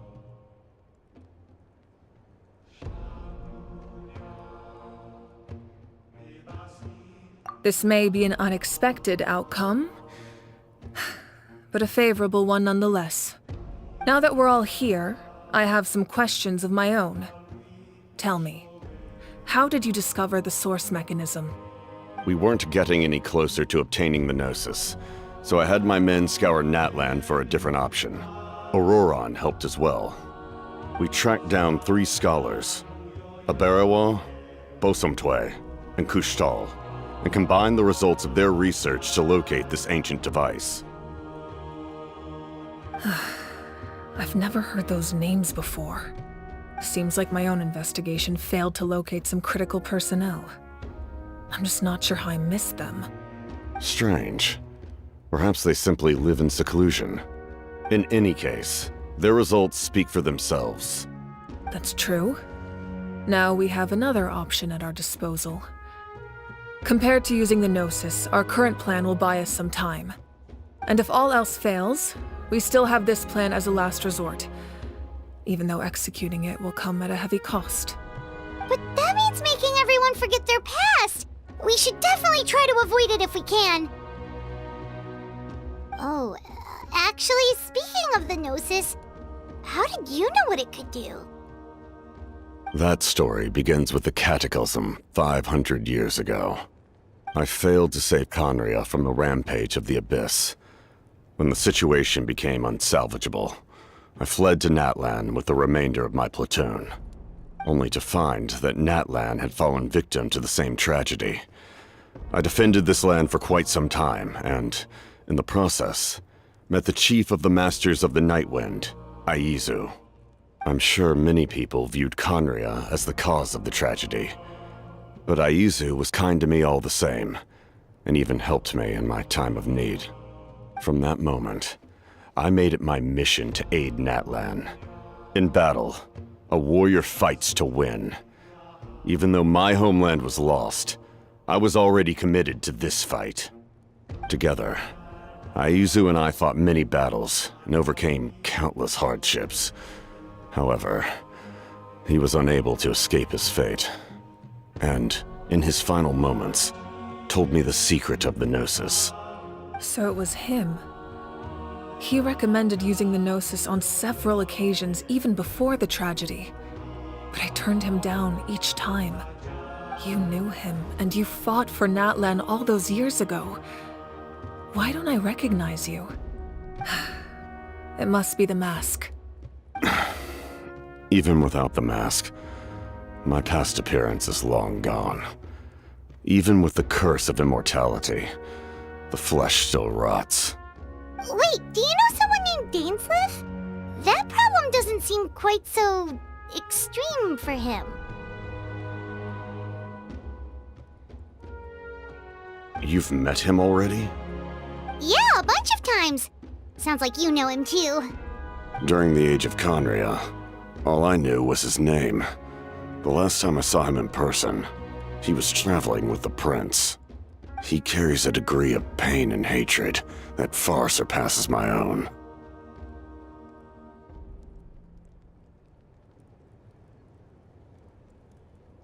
Yes, you're the sister of the prince.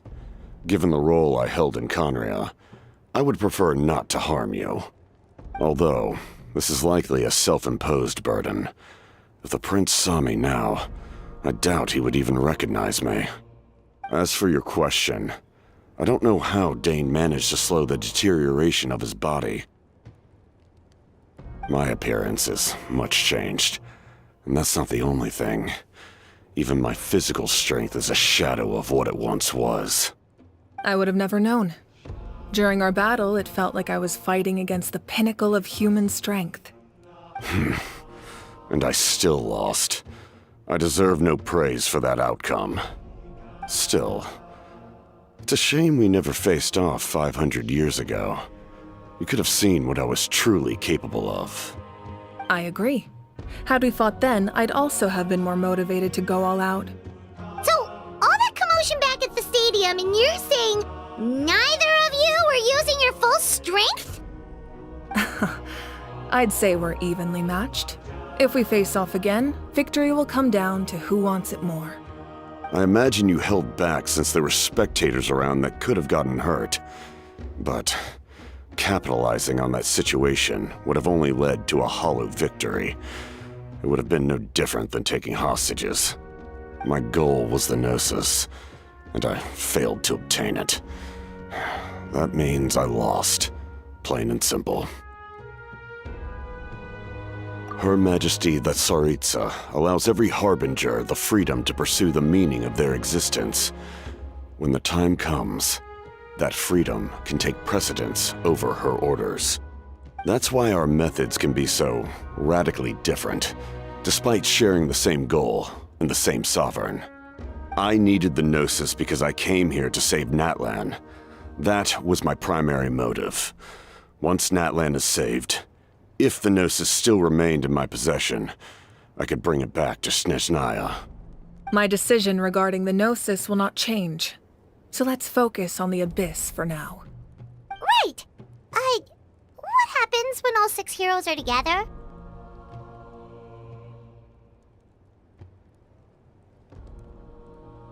We will unleash a great power that can be used to thwart the Abyss. But only once.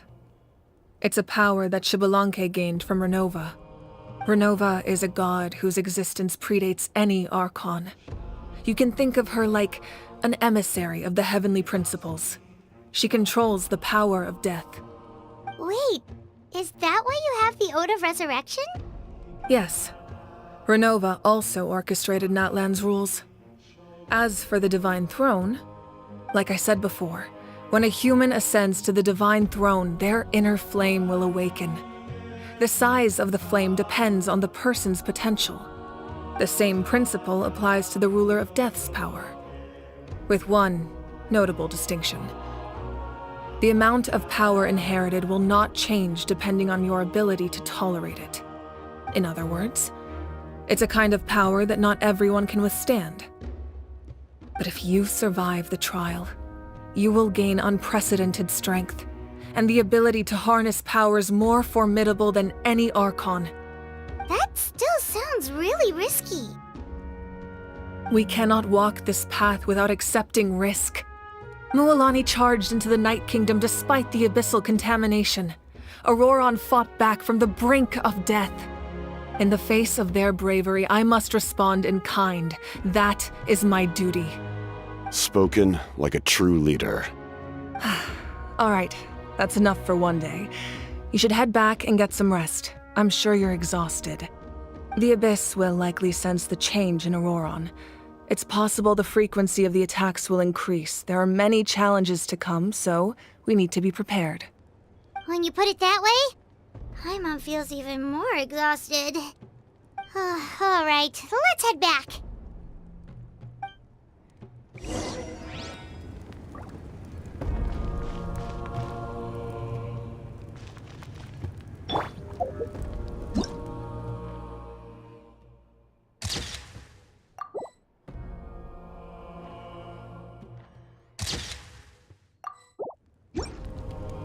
Now that we're working together, we'll need to coordinate our efforts. I'll leave a portion of my forces for you to command. That will definitely help relieve some pressure. You're sure they won't object? It's an order. I will make that clear. Excellent. I appreciate your trust.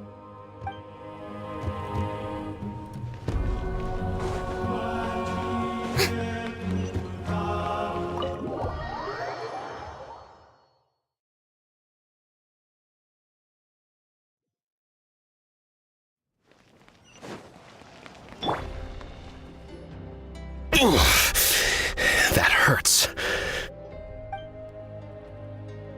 The monsters keep increasing in number. It's like something changed. It's definitely unusual, and we should all be careful. But don't worry too much. You have us by your side. If there's one thing the Abyss fears, it's strength.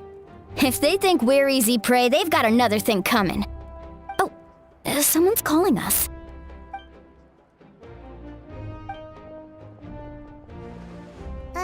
Something wrong, Traveler?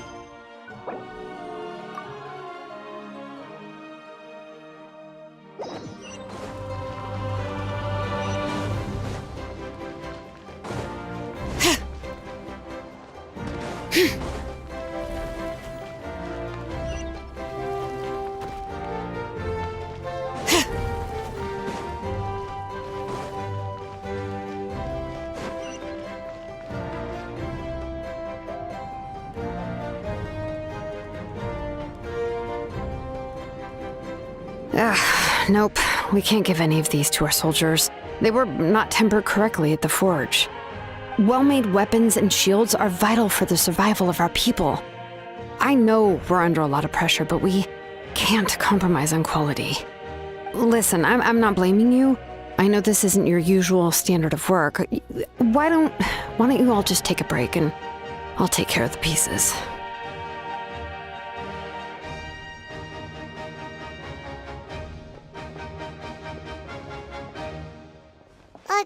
Hey, xilonen? Is something wrong? Nothing I can handle. Just some rushed defective goods, that's all. Even the most skilled craftsmen make mistakes under pressure, and if you two want to avoid the same fate, you should really get some rest. You must be exhausted too. Don't worry. I like it that way.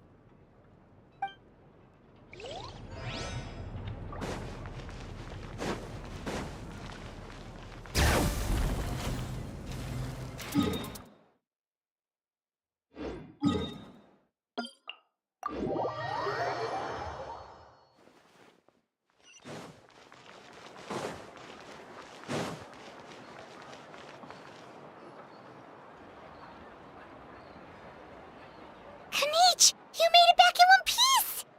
Oh, these must be friends of yours. Well, head out then. See you later.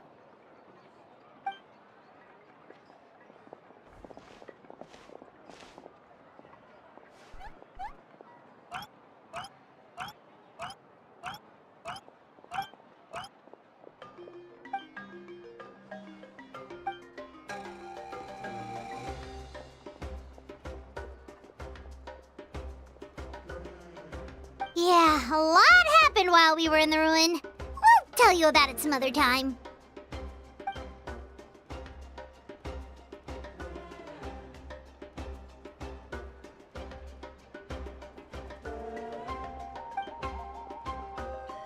We won't keep you then. Let's talk later.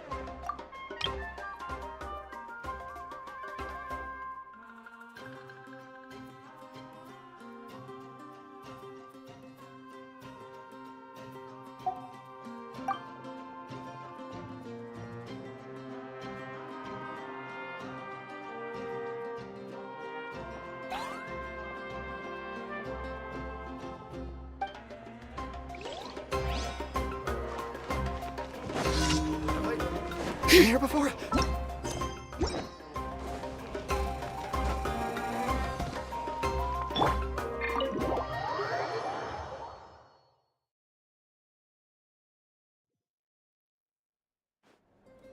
Auroron.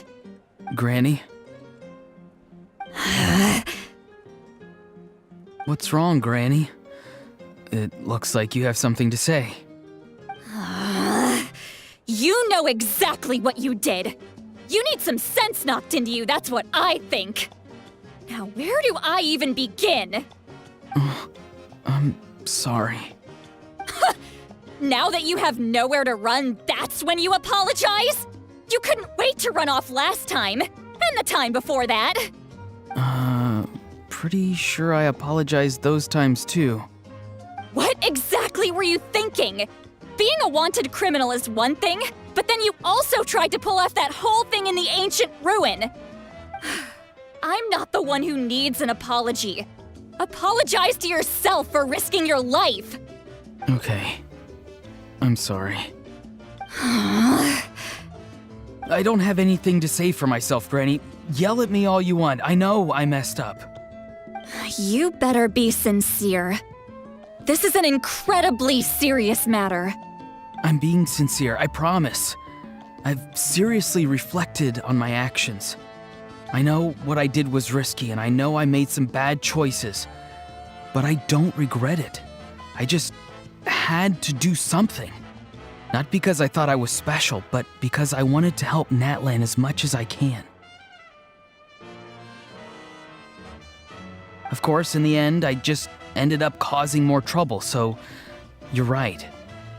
My apology doesn't mean much, but I don't know what else I can say. You even had Aoife bring me that gem. A simple thank you isn't enough, but still. Thank you, Granny. You're welcome. Just make sure to thank Aoife sometime. I will. Anyway, don't feel too grateful. I tampered with the bag to copy a portion of your memories. Oh, I didn't notice. Of course you didn't. You forget how many years I have on you. Like you could uncover one of my tricks. Anyway, I have something else to tell you. The Pyro Archon has discussed your case with the others. Many of your actions violated the rules of Natlan, and you should understand you'll have to take responsibility for that. I understand. But your efforts weren't entirely meaningless in the end. In addition to giving us another failsafe, You saved yourself with sheer force of will, and managed to become a hero. Huh. Not too shabby, grandson. Did the Traveler in Paimon tell you to say that? What? No! I said that because I mean it! I can't believe you're complimenting me at a time like this. You normally let your fists do the talking. You're not off the hook just yet.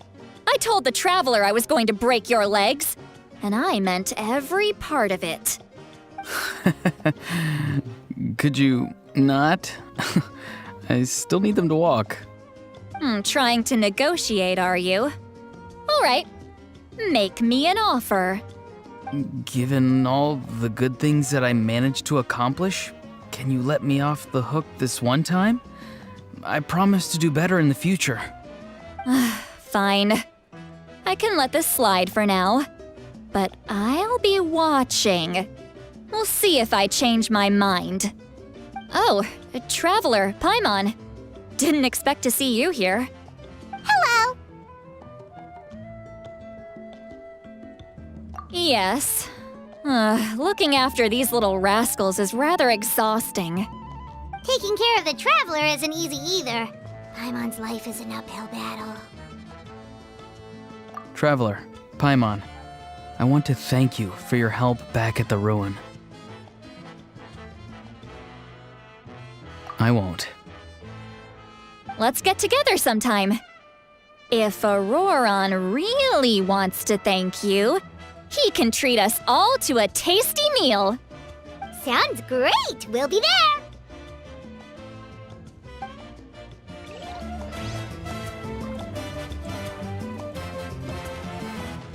Need a surfboard?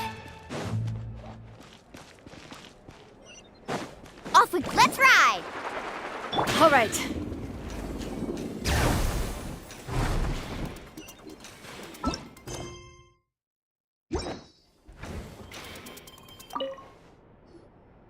If you're done for the day, we should get some rest. Paimon has a feeling we'll need it for tomorrow. Alright, let's take...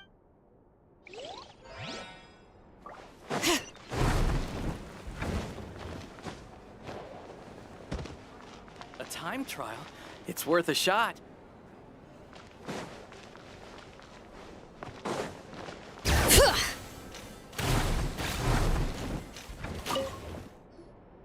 If you're done...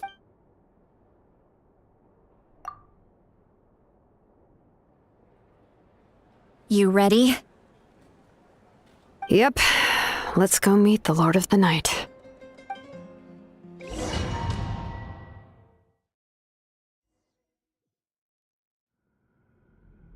So, this is where you heard the Lord of the Night? Guess that means she really has awakened. Hopefully we made it before she falls asleep again.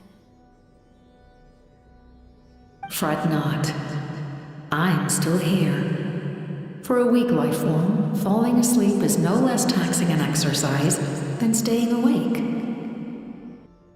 I'm sorry for disturbing your rest, but there's something we didn't have the chance to ask you earlier. We need to forge a new ancient name for the Traveler. But we ran into a problem. She's not from Natlan, so there are no records of her in the Night Kingdom. I see. Mawika must hold her in high regard.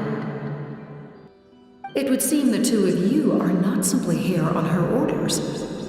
So, what say you? Do you believe this Traveler to be deserving?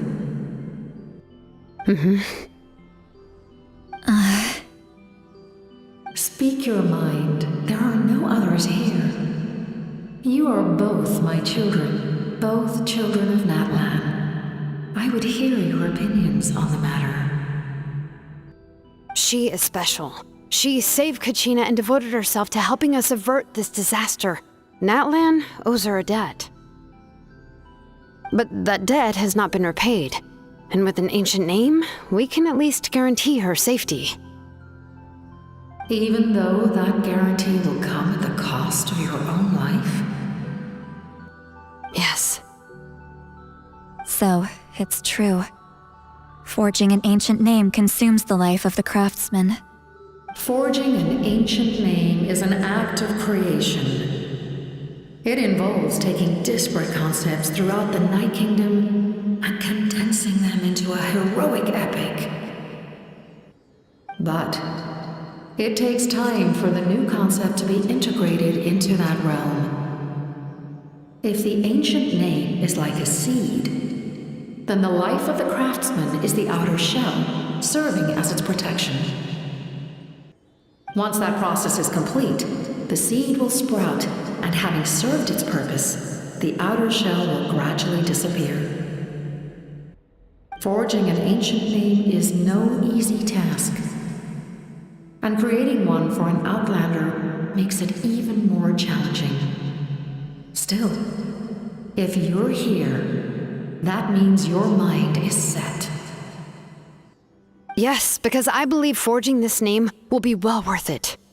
We don't know how long we'll be able to hold back the abyss or what the final price of averting this disaster will be. If giving up my life means that all the people of Natlan can have a future, then the sacrifice is practically negligible. Even when I'm staring death in the face, I don't think I'll regret this decision. I bear the name Baraka. This is a part of my duty. I understand. The chance may be exceedingly slim, but you still want to seize it, because this could be the final step to victory. And you, Siglali, the anxiety you feel, it's because you saw something, yes? Something you were not meant to see. So, you know about that too? What is she talking about? I've had concerns for a long time. Malika's plan needs too much time, and too many things can go wrong. The Masters of the Night Wind have a ceremony that can be used to glimpse the future. It's just... using this power on the Pyro Archon has always been seen as a taboo.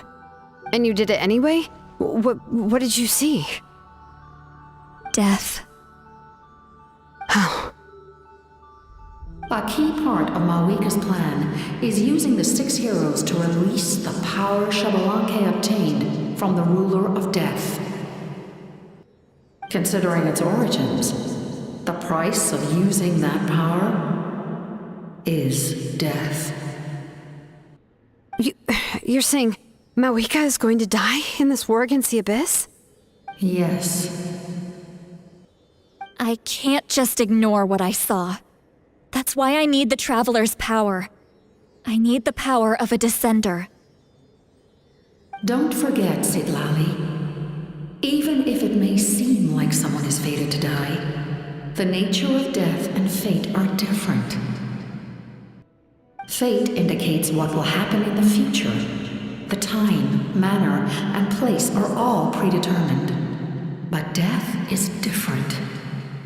Death is a rule. The ruler of Death's power will allow Malika to triumph over the Abyss. But she must offer her own life in the process. The ruler of Death cares little for the time and manner of a death. She simply guarantees that it will occur. Fate may be able to influence the timing, but that is all the Traveler can change. Wait, you're saying we might be able to change when she dies, but not the outcome? I cannot help you with this, I'm afraid. It's beyond my capabilities. Malika knows about all this, doesn't she? Yes. I imagine she has long accepted this eventuality. Well, I can't. She's so strong. She never gives up, never rests until a problem is solved. She's not the type of person to just quietly accept her death. The Traveler shares that quality. That's why I think this gamble is worth it. Together, I know they can overcome the impossible. Be it fate or death. We shall have to wait and see, but I will curb my expectations. My time is running out. It is my honor to witness humanity in this moment of absolute determination. We won't forget your contributions. Once we deal with the Abyss, we'll find a way to keep you alive.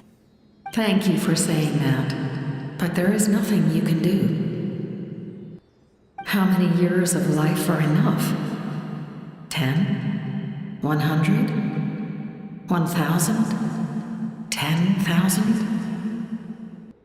The Night Kingdom will disappear. The humans will continue to fight against the Abyss, and in the end, all will cease to exist. When you consider all of that, extending my life is meaningless. That's what makes us different. Even if our end comes tomorrow, humanity will still do whatever it takes to survive today. Exactly. Times like these always fill me with admiration and reinforce my commitment to the mandate I shoulder.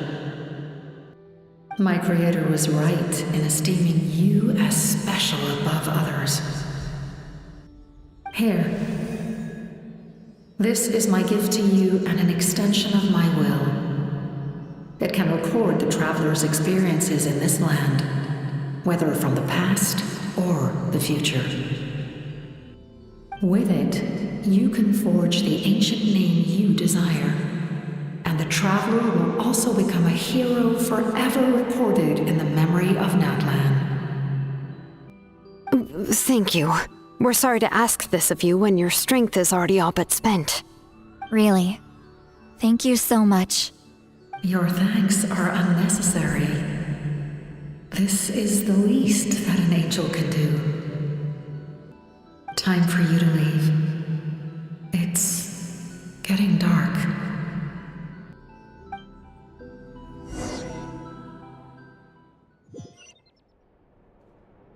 I can't sleep with all the noise outside! Forget it, let's go check it out!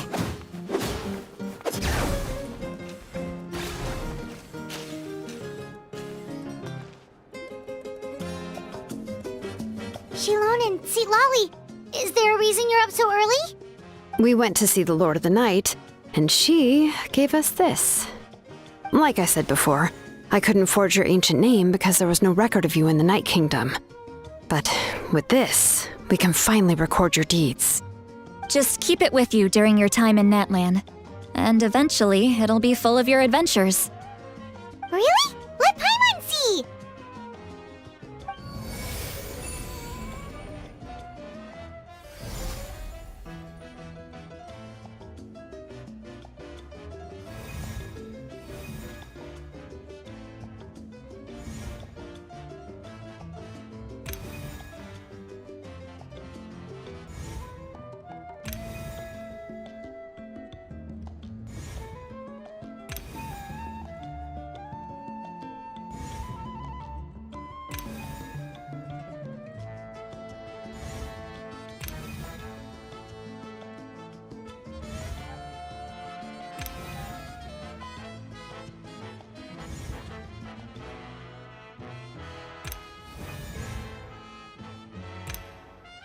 Whoa, it's the two of us!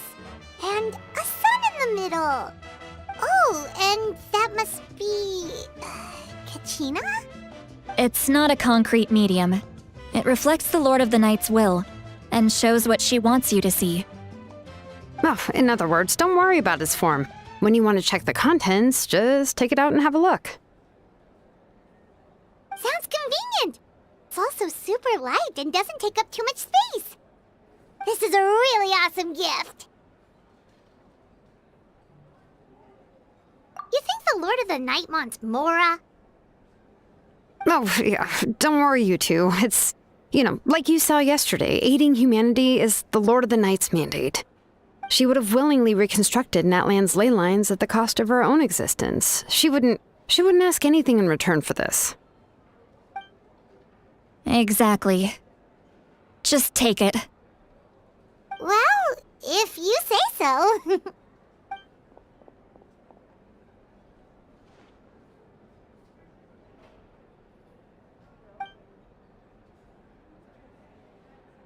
So soon? We just fought them off. We can figure that out later. Let's go!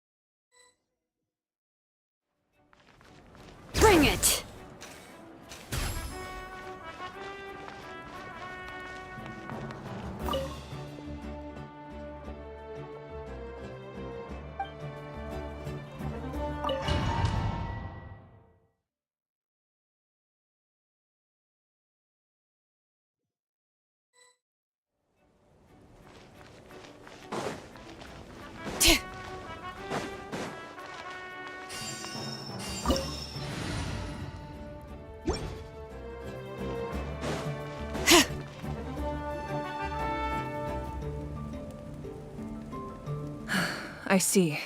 I'll send reinforcements to those 2 locations. This other one is too dangerous. I'll handle it myself. The remaining locations are remote with no inhabitants. Let's bring our warriors back and make sure they're careful on the retreat. Understood. I'll spread the word.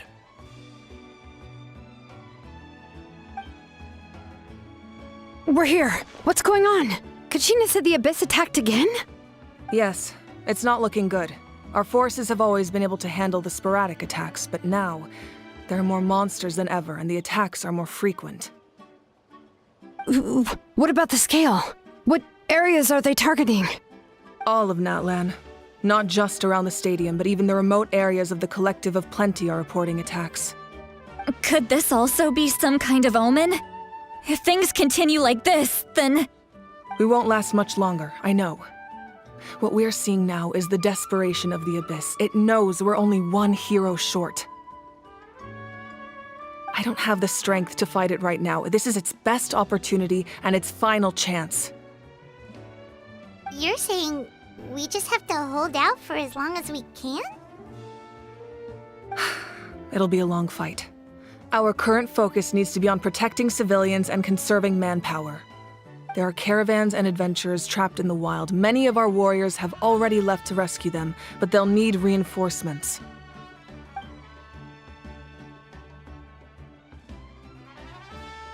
All right. Xilonen, Kachina, head to the camp near the Children of Echoes. Lali, you're needed in the Masters of the Nightwind. As an important figure in the plan, Auroron will stay here. Your tribe is too far from the stadium. Understood.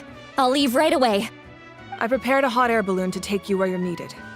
Messengers from the Scions of the Canopy are traveling all around Natlan. Update them once you've completed your mission, and they'll compile the information into a battle report. As I receive intel from the various regions, I'll plan your next move.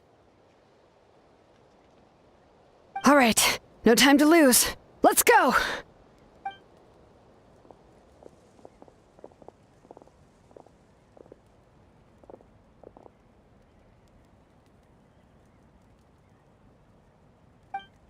What about us? Where should we go? I received word that a small team escorting civilians back to the stadium was attacked. They won't be able to hold out for long. Can I leave them to you? Thank you. The hot air balloon is over there.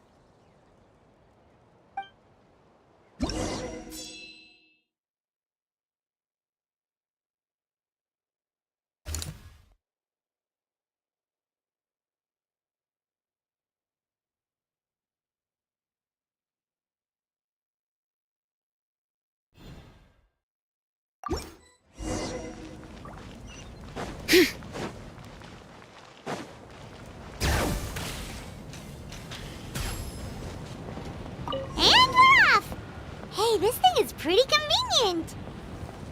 It's not only fast, but also saves us a lot of energy.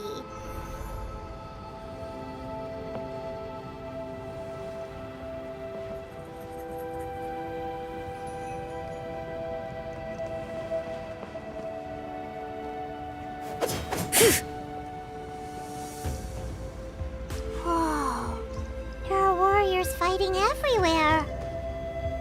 Seems like chaos in the making. Good thing for those battle reports.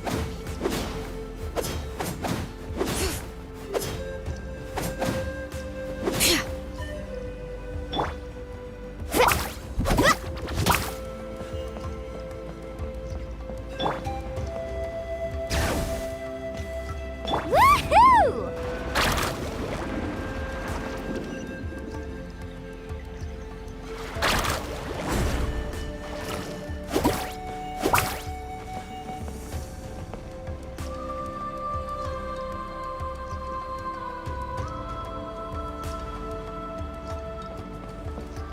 Look, they must be trapped! Let's go help!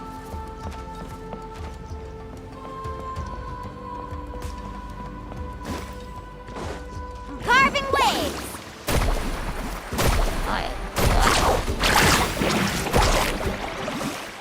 Reinforcements! Thank goodness!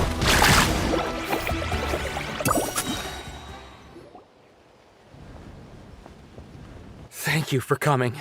We were almost at the breaking point. There were just too many monsters. They just kept coming, wave after wave. I've never seen it this bad. At least we got here in time. You all should get going. I know, but it's not that easy. A lot of people were hurt in the battle just now. Our cart was also attacked, and now our supplies are scattered everywhere. That's not important right now. We need to focus on getting out of here alive. I know, but these were medical supplies. What if they need them back at the stadium? It's them! Over here!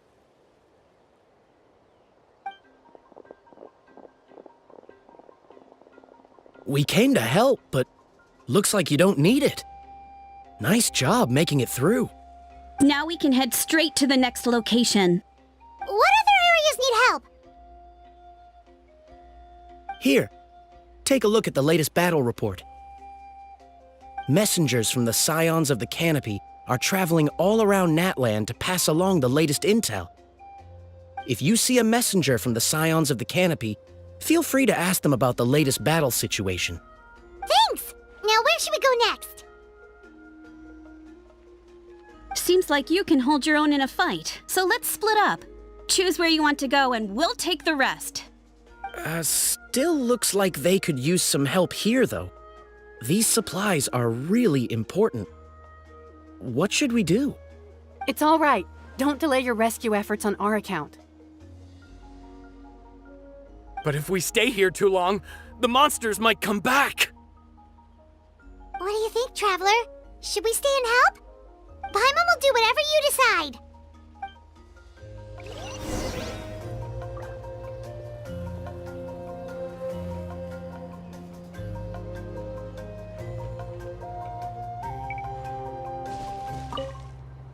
Let's take a moment to regroup. Who knows when the monsters will show up again?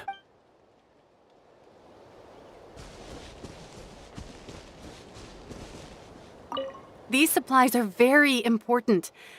Would be a huge waste to lose them. Fine, I'll help you. Let's round them up and get packing.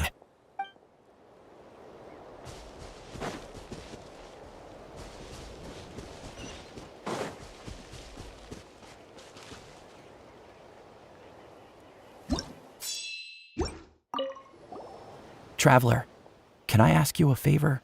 My mother's a doctor. When she heard about the attacks in the wilderness, she rushed out to help, and I haven't heard from her since. I'm worried. She's not a fighter, and I can't leave to check on her. I want her to stay out of this. So if you see her, can you please tell her to take shelter? Of course, we've got this. Thank you. Oh, that makes it easier to focus on the current battle.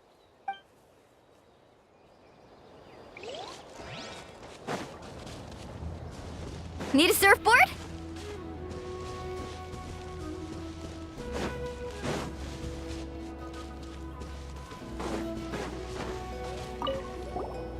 Do you get scared? I knew it. You're too strong for that.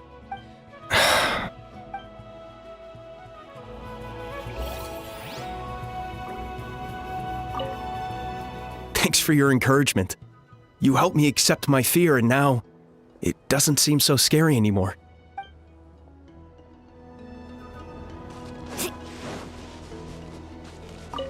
I'll be heading out with the others soon. I hope she's okay. Let's take a moment.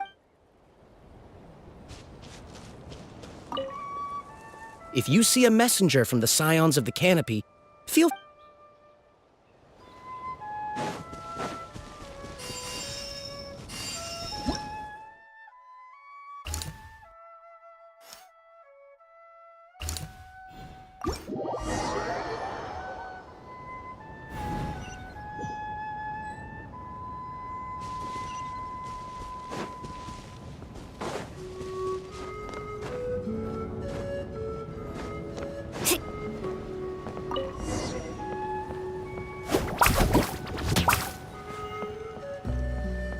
Catch an epic wave! Whoosh!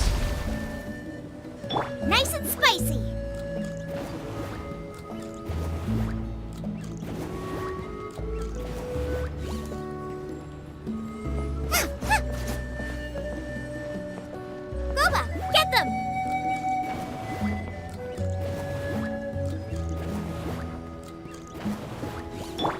Yoo-hoo!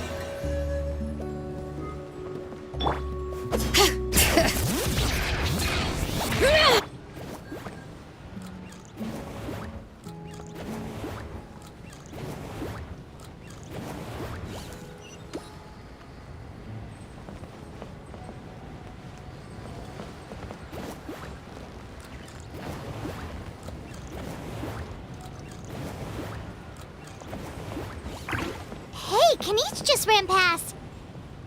He must be busy delivering messages. At least he didn't look hurt.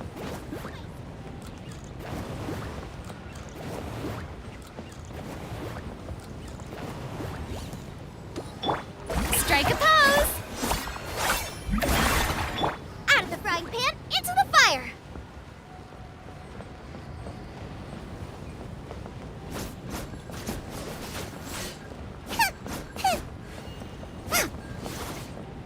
Nice and spicy!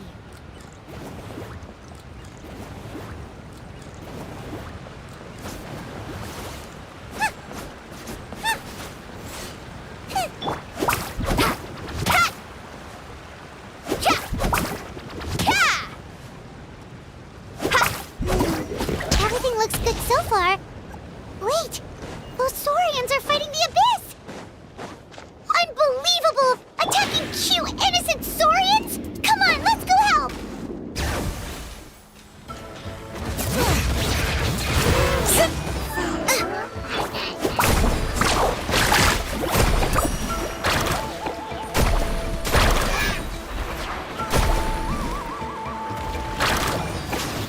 Off we go!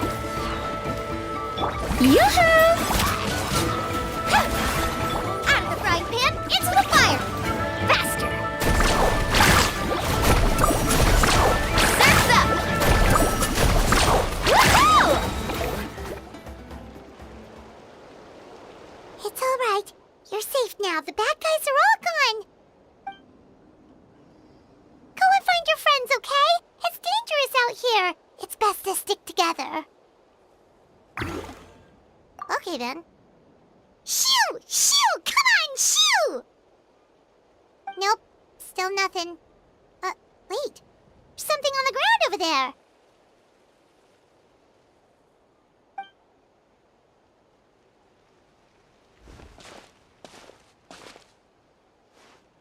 Let's see. Oh, it's one of the battle reports from the Scions of the Canopy! This must be what the Saurians were trying to protect! Looks pretty recent, too.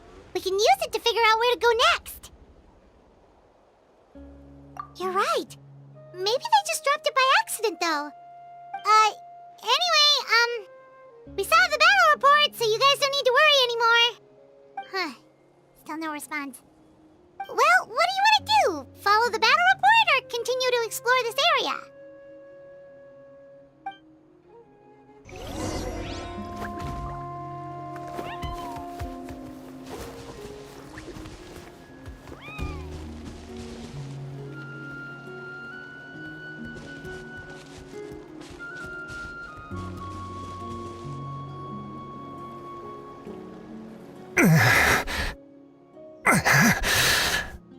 Someone's injured.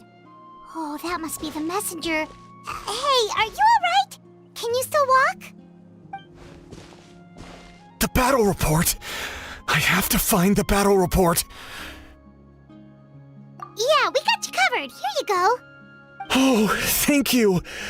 I just hope I'm not too late. In times like these, every second counts. Even a short delay can put lives at risk.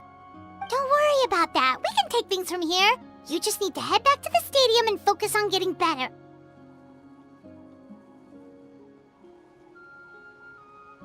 You're right. I can't do much else in my current state anyway. How can we make sure he'll safely get back, though? We can't let him make the journey alone. It's too dangerous out there.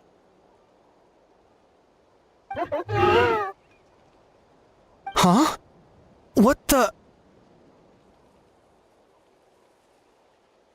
Whoa, you guys sure about this? It's really dangerous out there. All right, well, thanks. This is a huge help. Thank goodness for those Saurians. They really came to the rescue.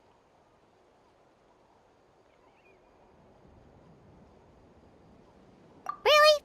That's your takeaway from this? Huh. Unbelievable.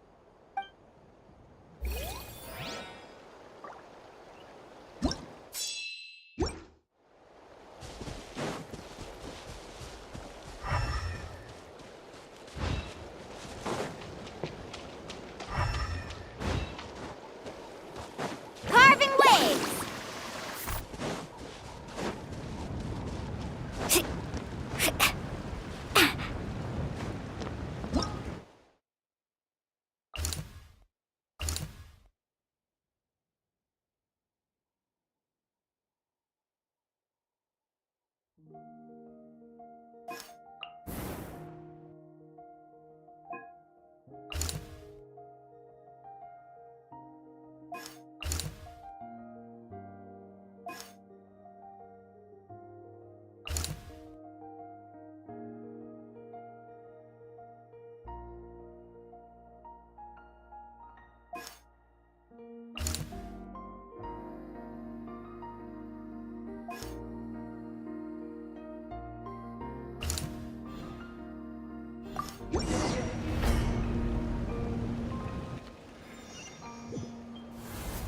This is the place! Let's go help!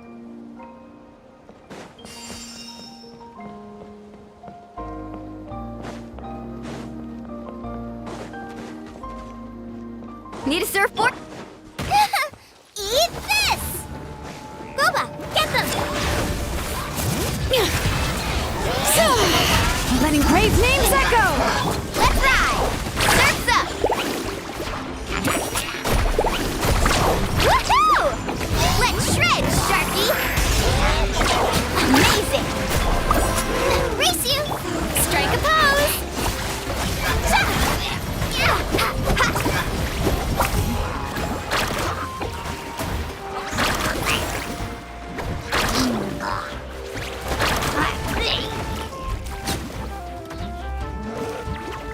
All right. Shower me with praise!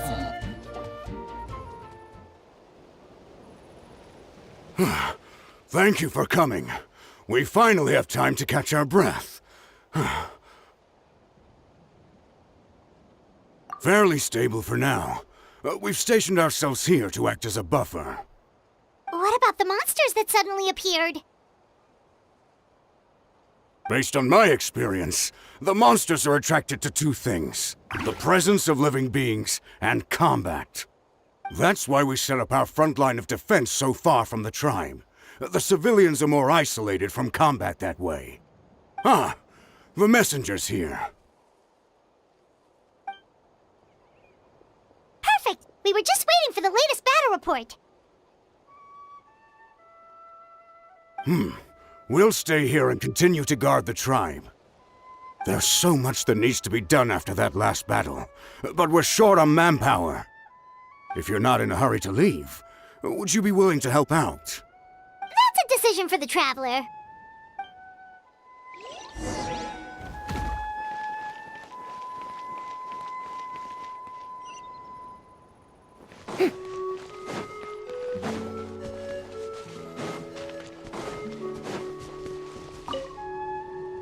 Nice work out there. This is for you.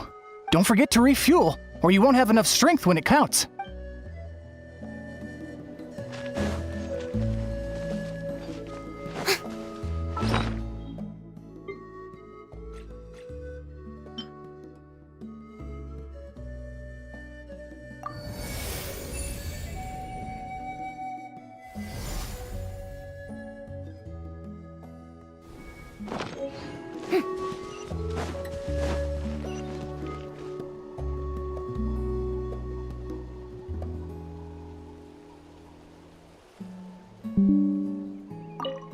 Just stay calm. Time to be brave. You're a warrior. It's your job to protect people.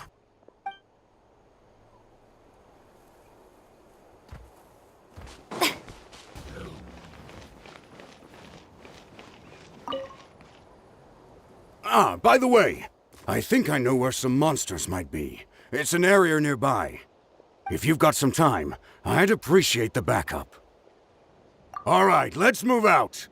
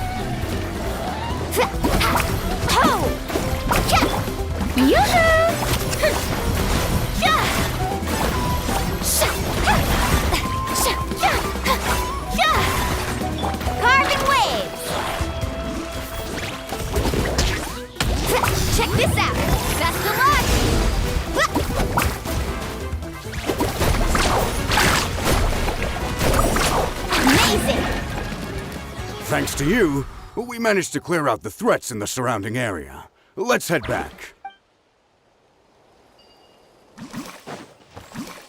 All right.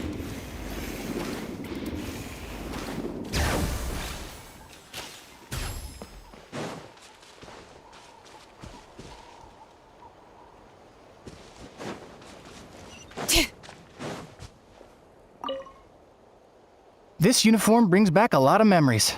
Been a while since I last wore it. But, hey, still fits like a glove.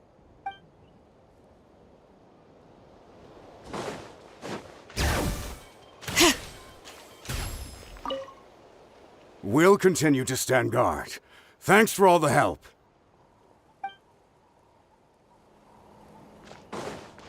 Woohoo! Here's the current situation. People from all over Natlan are trying to make their way to the stadium, but they're being targeted by the Abyss. If you have the strength, they could really use some help.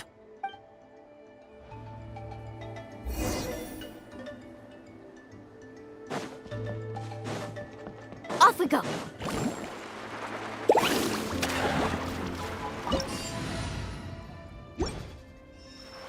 Need a surfboard?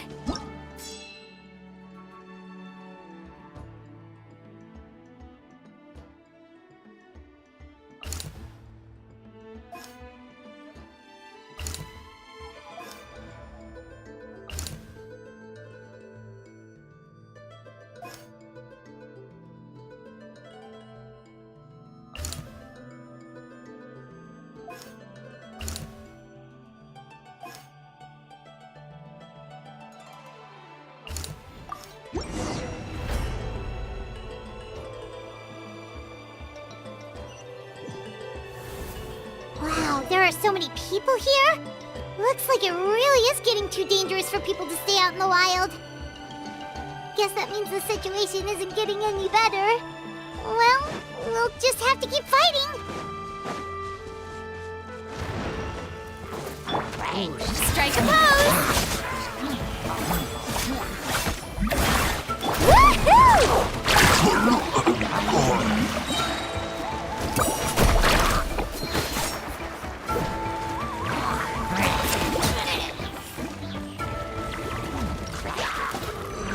Off we go! Hey-ya! Boba, get them! Hey-ya! Let the mountain's veins boil! Let's shred, Sharky!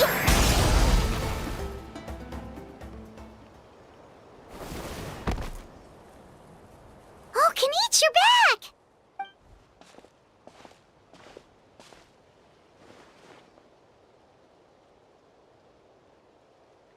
Yeah, it really feels like we're running short on people everywhere. It's so dangerous out there. Just when we think everything's under control, another thing goes off the deep end. Not that Paimon's complaining, it's just... What if make it even worse.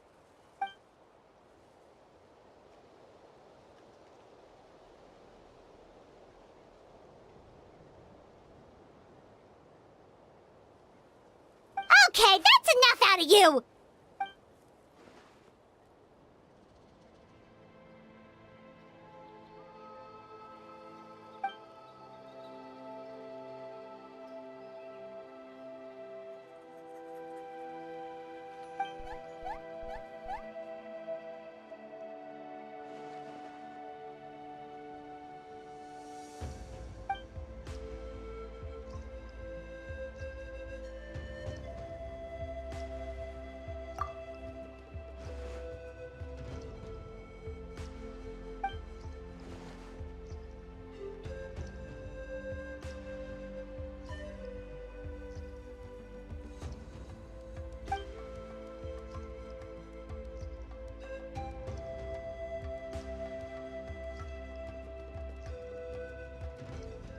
Yeah, she always seems so confident. Plus, she told us you can only become the Archon by proving your strength.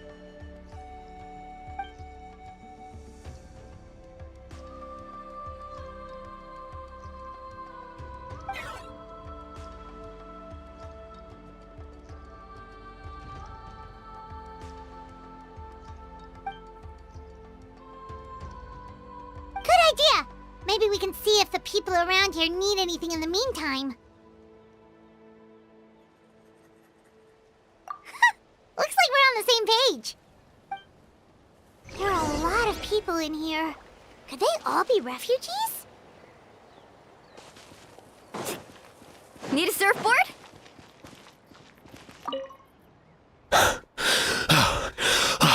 That's it. I need a break. How long are these attacks going to last? I was heading to the people of the Springs for business, but looks like I can kiss that Mora goodbye. At least I'm still in one piece. Did something happen on the road? I was attacked by monsters. I really thought it was over. But would you believe it? The Fatui saved my life. The captain's soldiers running around Natlan rescuing people. I almost couldn't believe it. I guess the Abyss really is our common enemy. They set out again after rescuing us. I hope they'll be okay out there. How long I was heading... Did something happen? I was attacked. The captains... They set out again... Let's ride!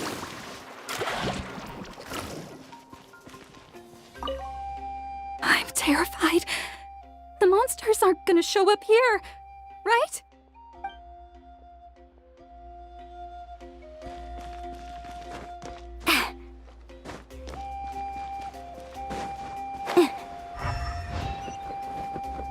Off we go! The protection of this location is critical. Our current forces won't be enough. We need reinforcements. I'm sure other areas are thinking the exact same thing.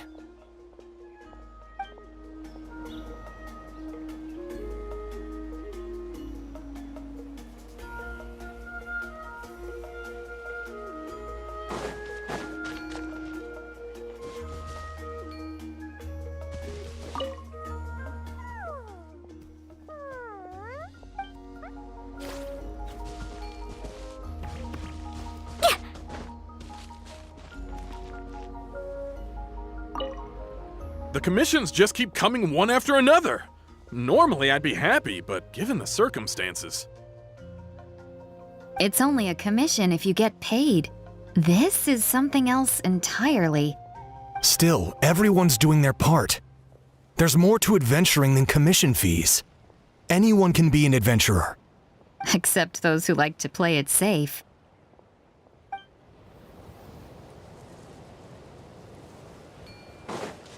Need a surfboard?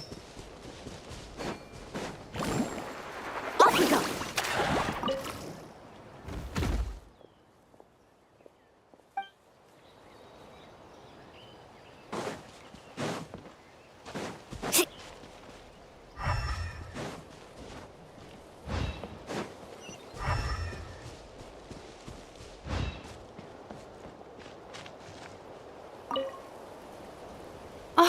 It's you two! Oh, I'm so glad you're all right. Hey, you made it back! Sure did. Dargo made sure we got back safely before rushing out again. Plus, we managed to deliver the medical supplies to the stadium. I really can't thank you enough for your help. Off we go.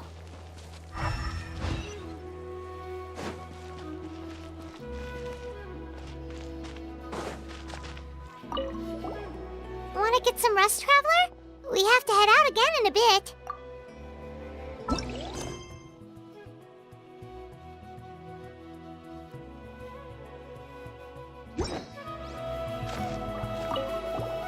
Want to get some rest, Traveler? We have...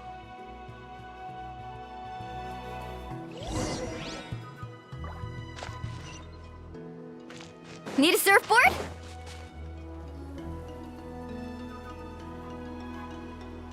Haha! It's you two! Thanks again for rescuing me. Yeah, we ran into him out in the wild. He was injured, but luckily some saurians took him back to safety. Speaking of which, are you sure you've recovered enough to be out and about like this? I got really lucky. My injuries were just some flesh wounds. The doctor said they should heal on their own as long as I get enough rest, so I figured I'd try and keep working if I could. But, it didn't take me long to start regretting that decision. Everything's hurting now. As soon as I've delivered this battle report, I'm headed right back to go lie down.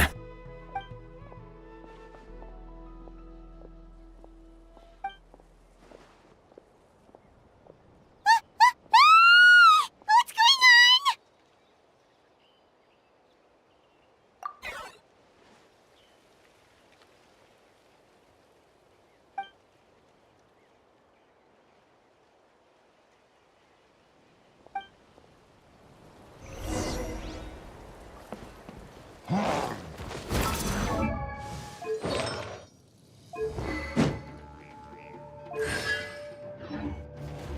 Woohoo!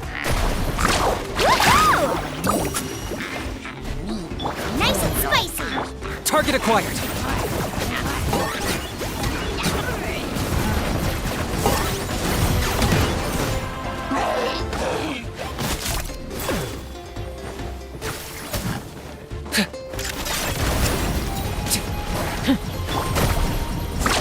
Amazing! Out of the frying pan, into the fire! You're toast! Locked on.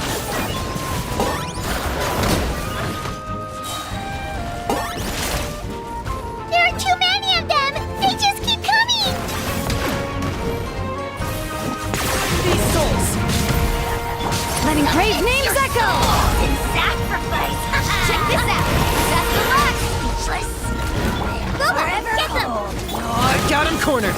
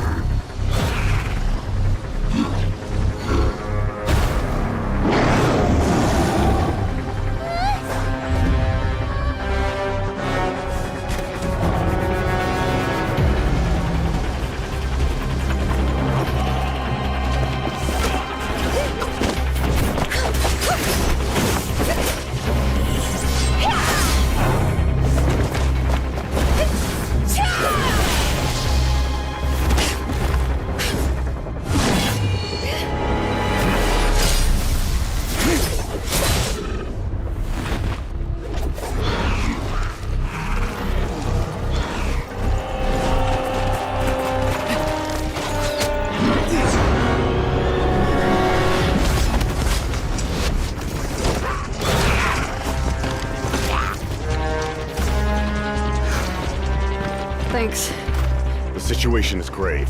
Hold this position. Keep the people safe.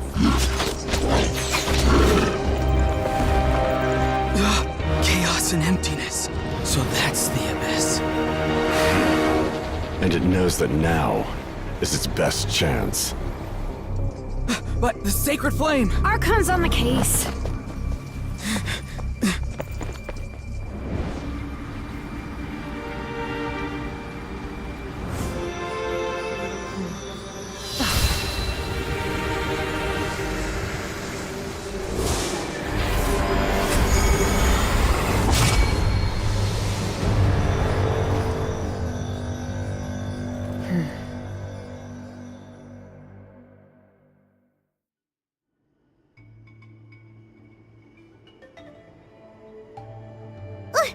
What was that?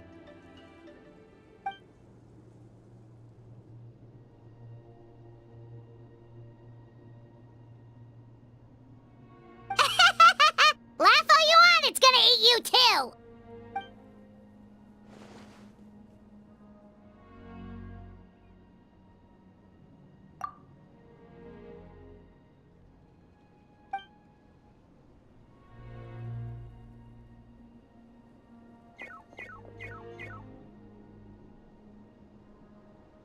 The fact that Deadpan Kaniche is this nervous just goes to show how serious this really is. Oh, let's go. The disaster's really happening.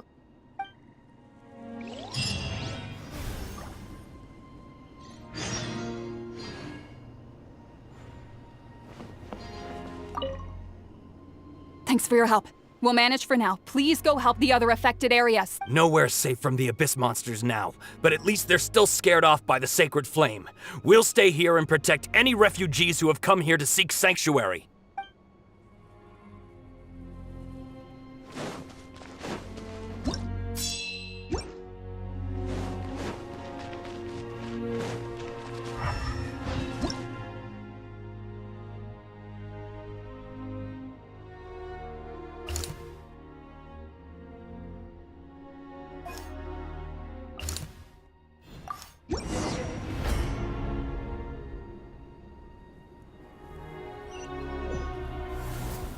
There are monsters everywhere.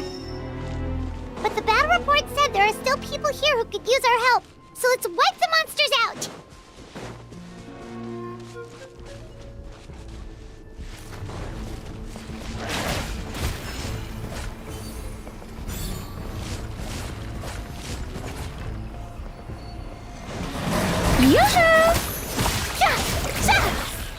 All right.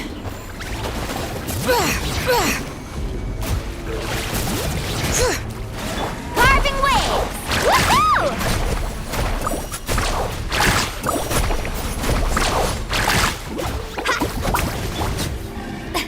Shower me with praise!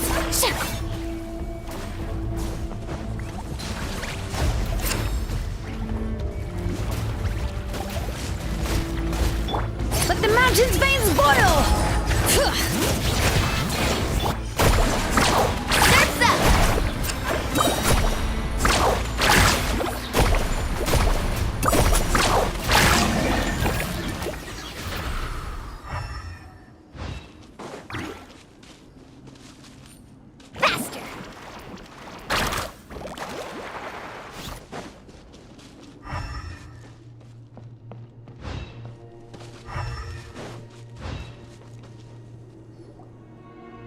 Over here!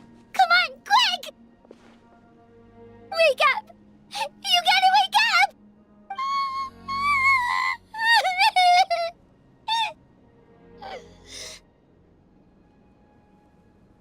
Oh no! Were we too late? No! Don't come any closer!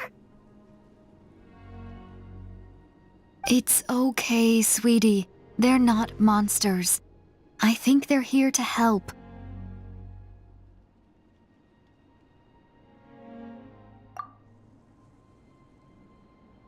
Thank you. What happened here? The Abyss had us surrounded. Luckily, these Fatui came to our rescue, and we started evacuating. But then that black fire shot out of the stadium, and that huge monstrosity appeared in the sky. Right after that, monsters suddenly appeared everywhere. They couldn't fight them off, so they hid us here.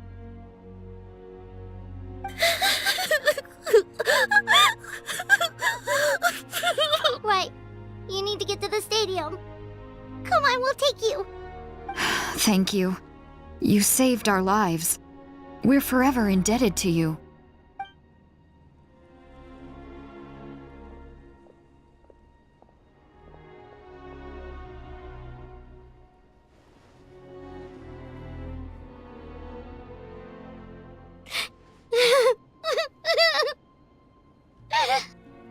Huh?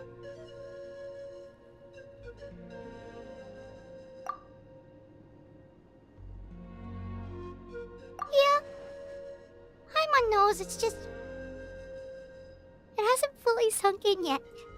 But anyway, right now, let's focus on getting them to the stadium. With any luck, there'll be an update waiting for us there. If not, we'll just have to play things by ear.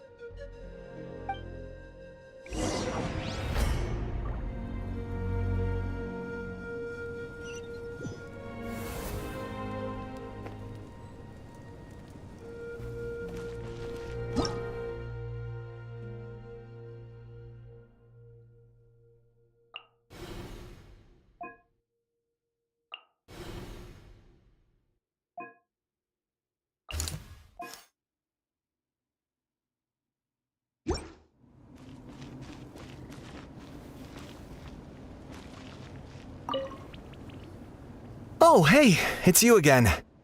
It's a real shame I'm stuck here nursing my wounds. Otherwise, I'd be out there on the front line delivering the latest intel to you guys. What's the current situation out there? Fewer and fewer messengers are making it back, and each trip seems to be taking longer than the last. It gives me a really bad feeling. I'll update you on the latest intel for now. For next time, though, I'll see if I can find someone to bring the updates directly to you. I can't guarantee anything, though. As you know, we're seriously short on people.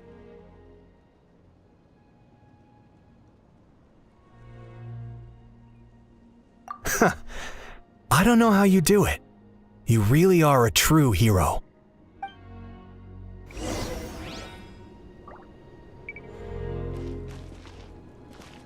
Stay safe, heroes of Natlan.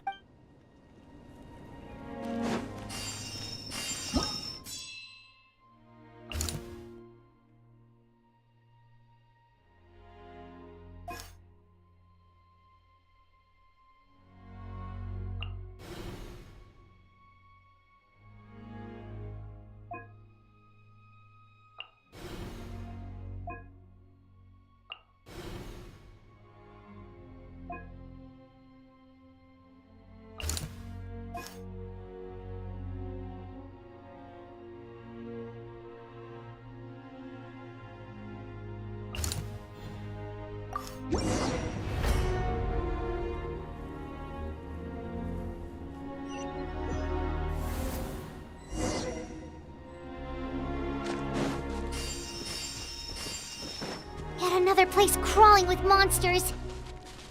Let's clear the area and see if there are any survivors.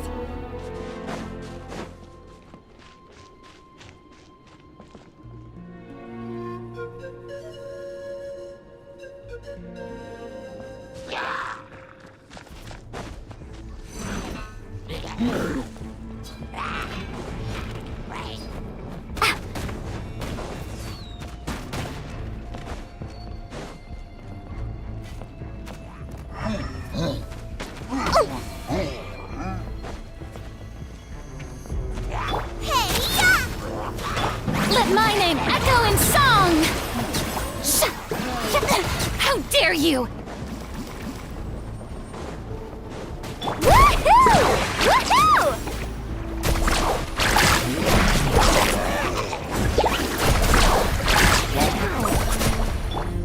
Letting brave names echo! Bring it! Woohoo! Amazing! Surf's up! You're toast! Catching at the flame! Whoosh! Oh! Hey!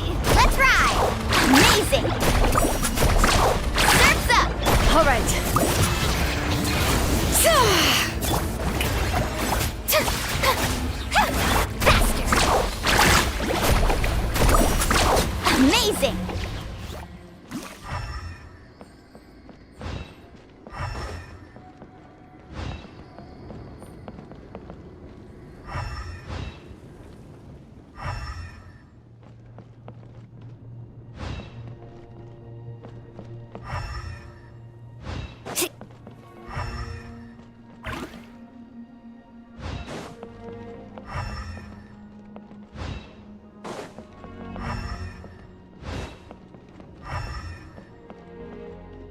Need a surfboard?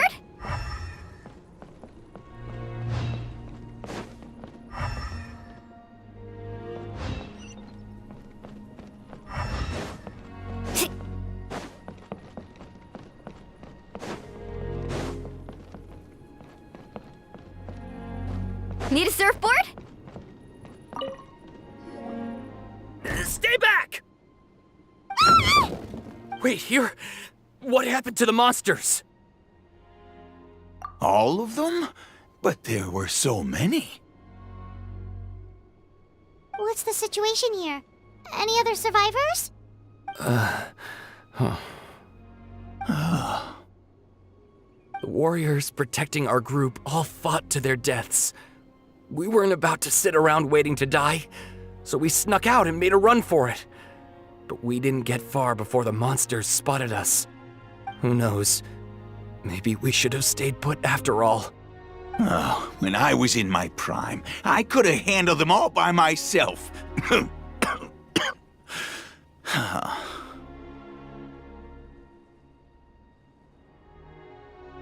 Yeah, take our hot air balloon and head to the stadium. Oh, but won't that hold you up if we take it? What the? How is anyone still here? I thought the monsters had captured this place. Yes, of course. Leave them with us. What's the matter? We need to go. It's not safe here. It's just, I can't help but think things might have turned out differently if only I'd chosen to fend for myself sooner, rather than expecting other people to protect me. It's not too late, maybe even for me.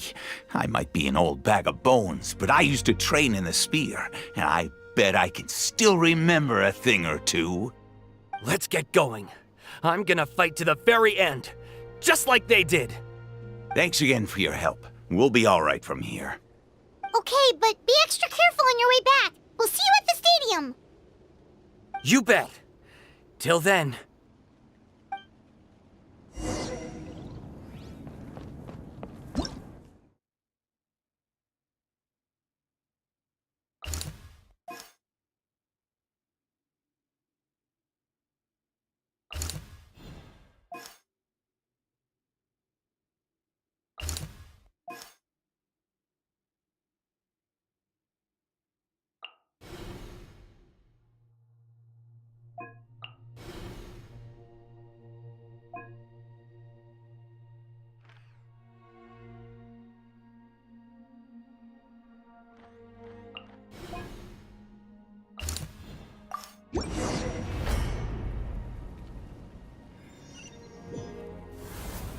Monsters everywhere you look, and... Oh no! Looks like there's a saurian corpse!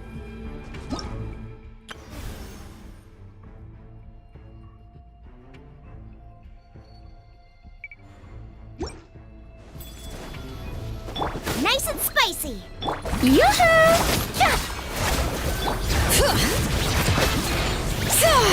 Let's ride! Surf's up!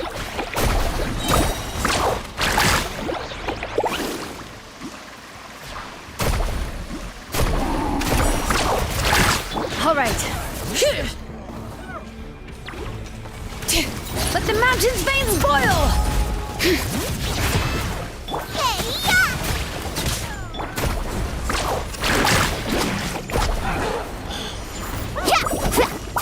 Let's shred, Sharky! Ah, watch the surfboard! Amazing! Need a surfboard? All right.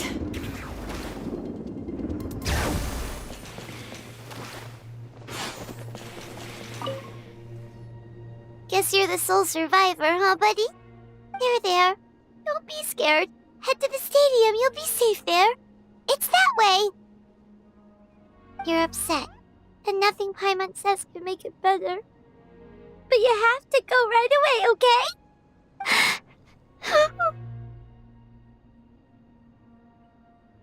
Yeah, you're right.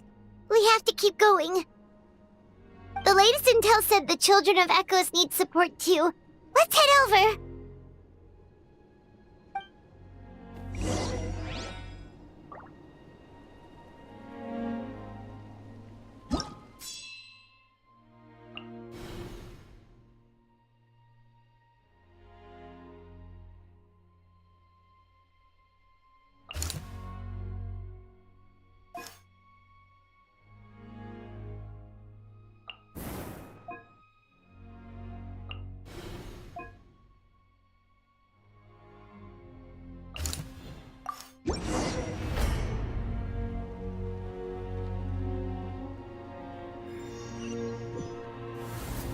These warriors are struggling. Quick, let's help them!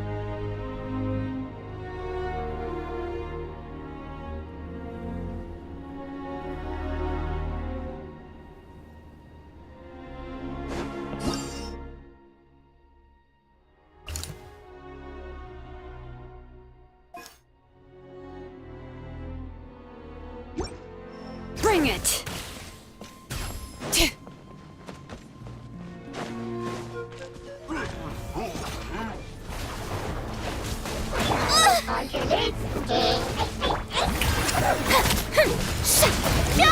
Let the world come alive!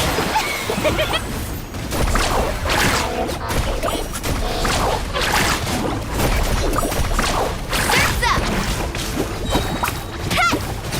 You're toast! Hear the echoes of the valley! Catch an epic wave! Whoosh! Carving waves!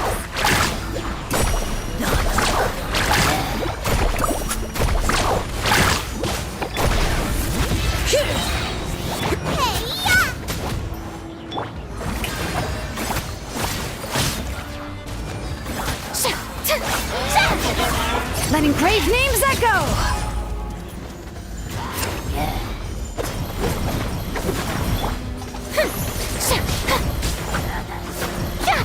Time to shine! Shower me with praise!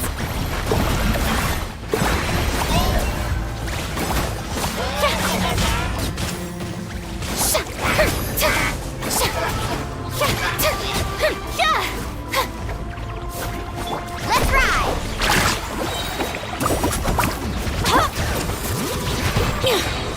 Out of the frying pan, into the fire! This is the second time you've had to come to our rescue. I'm a little ashamed. Thanks to your efforts last time, we managed to fend off the abyss here, even after whatever that was appeared in the sky. But at this point, I think we're gonna have to cut our losses. This base is as good as gone. Yeah, everyone needs to stick together. Best to regroup somewhere else. All right, time to evacuate. There's a volunteer unit here too, so first I need to ask them what they want to do next. For anyone who still wants to fight on the front lines, the Children of Echo's front is the closest to here. Anyone who wants to leave will likely also see action as they evacuate, but will be afforded safety at the stadium. Those are the options. We're abandoning this base, and you're free to stay with the group or leave. As of this moment, the Children of Echoes are reasonably well defended, so please, weigh the risks and consider your family's safety before you make a decision. Now then, anyone who wishes to keep fighting, show me how serious you are.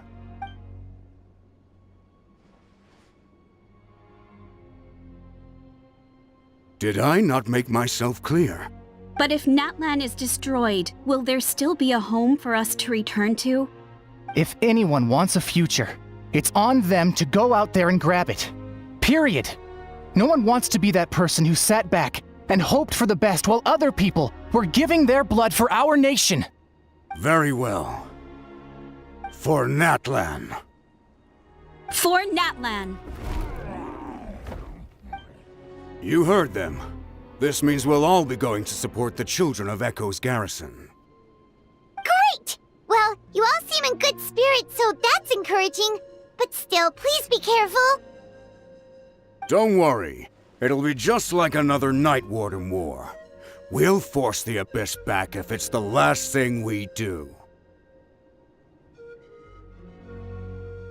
Huh?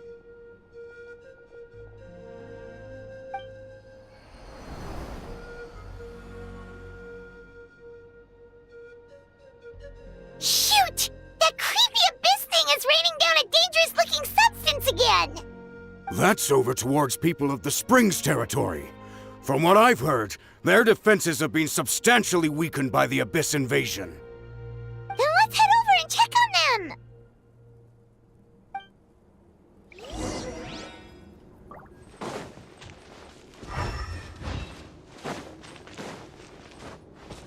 Race you!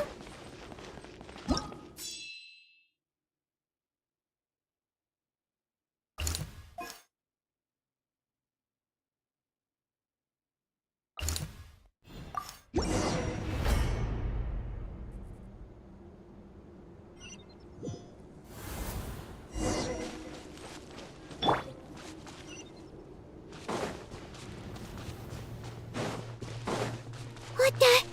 Paimon can't believe it!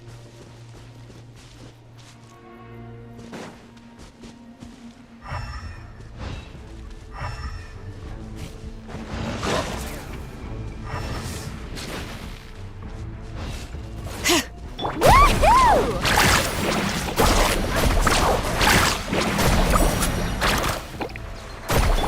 You're toast! Let the world come alive! Strike a pose!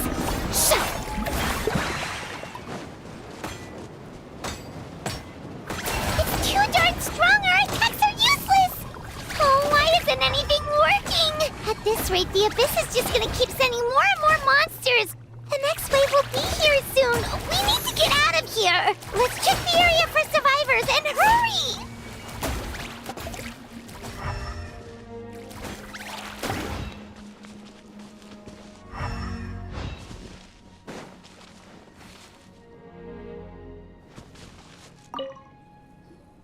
There's just one battle report left, and it gives a long list of places where the dangerous substance has been dropping. This is the first report we've had in ages, which means the messenger's job has become all but impossible. But there's nothing we can do about that. Our priority is to get to the next affected zone. Even if we don't find any survivors, maybe that strange substance over there won't be as rock solid as here. There's a chance at least.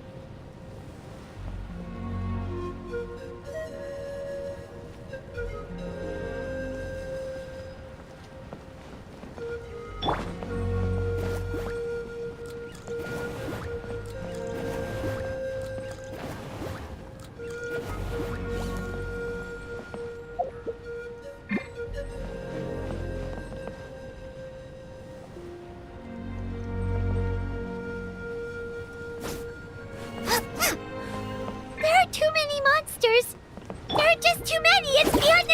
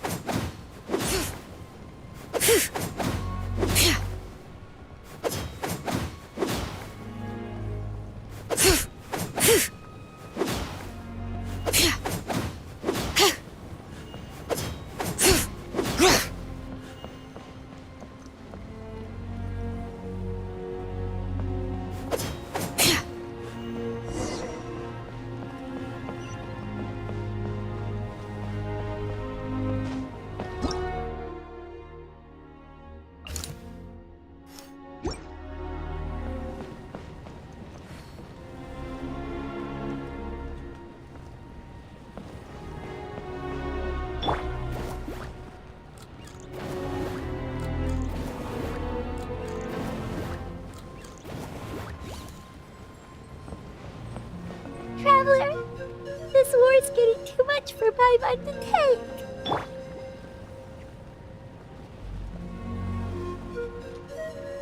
Okay, let's do this! Into the fire!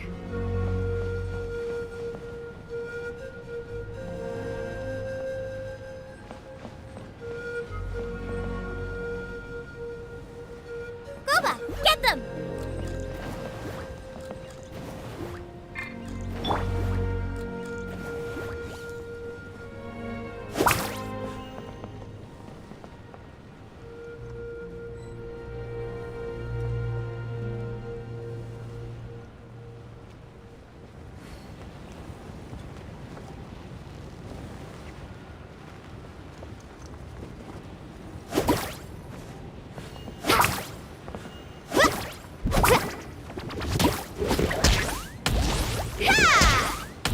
Out of the frying pan, into the fire! Oh, thank goodness, those people are still standing!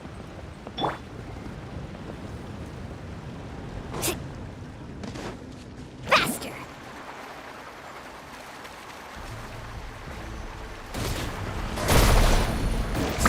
Woohoo! Amazing! Surf's up!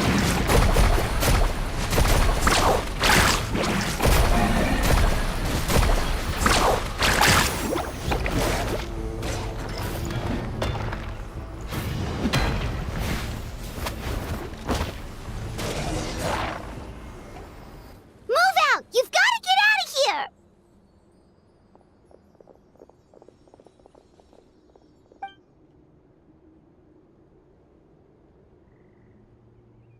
Still no luck, huh? What on earth are these things? How are they invulnerable to attack? Yeah, at least with regular abyssal pylons, anyone with a vision can destroy them.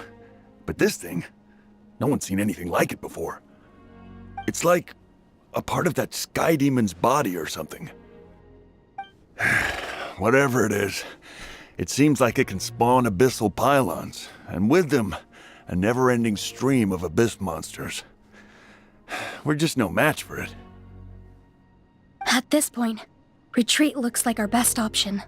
We're fighting a losing battle here. The stadium is our only hope. That's where the sacred flame is, which seems to be the one thing that well of abyssal energy is afraid of. The Pyro Archon is guarding the flame. As long as that continues, we still have hope. What's this? Water, and some snacks. You look like you need it. I'm guessing you've been supporting the fight all over the map? Sounds like you need a breather. We got enough people to hold our own here, and it's high time you took a break. Why don't you sit down and gather your strength for a minute?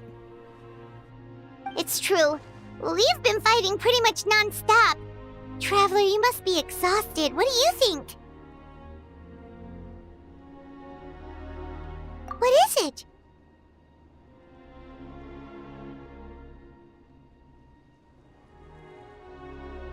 Oh, you're right.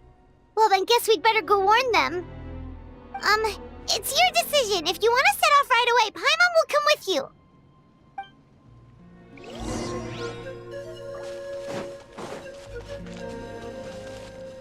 Off we go. These monsters, they're what the winners of the pilgrimage go on to fight, aren't they?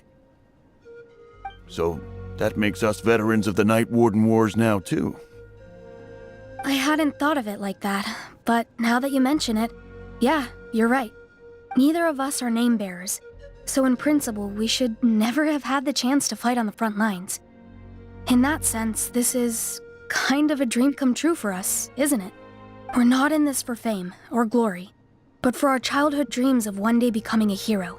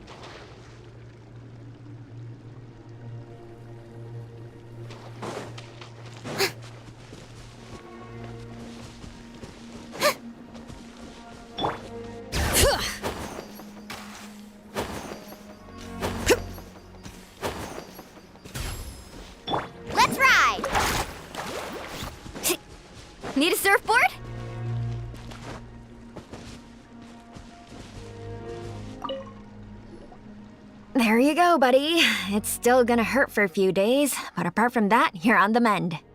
Toto? Toto, is that you?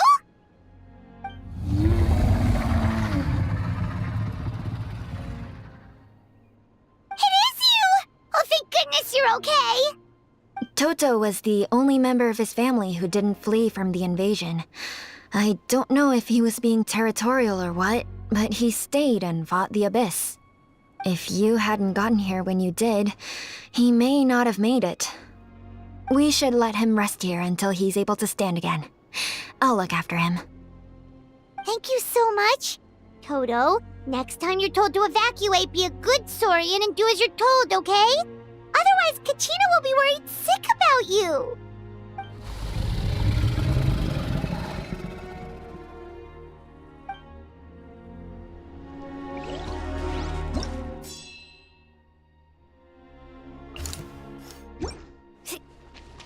Need a surfboard?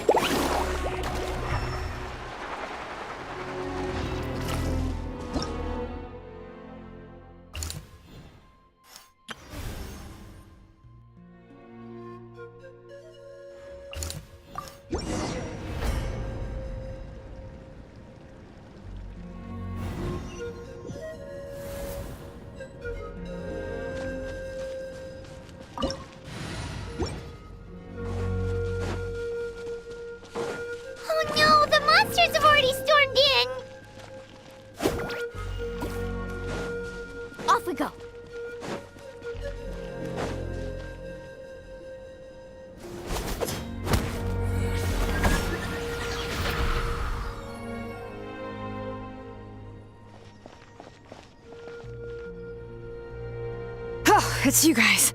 Things are bad here. Something fell out of the sky that's impervious to our attacks.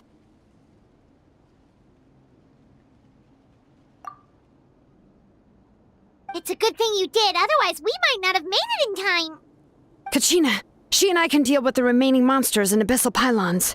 You should go catch up with the rest of the group before your parents start worrying about you. Stay safe, Kachina. Come on, let's get this done.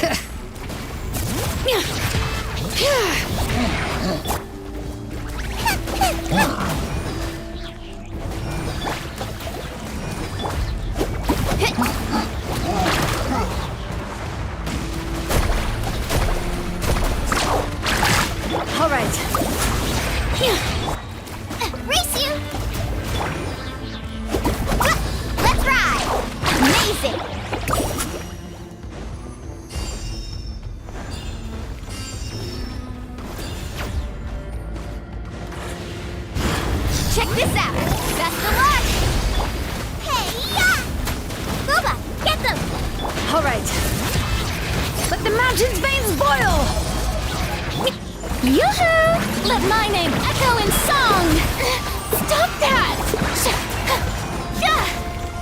All right.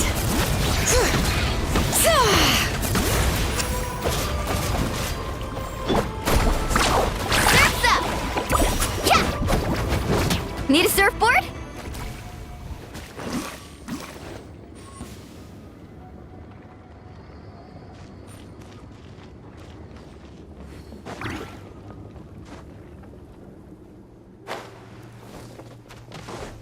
Faster!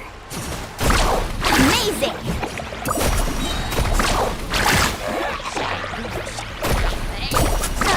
Surf's up!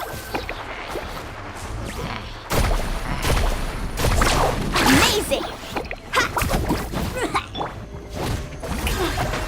How dare you!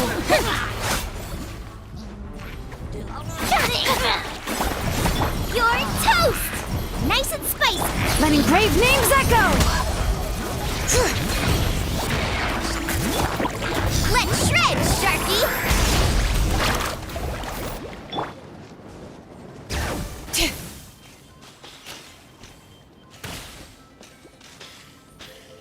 Woohoo!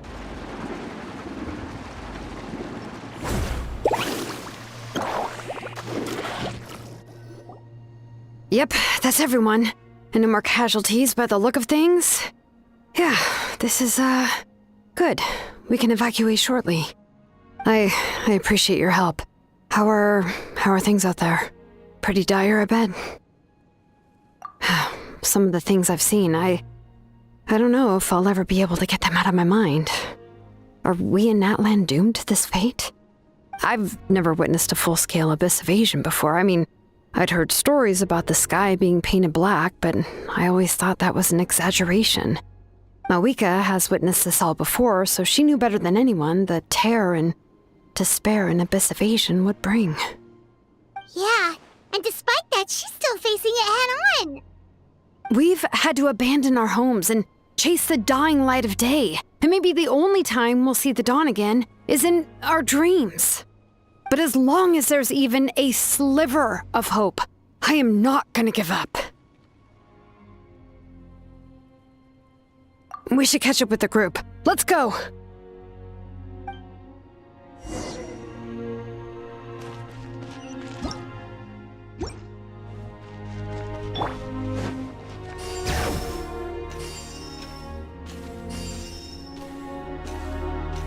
Woohoo!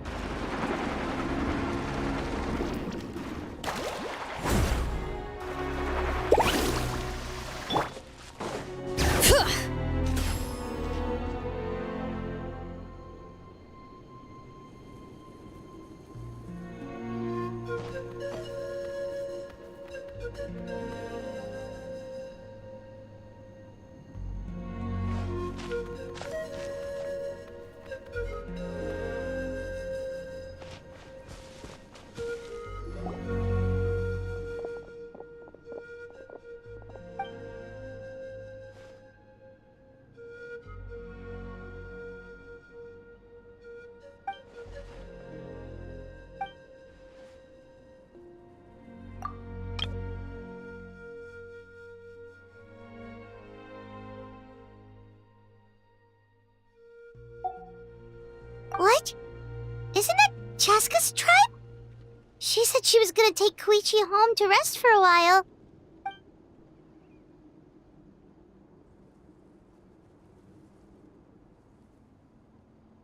But how, right? Everyone's struggling just to defend themselves. There is no spare manpower. At this rate, it won't be long before even the stadium is indefensible. And with everyone congregating at the stadium, the Abyss forces will start converging there, too. Then there'll be a battle on a scale much larger than anything we've seen so far. On the bright side, at least my old injuries aren't playing up at the moment. It means I can actually join in with the fighting. The crux of the issue is that the heart of the Abyss itself has joined the invasion. That's a power we just can't match. I have every faith in the courage of our people. The Natlanese will never give in to despair. But still, the fact is, our lives are more fragile than our spirits. Traveler Paimon knows what you're about to say. Yeah, Paimon sure is getting tired from all this flying, but it doesn't matter. Wherever you go, Paimon's going too. Yep, we'll leave the Children of Echoes to you guys. Flower Feather Clan, hang in there. We're coming. If there was ever a time to push ourselves to the limit, that time is now!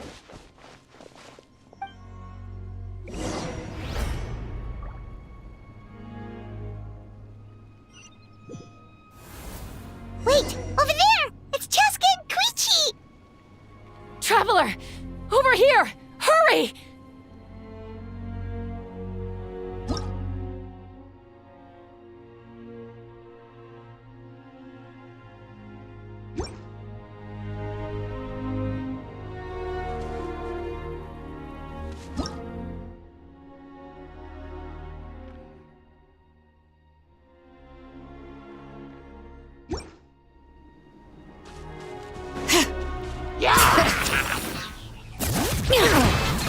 Woohoo!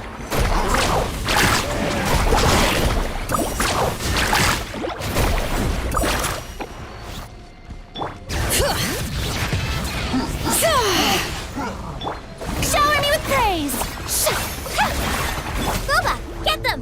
Hear the echoes of the valley!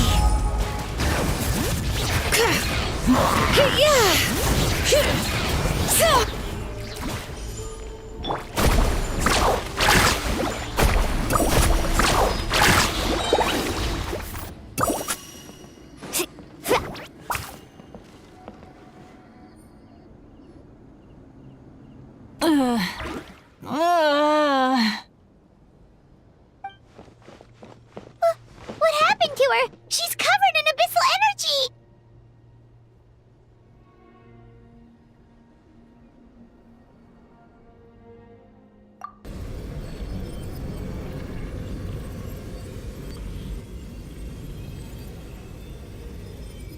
Please, save her.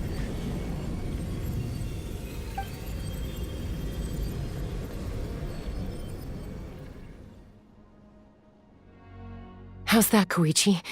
Any better now? Koichi! Koichi! Chaska, I used to think Mom and Dad were crazy for adopting you. I was the younger sibling, but I always felt like it was my job to help Mom and Dad take care of you. I thought I could set you free from the abyssal energy you struggled with. I guess I was pretty full of myself, huh? Thinking I could fix you when... well, we were always the same. Hush, Koichi. Put those thoughts right out of your mind. We'll be at the stadium in no time, okay? I'll carry you there.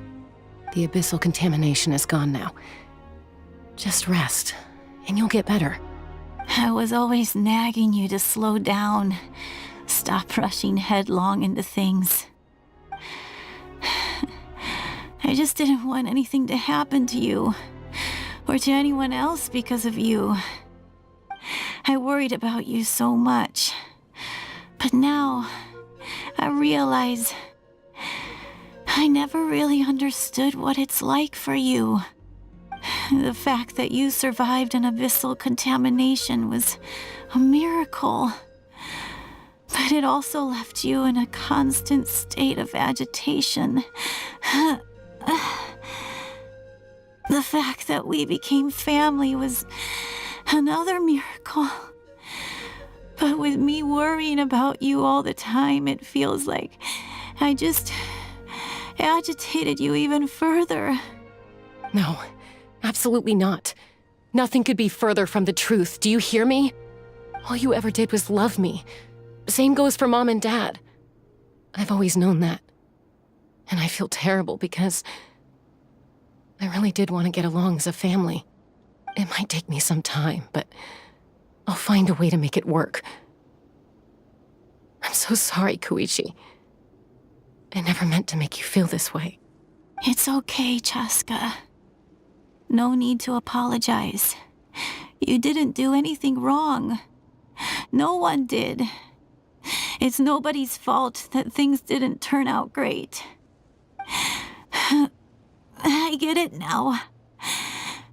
So, no nagging from me this time. You keep forging ahead, sis. Never slow down, and never hold back. Spread your wings and fly free, like the fiercest kukasaur in the sky. Show the world who the bravest flower feather warrior is. Because that's who you are. And that's the sister I'm proud of.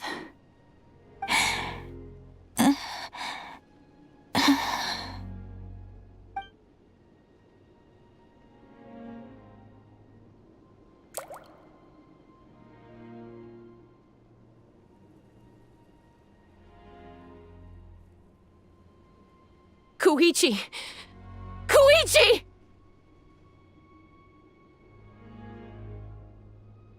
Koichi?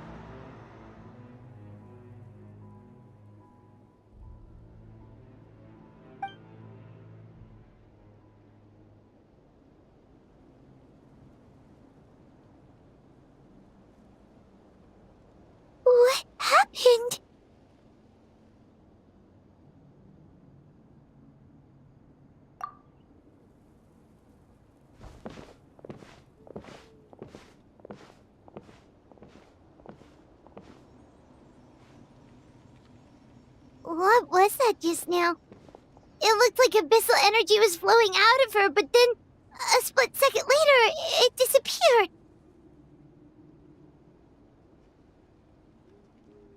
Koichi did say that Chaska needs to let off steam now and then, or she'll end up losing herself. But this time she wrestled back control. If only we were faster!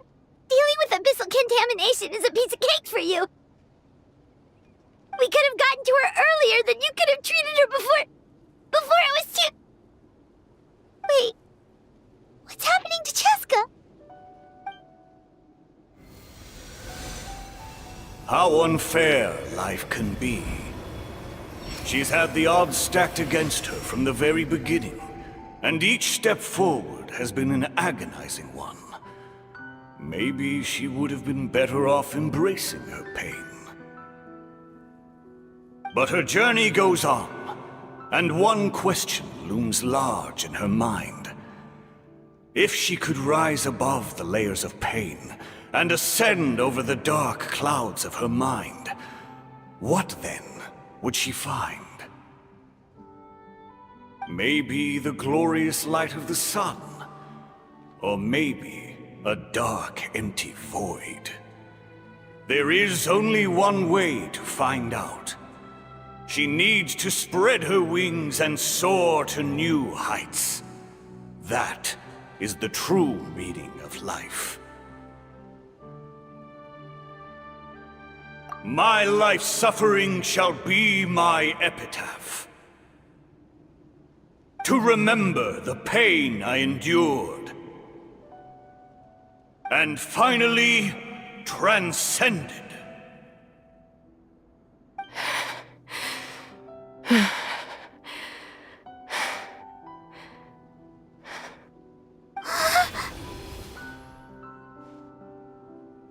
Let's take Koichi somewhere safer.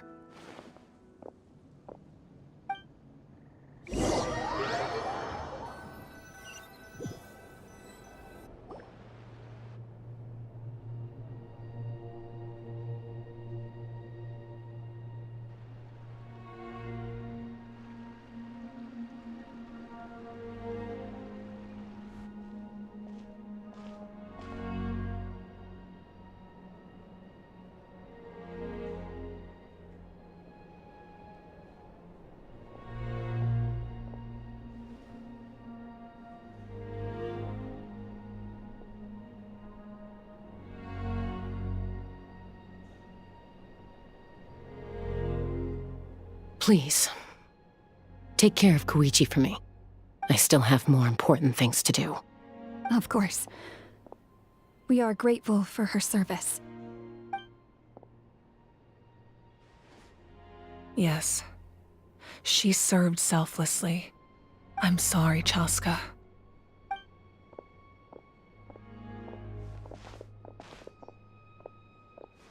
It's all right. I'm far from the only one going through this right now. Koichi wanted to be a hero. And in my heart, she always will be. If we want to honor what she stood for, not to mention her sacrifice. Archon, we need to hurry. Time for this war to end.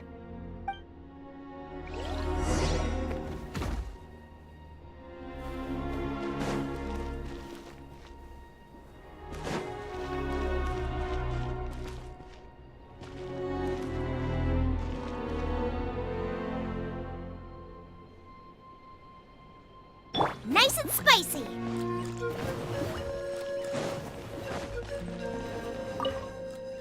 No, Archons, I'm out of my depth. We're understaffed and undersupplied, and I can't even treat half the wounds I'm seeing. I just wish I had someone with more expertise to turn to. No, I mustn't think like that. I have to rise to the challenge.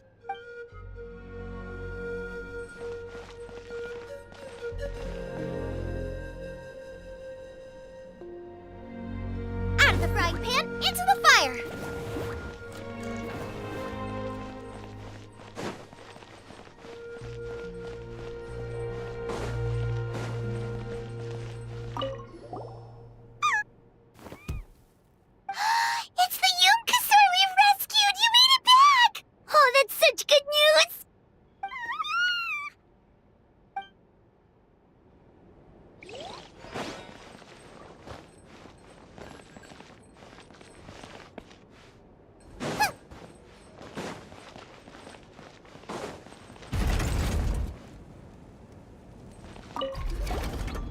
Oh, hey, you two.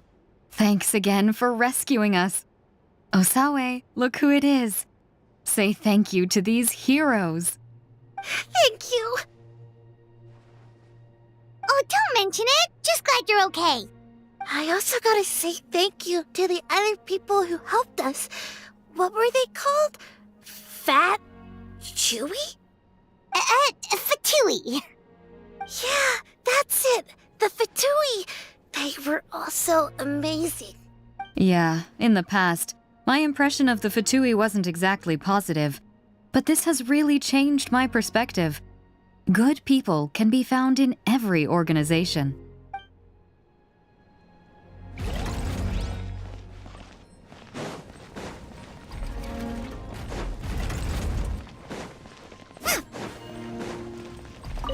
Oh, it's you two.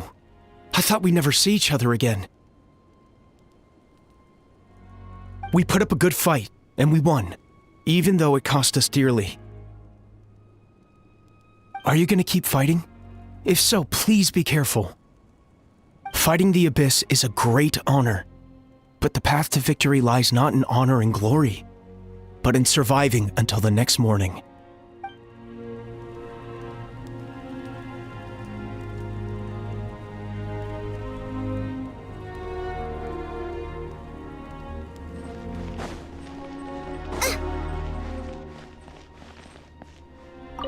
I'm delighted to see you make it back safe and sound. Just keeping our word. We said we'd see you at the stadium. You know, this was the first time in my life slaying an abyss monster. And I realized in that moment, they're not that tough. I let my fear win for too long. Makes me wonder how many people I could have saved if I'd just had the courage. Don't be so hard on yourself. Right now, staying alive is the most important thing you can do. We must live on so their stories can be told. They will live forever in our hearts.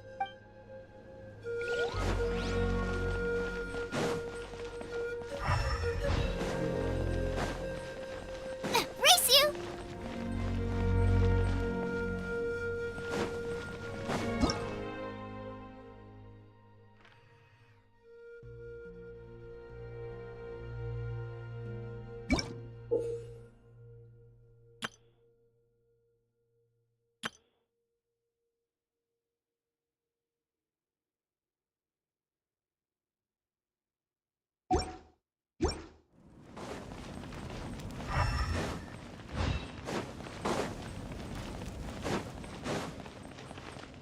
Woohoo!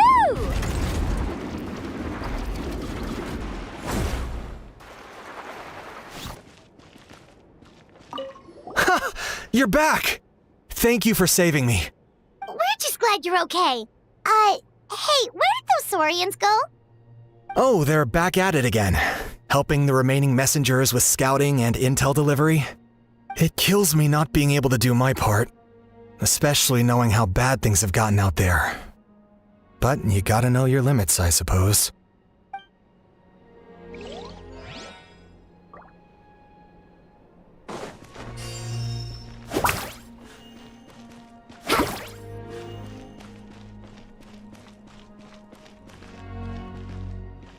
Need a surfboard?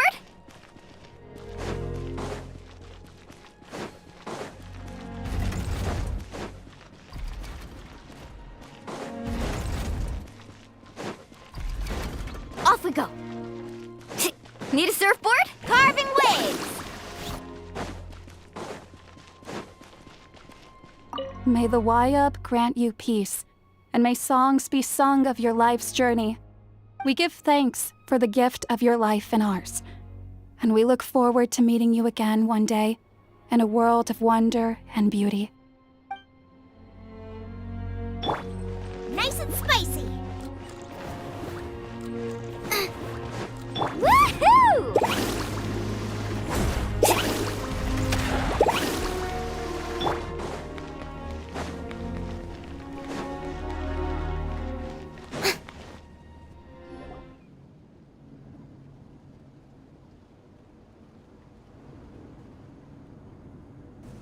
Everyone, are you ready? A bitter war lies ahead.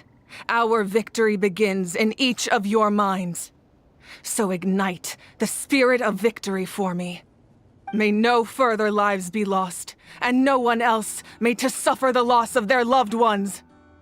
As long as blood still runs through your veins, even the tiniest spark of steel against stone can ignite a flame.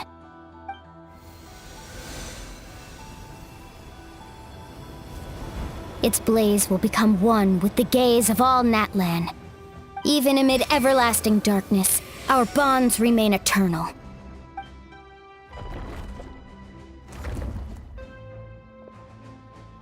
Stone engraved in echoing peaks. Converge, disperse, in ashes be reborn. For flames born anew, and the blazing dawn. A hero scaled the volcano to seize the sun. Anointed with flames, she shone with the light of 1,000 stars. Now, guide me in my first step. Having foretold his own death, the omniscient man holds a feast in celebration. Let us raise our cups in honor of his heroism and send him off with this final tribute. For at last, his wish is now fulfilled.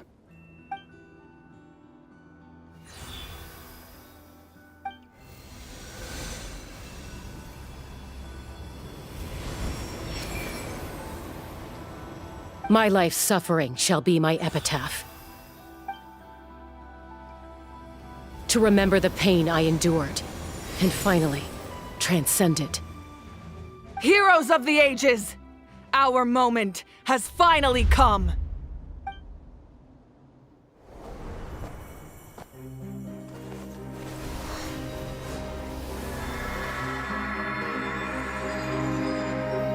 We unite as one! Baptized by the Turnfire. Bearing an ancient blessing. Knowing true power. And accepting a fate of devotion. We embrace the transcendent flame. For Natlan! For Natlan!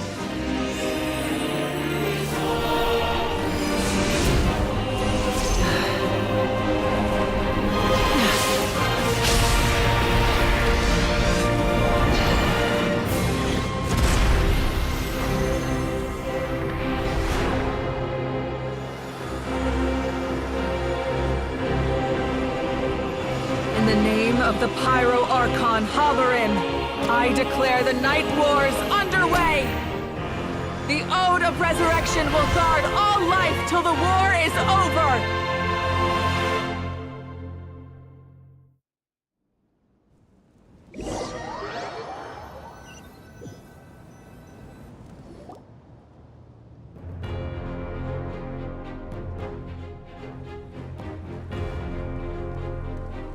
That is an outright scary level of power. So, from now on, all warriors will be able to resurrect themselves using the sacred flame. That's right. No more casualties. It's time to wipe the enemy off the face of the earth. And to reclaim our lost territory.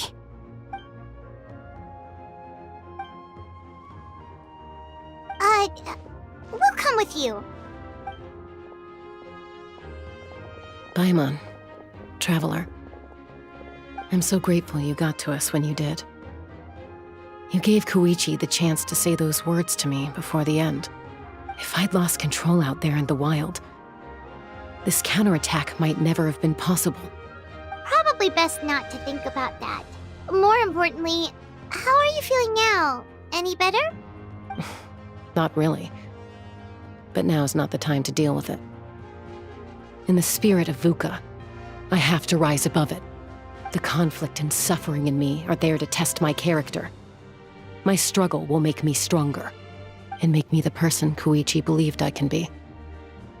Alright, let's go show the Abyss what human beings are made of. They'll be sorry they messed with Natlan after we're through with them.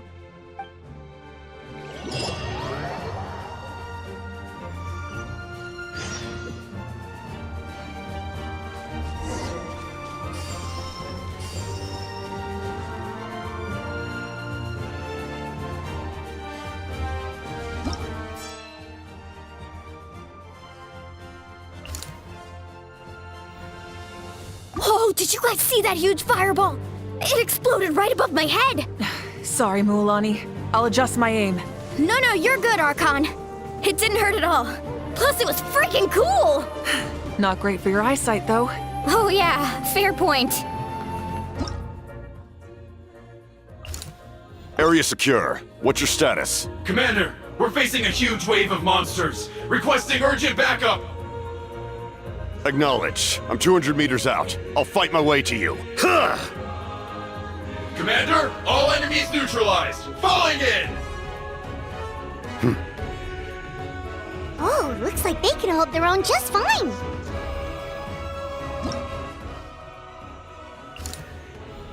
Great work! Don't worry, we're unstoppable.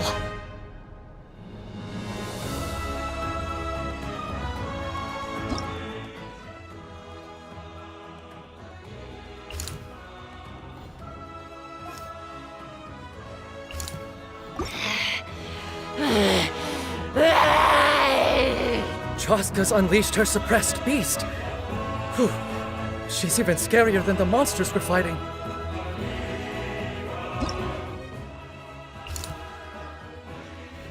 Okay, everyone's safe. Granny, please go on ahead with the others. I just need some more time, I promise. I won't hold things up. Oh, roar on! Leave the vegetables and aphids behind, you dimwit! It's too dangerous!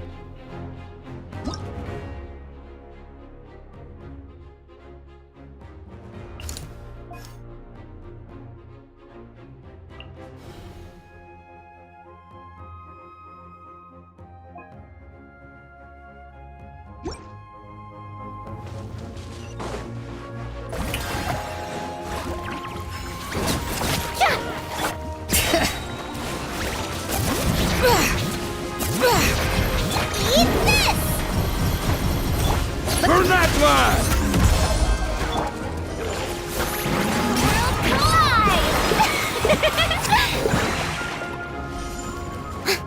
Whoa, what's that? Aerial support from Moeka? Look how powerful she is now. It's borderline unfair. Ha! Ha! Ho! Sha! Ya!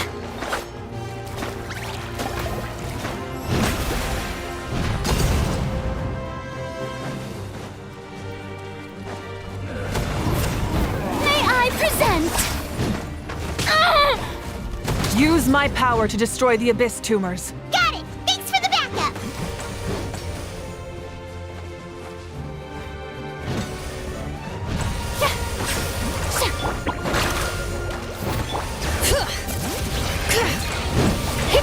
The show begins!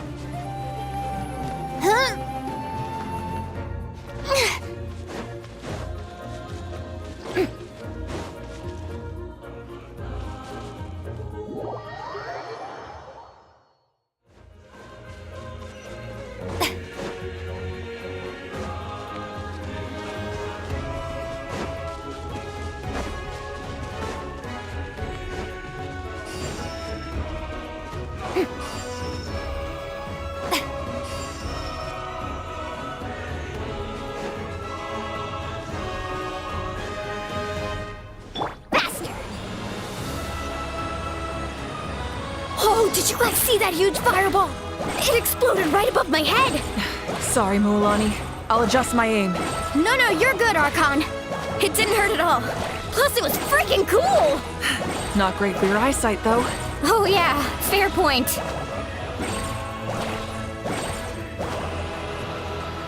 Ugh, Ahal's coming in way too hot.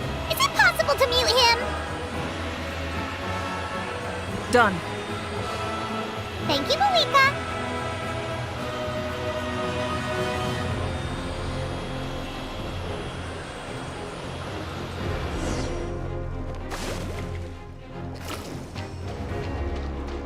Need a surf backup has arrived. All right, give him hell.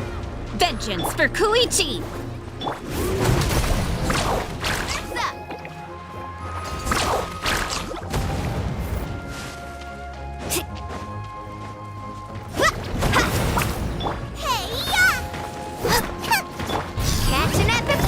The enemy ranks are thinning. Time to double down. Use the Pyro Archon's power and show no mercy.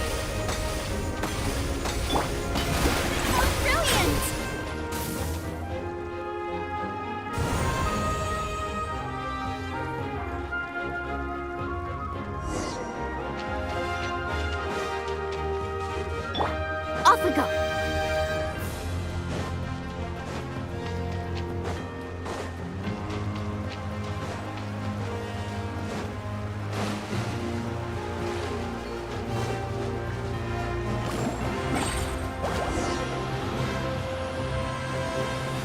Kachina, over here! I'll send you up, it'll be quicker!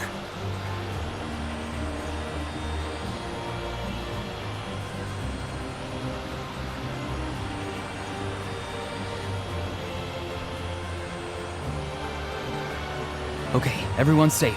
Granny, please go on ahead with the others. I just need some more time, I promise. I won't hold things up. Oh, roar on! Leave the vegetables and aphids behind, you dimwit! It's too dangerous!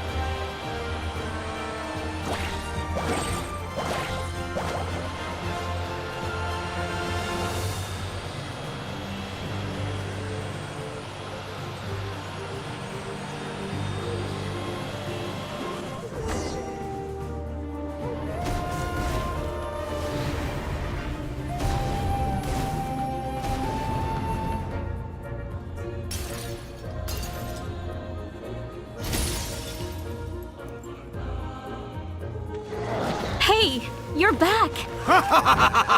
That sacred flame has got me pretty fired up. I'm ready to butcher a whole army of monsters. Everyone, death is now off the table.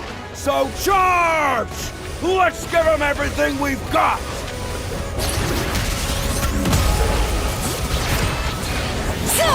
The show begins!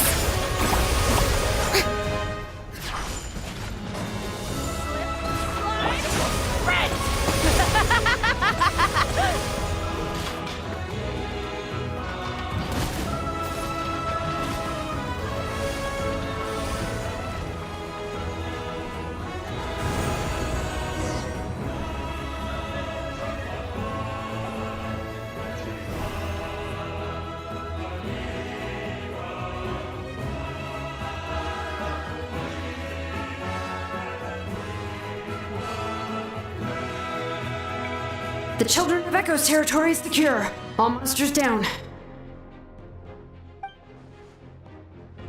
All good here at the People of the Springs, too. We crushed it! Masters of the Night Wind are also safe. Should I go support the Flower Feather clan? Things are still pretty rough over there. I'm already en route. No need. I just dealt with it. Already? But you were just at the stadium! Yeah, well, you have no idea how long I've been itching to bash some heads in. Oh! Fair enough. Ian-san, what should we do about the Collective of Plenty? Your home's a long ways away from the stadium. Oh, no need to worry. I just heard from Verisa. She says they're safe now.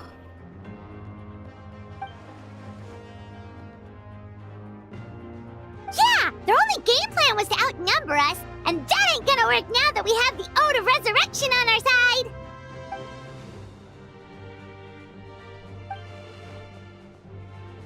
We ain't gonna let them get away with that! Friends, let's gather at the stadium! More abyss tumors have descended, all near the stadium. Let's split up and take them out!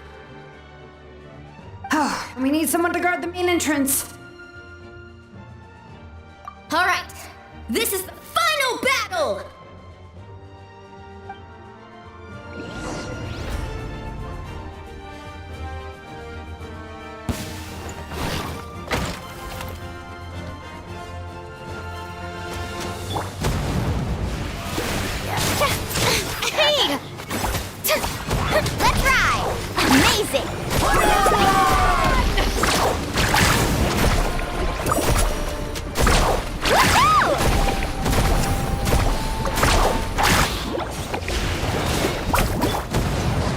Let my name echo in songs!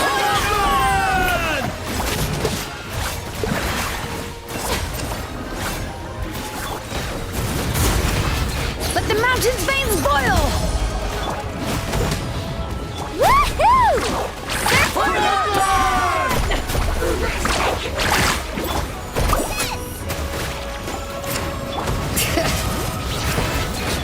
Check this out! Best of luck! Carving waves! Need a surfboard? Surf's up! Nice and spicy! Hear the echoes of the valley! Woohoo!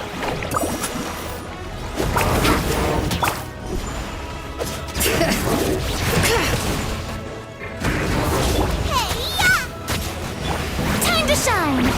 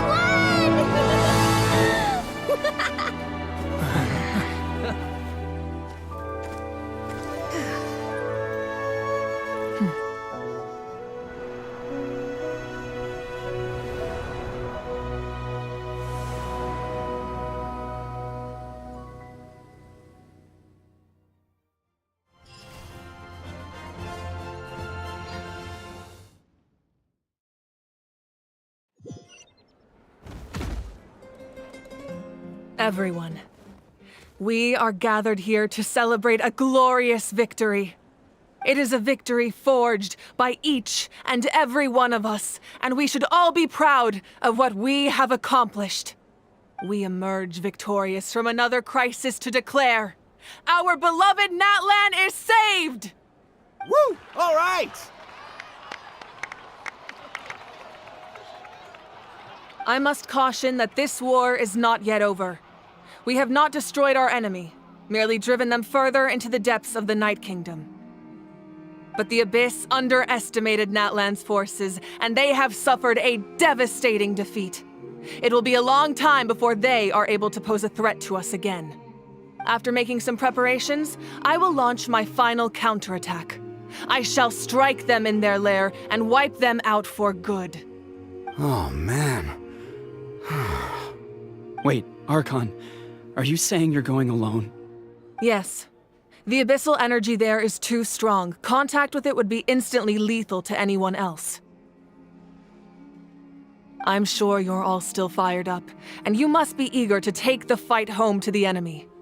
But I must ask you to temper your ambitions. I will return victorious, for all of us. It's kind of a shame that we can't join him with a final showdown. Please, look at the bigger picture. Thanks to every one of you, we have already secured an enormous victory. Tonight, we should celebrate to our heart's content. I guess if our lives are no longer at risk, things can basically go back to normal, right? That's good enough for me. Beats having monsters everywhere. When the time comes, I will gather everyone here again. Now, let us also remember those who gave their lives fighting for our nation. Once the last dregs of the Abyss are wiped out, I intend to give them the grand funeral they deserve. An ancient name could never record the many who we lost. But no hero of Natlan should be forgotten. If I may, let's have a moment of silence for the fallen.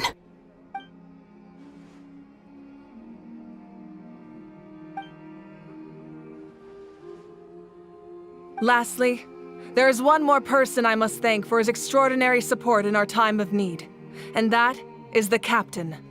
Speaking in a personal capacity, I should like to offer my sincere congratulations on your victory. Well, everyone, please enjoy the victory feast. I hope it's a chance to relax your minds and rekindle your spirits, so that we may face what lies ahead with renewed vigor.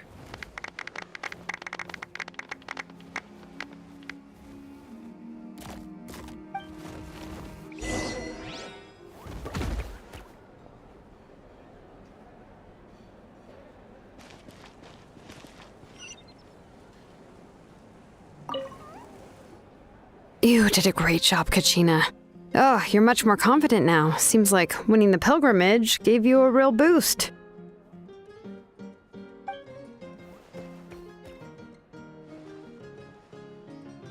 I spoke to your mom and dad. They were singing your praises. They said the world's your oyster now. How are things at the People of the Springs base?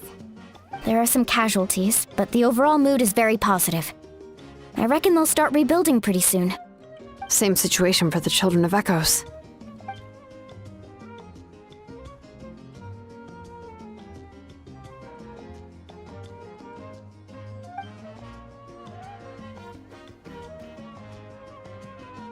Oh, that's a great idea. Let's do it together. Let's hope that their sacrifice marks the beginning of a new age for Natlan. An age of unprecedented peace.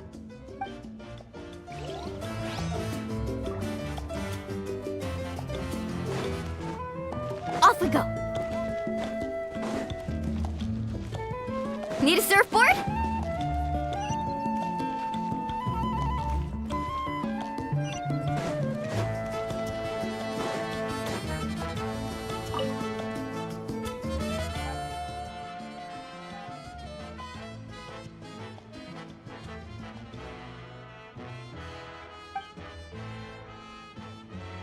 Unless you want to get punched in the face. What is it with you, Ahau? Why are you so incapable of being nice?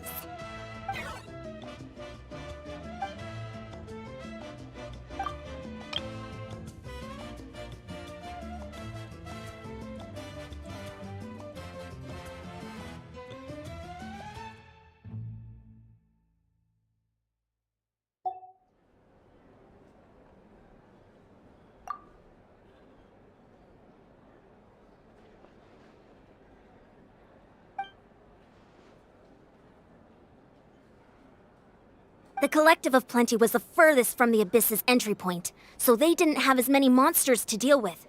From what I hear, they got off relatively unscathed.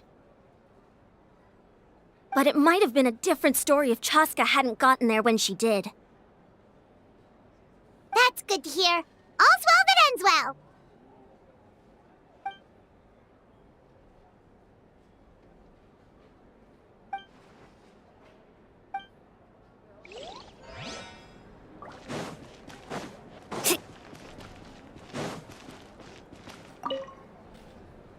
I must congratulate you on your efforts during this war. I'm told you have proven yourself to be an outstanding adventurer and warrior. You remind me of the Prince. The similarities in your approach are striking, especially when you told me you wanted to win. I hope you will see him soon.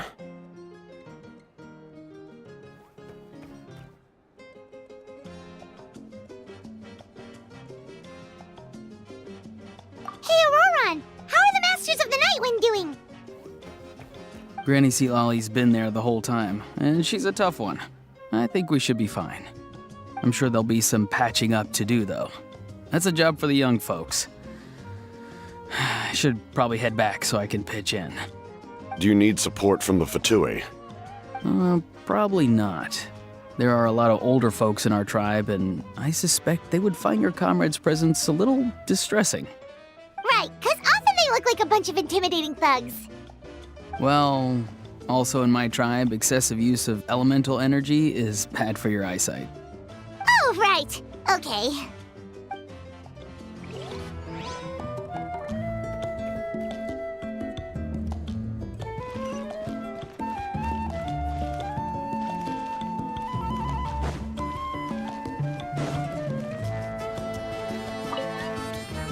Off we go. Carving waves.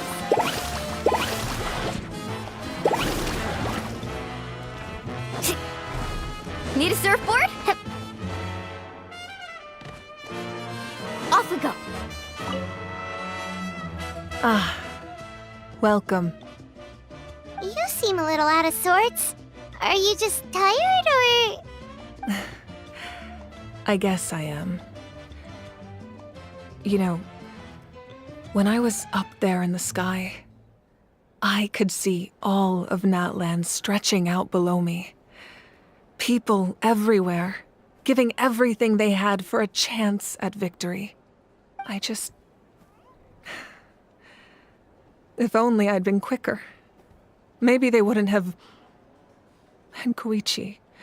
Maybe she'd still... I'm sorry. Now is not the time for that. Fruit juice, right?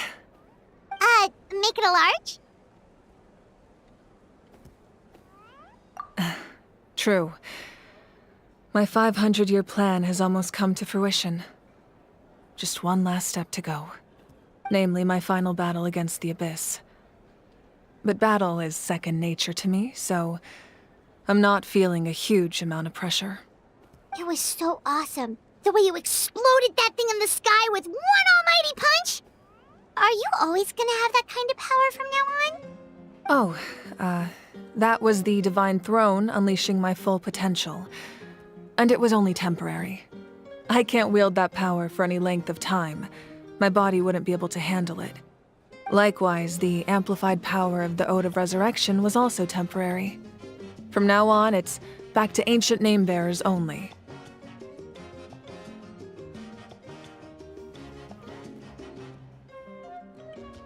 Correct.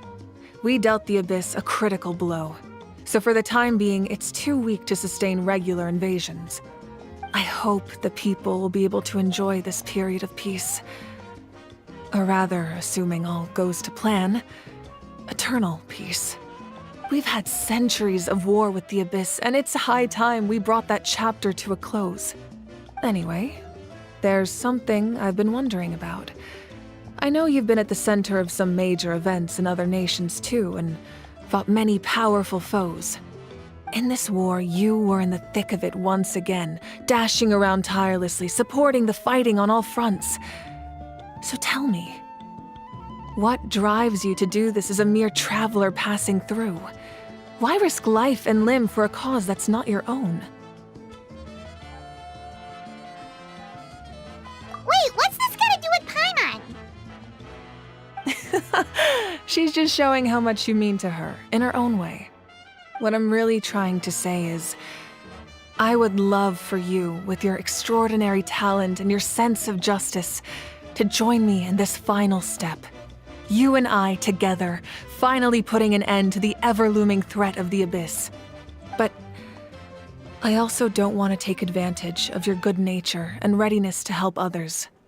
The final battle will be very dangerous, and you have the rest of your journey to consider. I'm sure you must be weary. Sleep well tonight. Let's talk again tomorrow in the speaker's chamber. I'll give you more details on the final battle, and then I hope to hear your verdict.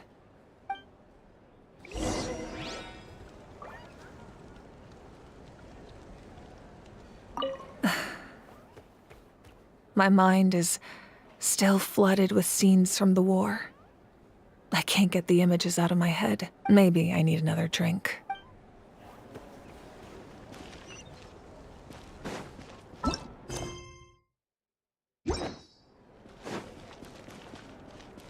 I'm still Do I sense a degree of regret.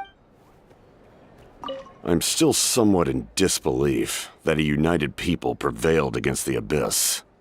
Do I sense some regret in your words? A degree of regret is inevitable.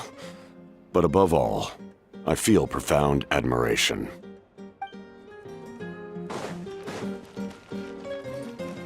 Oh, wow, if you're making candles, I have some materials you can use. They're in the warehouse. Should have plenty to spare.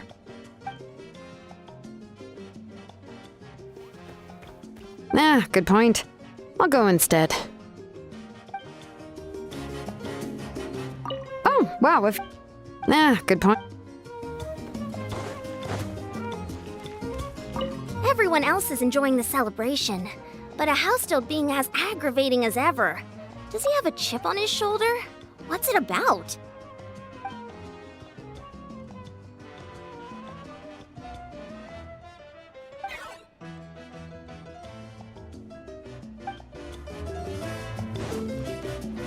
Need a surfboard faster. Off we go.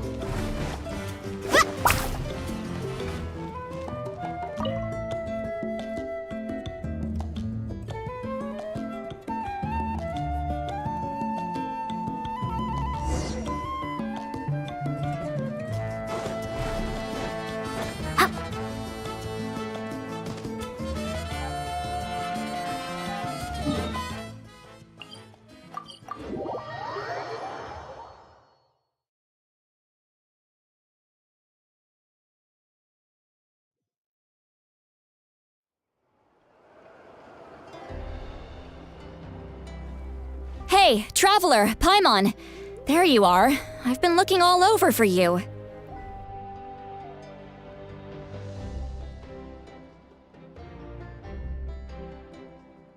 Oh, hey, Sweet Lolly!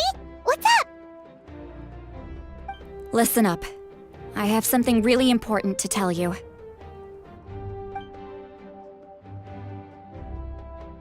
What? Are you serious?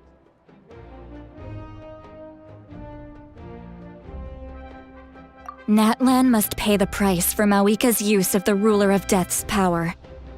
That price is death. And only Mawika's death can clear the debt.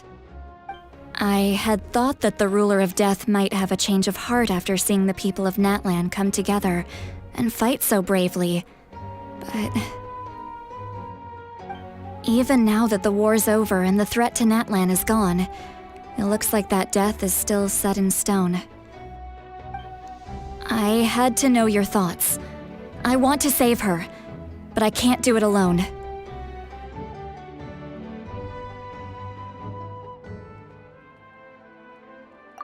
Okay, good.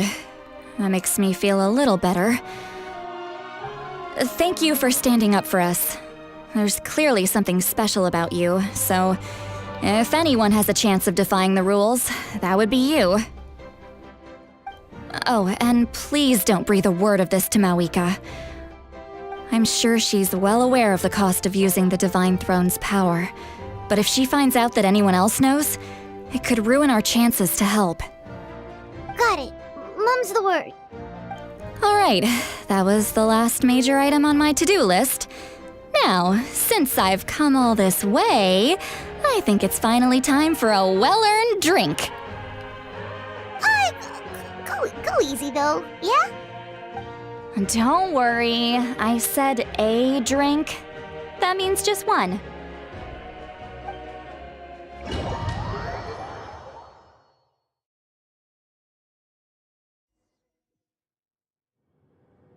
All right, you little munchkin, if you keep pestering me, I'm gonna have to get serious.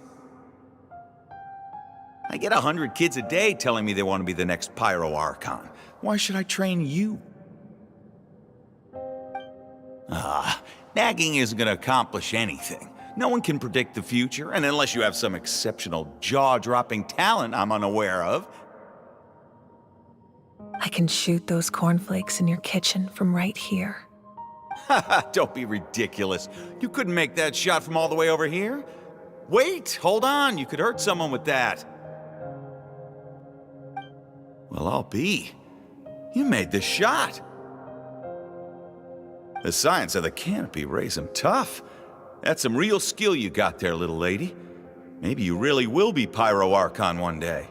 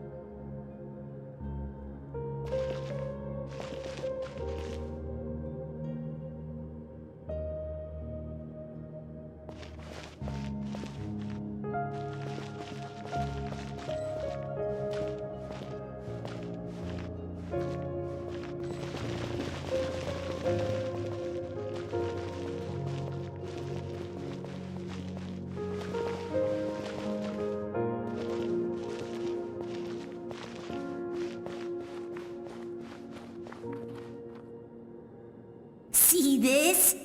I'm the first one of us to get an ancient name. And it's not just any ancient name, but Mollypo. If you ask me nicely, there's still time to join my team for the pilgrimage, you know. No need to scowl. You lost and I won, it's no big deal. You want me to be happy for you when your turn comes, right? So cheer up. I'll get my own ancient name soon enough, and it'll be an even better one than yours. Oh, really? Well, good luck with that. What ancient name could beat Mollypo in our tribe? Unless... surely you don't mean Kiongozi?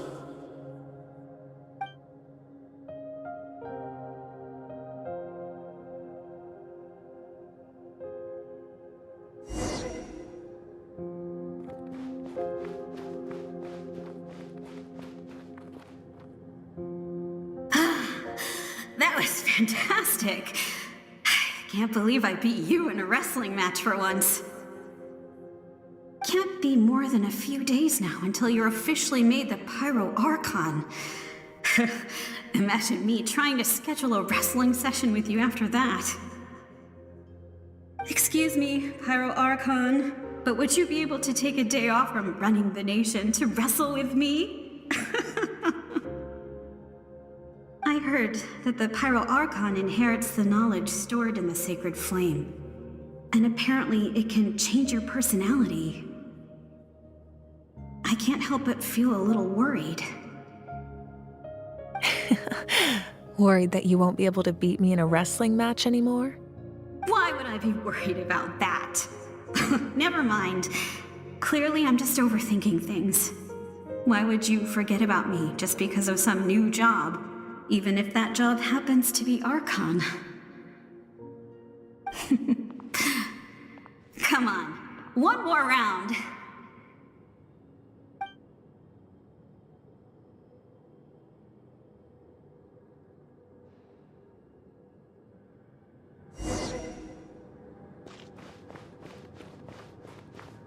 After the darkness will come the dawn.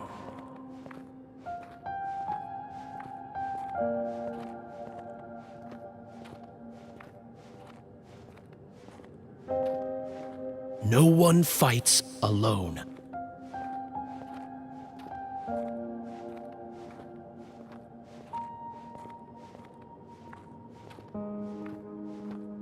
For Natlan!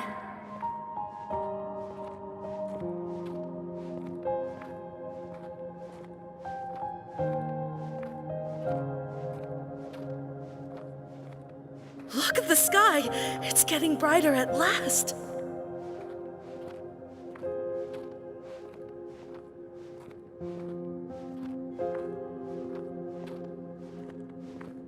We walk the righteous path, and the Pyro Archon will guide us.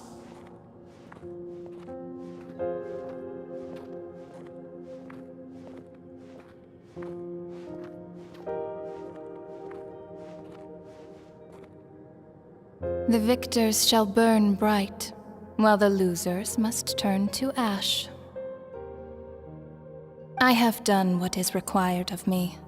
The rules are now written into the Night Kingdom, and this will help you to stand against the Abyss. It is still not enough. All this can do is give my people courage. It will not see us through a true catastrophe. If you are to make the Natlanese alone bear the consequences of a broken world, you will have to bring more to the bargaining table. You are the greediest human I have ever met, and the fiercest negotiator. No other would seriously ask to borrow my power. My domain is death, and its power comes at a great price. The question is, are you prepared to pay? I need that power. Only a hero can truly wield it, and heroes are not afraid of dying. No, a fear of death is ingrained in all living things. If the wielder of this power cannot conquer their fear, countless innocent lives will be claimed in their stead. For only then can the price be paid. Those are the rules. Mine is a nation that will not yield to the Abyss, and it will certainly not yield to your rules. As their culture and civilization is transmitted through the generations and their faith grows, the people will go from strength to strength and reach heights that even I cannot dream of. Very well. I shall agree to help you. But I am merely a shade, and I do not have as much freedom to do as I please as you might think. Then what do you propose? Keep this a secret. If I am questioned about it, I will deny all involvement and claim that treacherous Xbalanque stole my power. That will not be a problem. Thank you. I am glad we could reach an agreement.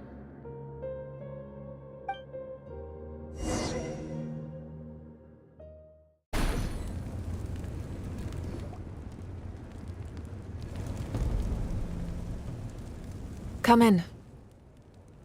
As you know, I've asked you to come here to discuss the task of wiping out the Abyss. Oh, but first, any progress on the ancient name? I'm surprised she was willing to help you, and by extension, me. I'm very grateful to her. Wait, hold on. Wasn't the whole point of the ancient names for winning that huge battle? Why would the Travelers still need one by this point? That's right.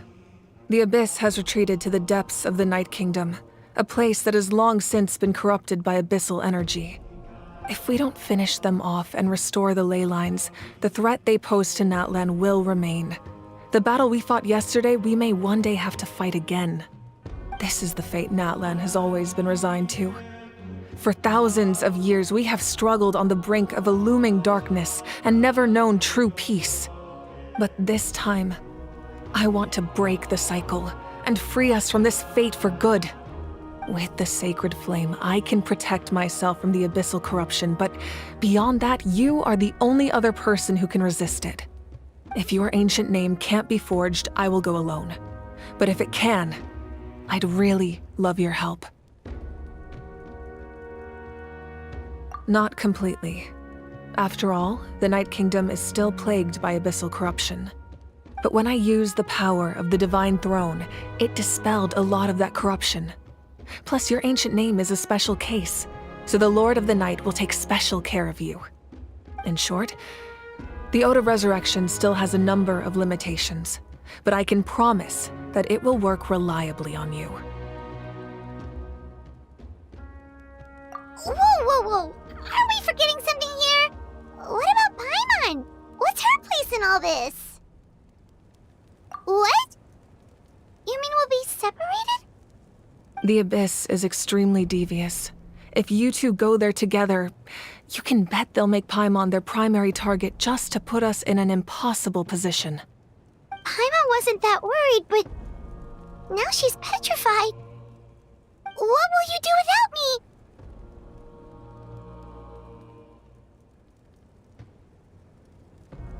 Okay, well, Paimon needs to think about this because you're really asking a lot of her, but give Paimon some time and she'll do her best to rise to the challenge. I greatly appreciate it. Everyone in Natlan knows how important this final battle is. You will be remembered and revered long into the future, until the end of time. If you have any other questions, please ask away.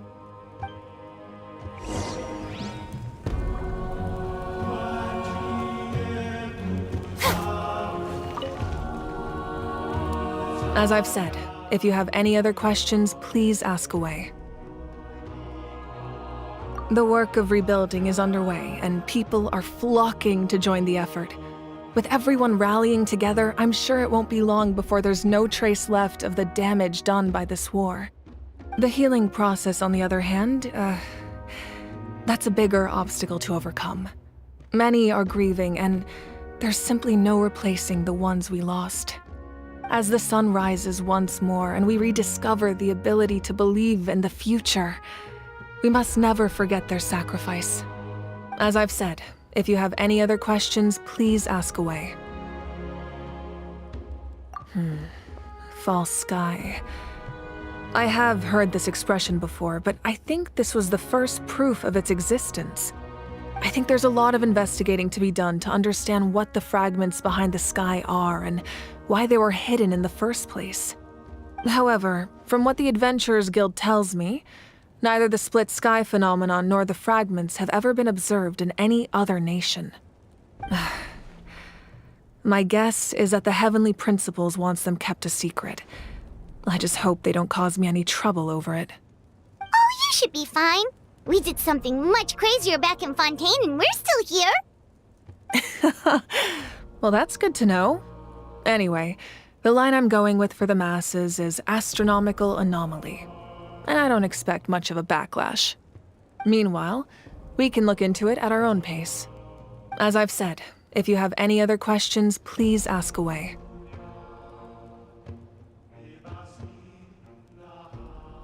That wasn't their souls we saw, but a snapshot of them in time. All the work of the ancient name engravers 500 years ago, who made some special modifications to their names. Their souls returned to the Night Kingdom long ago, and will have been reborn in Natlan since, albeit in a different form.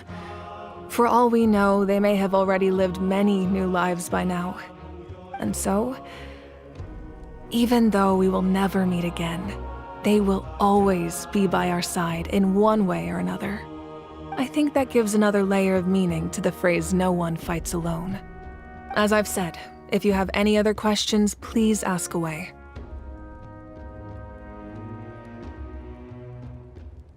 We have a temporary alliance, but I can tell that saving Natlan is not his only goal. Yeah, Paimon still doesn't get why saving Natlan would be so important to him in the first place. Unless he's just a good guy who wants to avoid another Khaenri'ah. But somehow Paimon doubts it's that simple.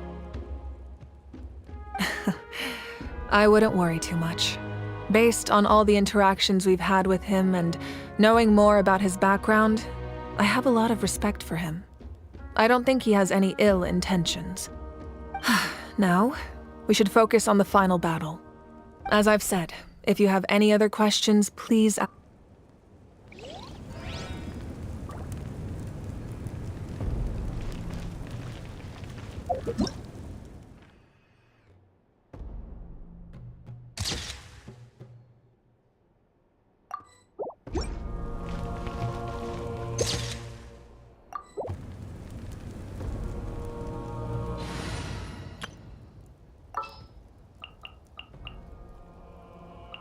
What is the situation?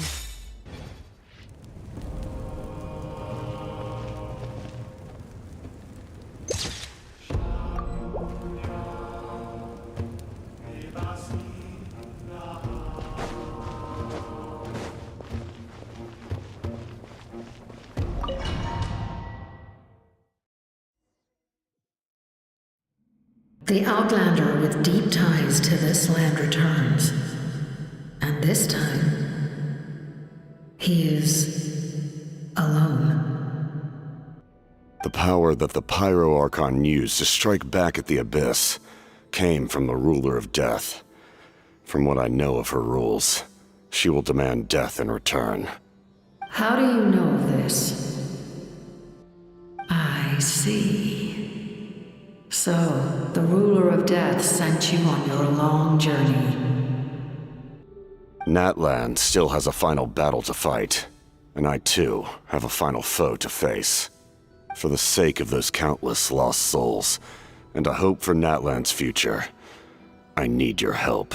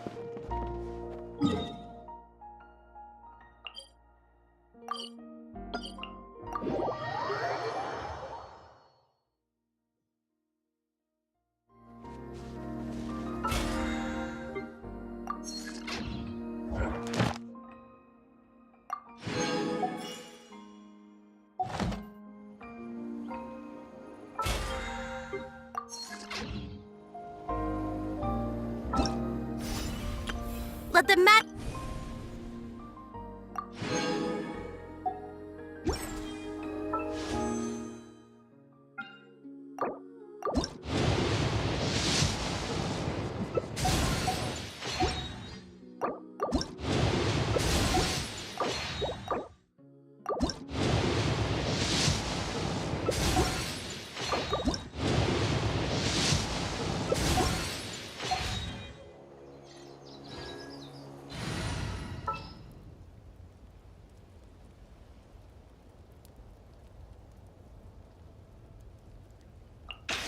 All right. After.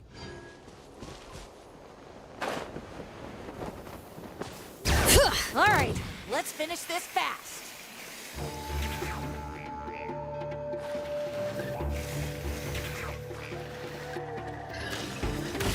Out of the way.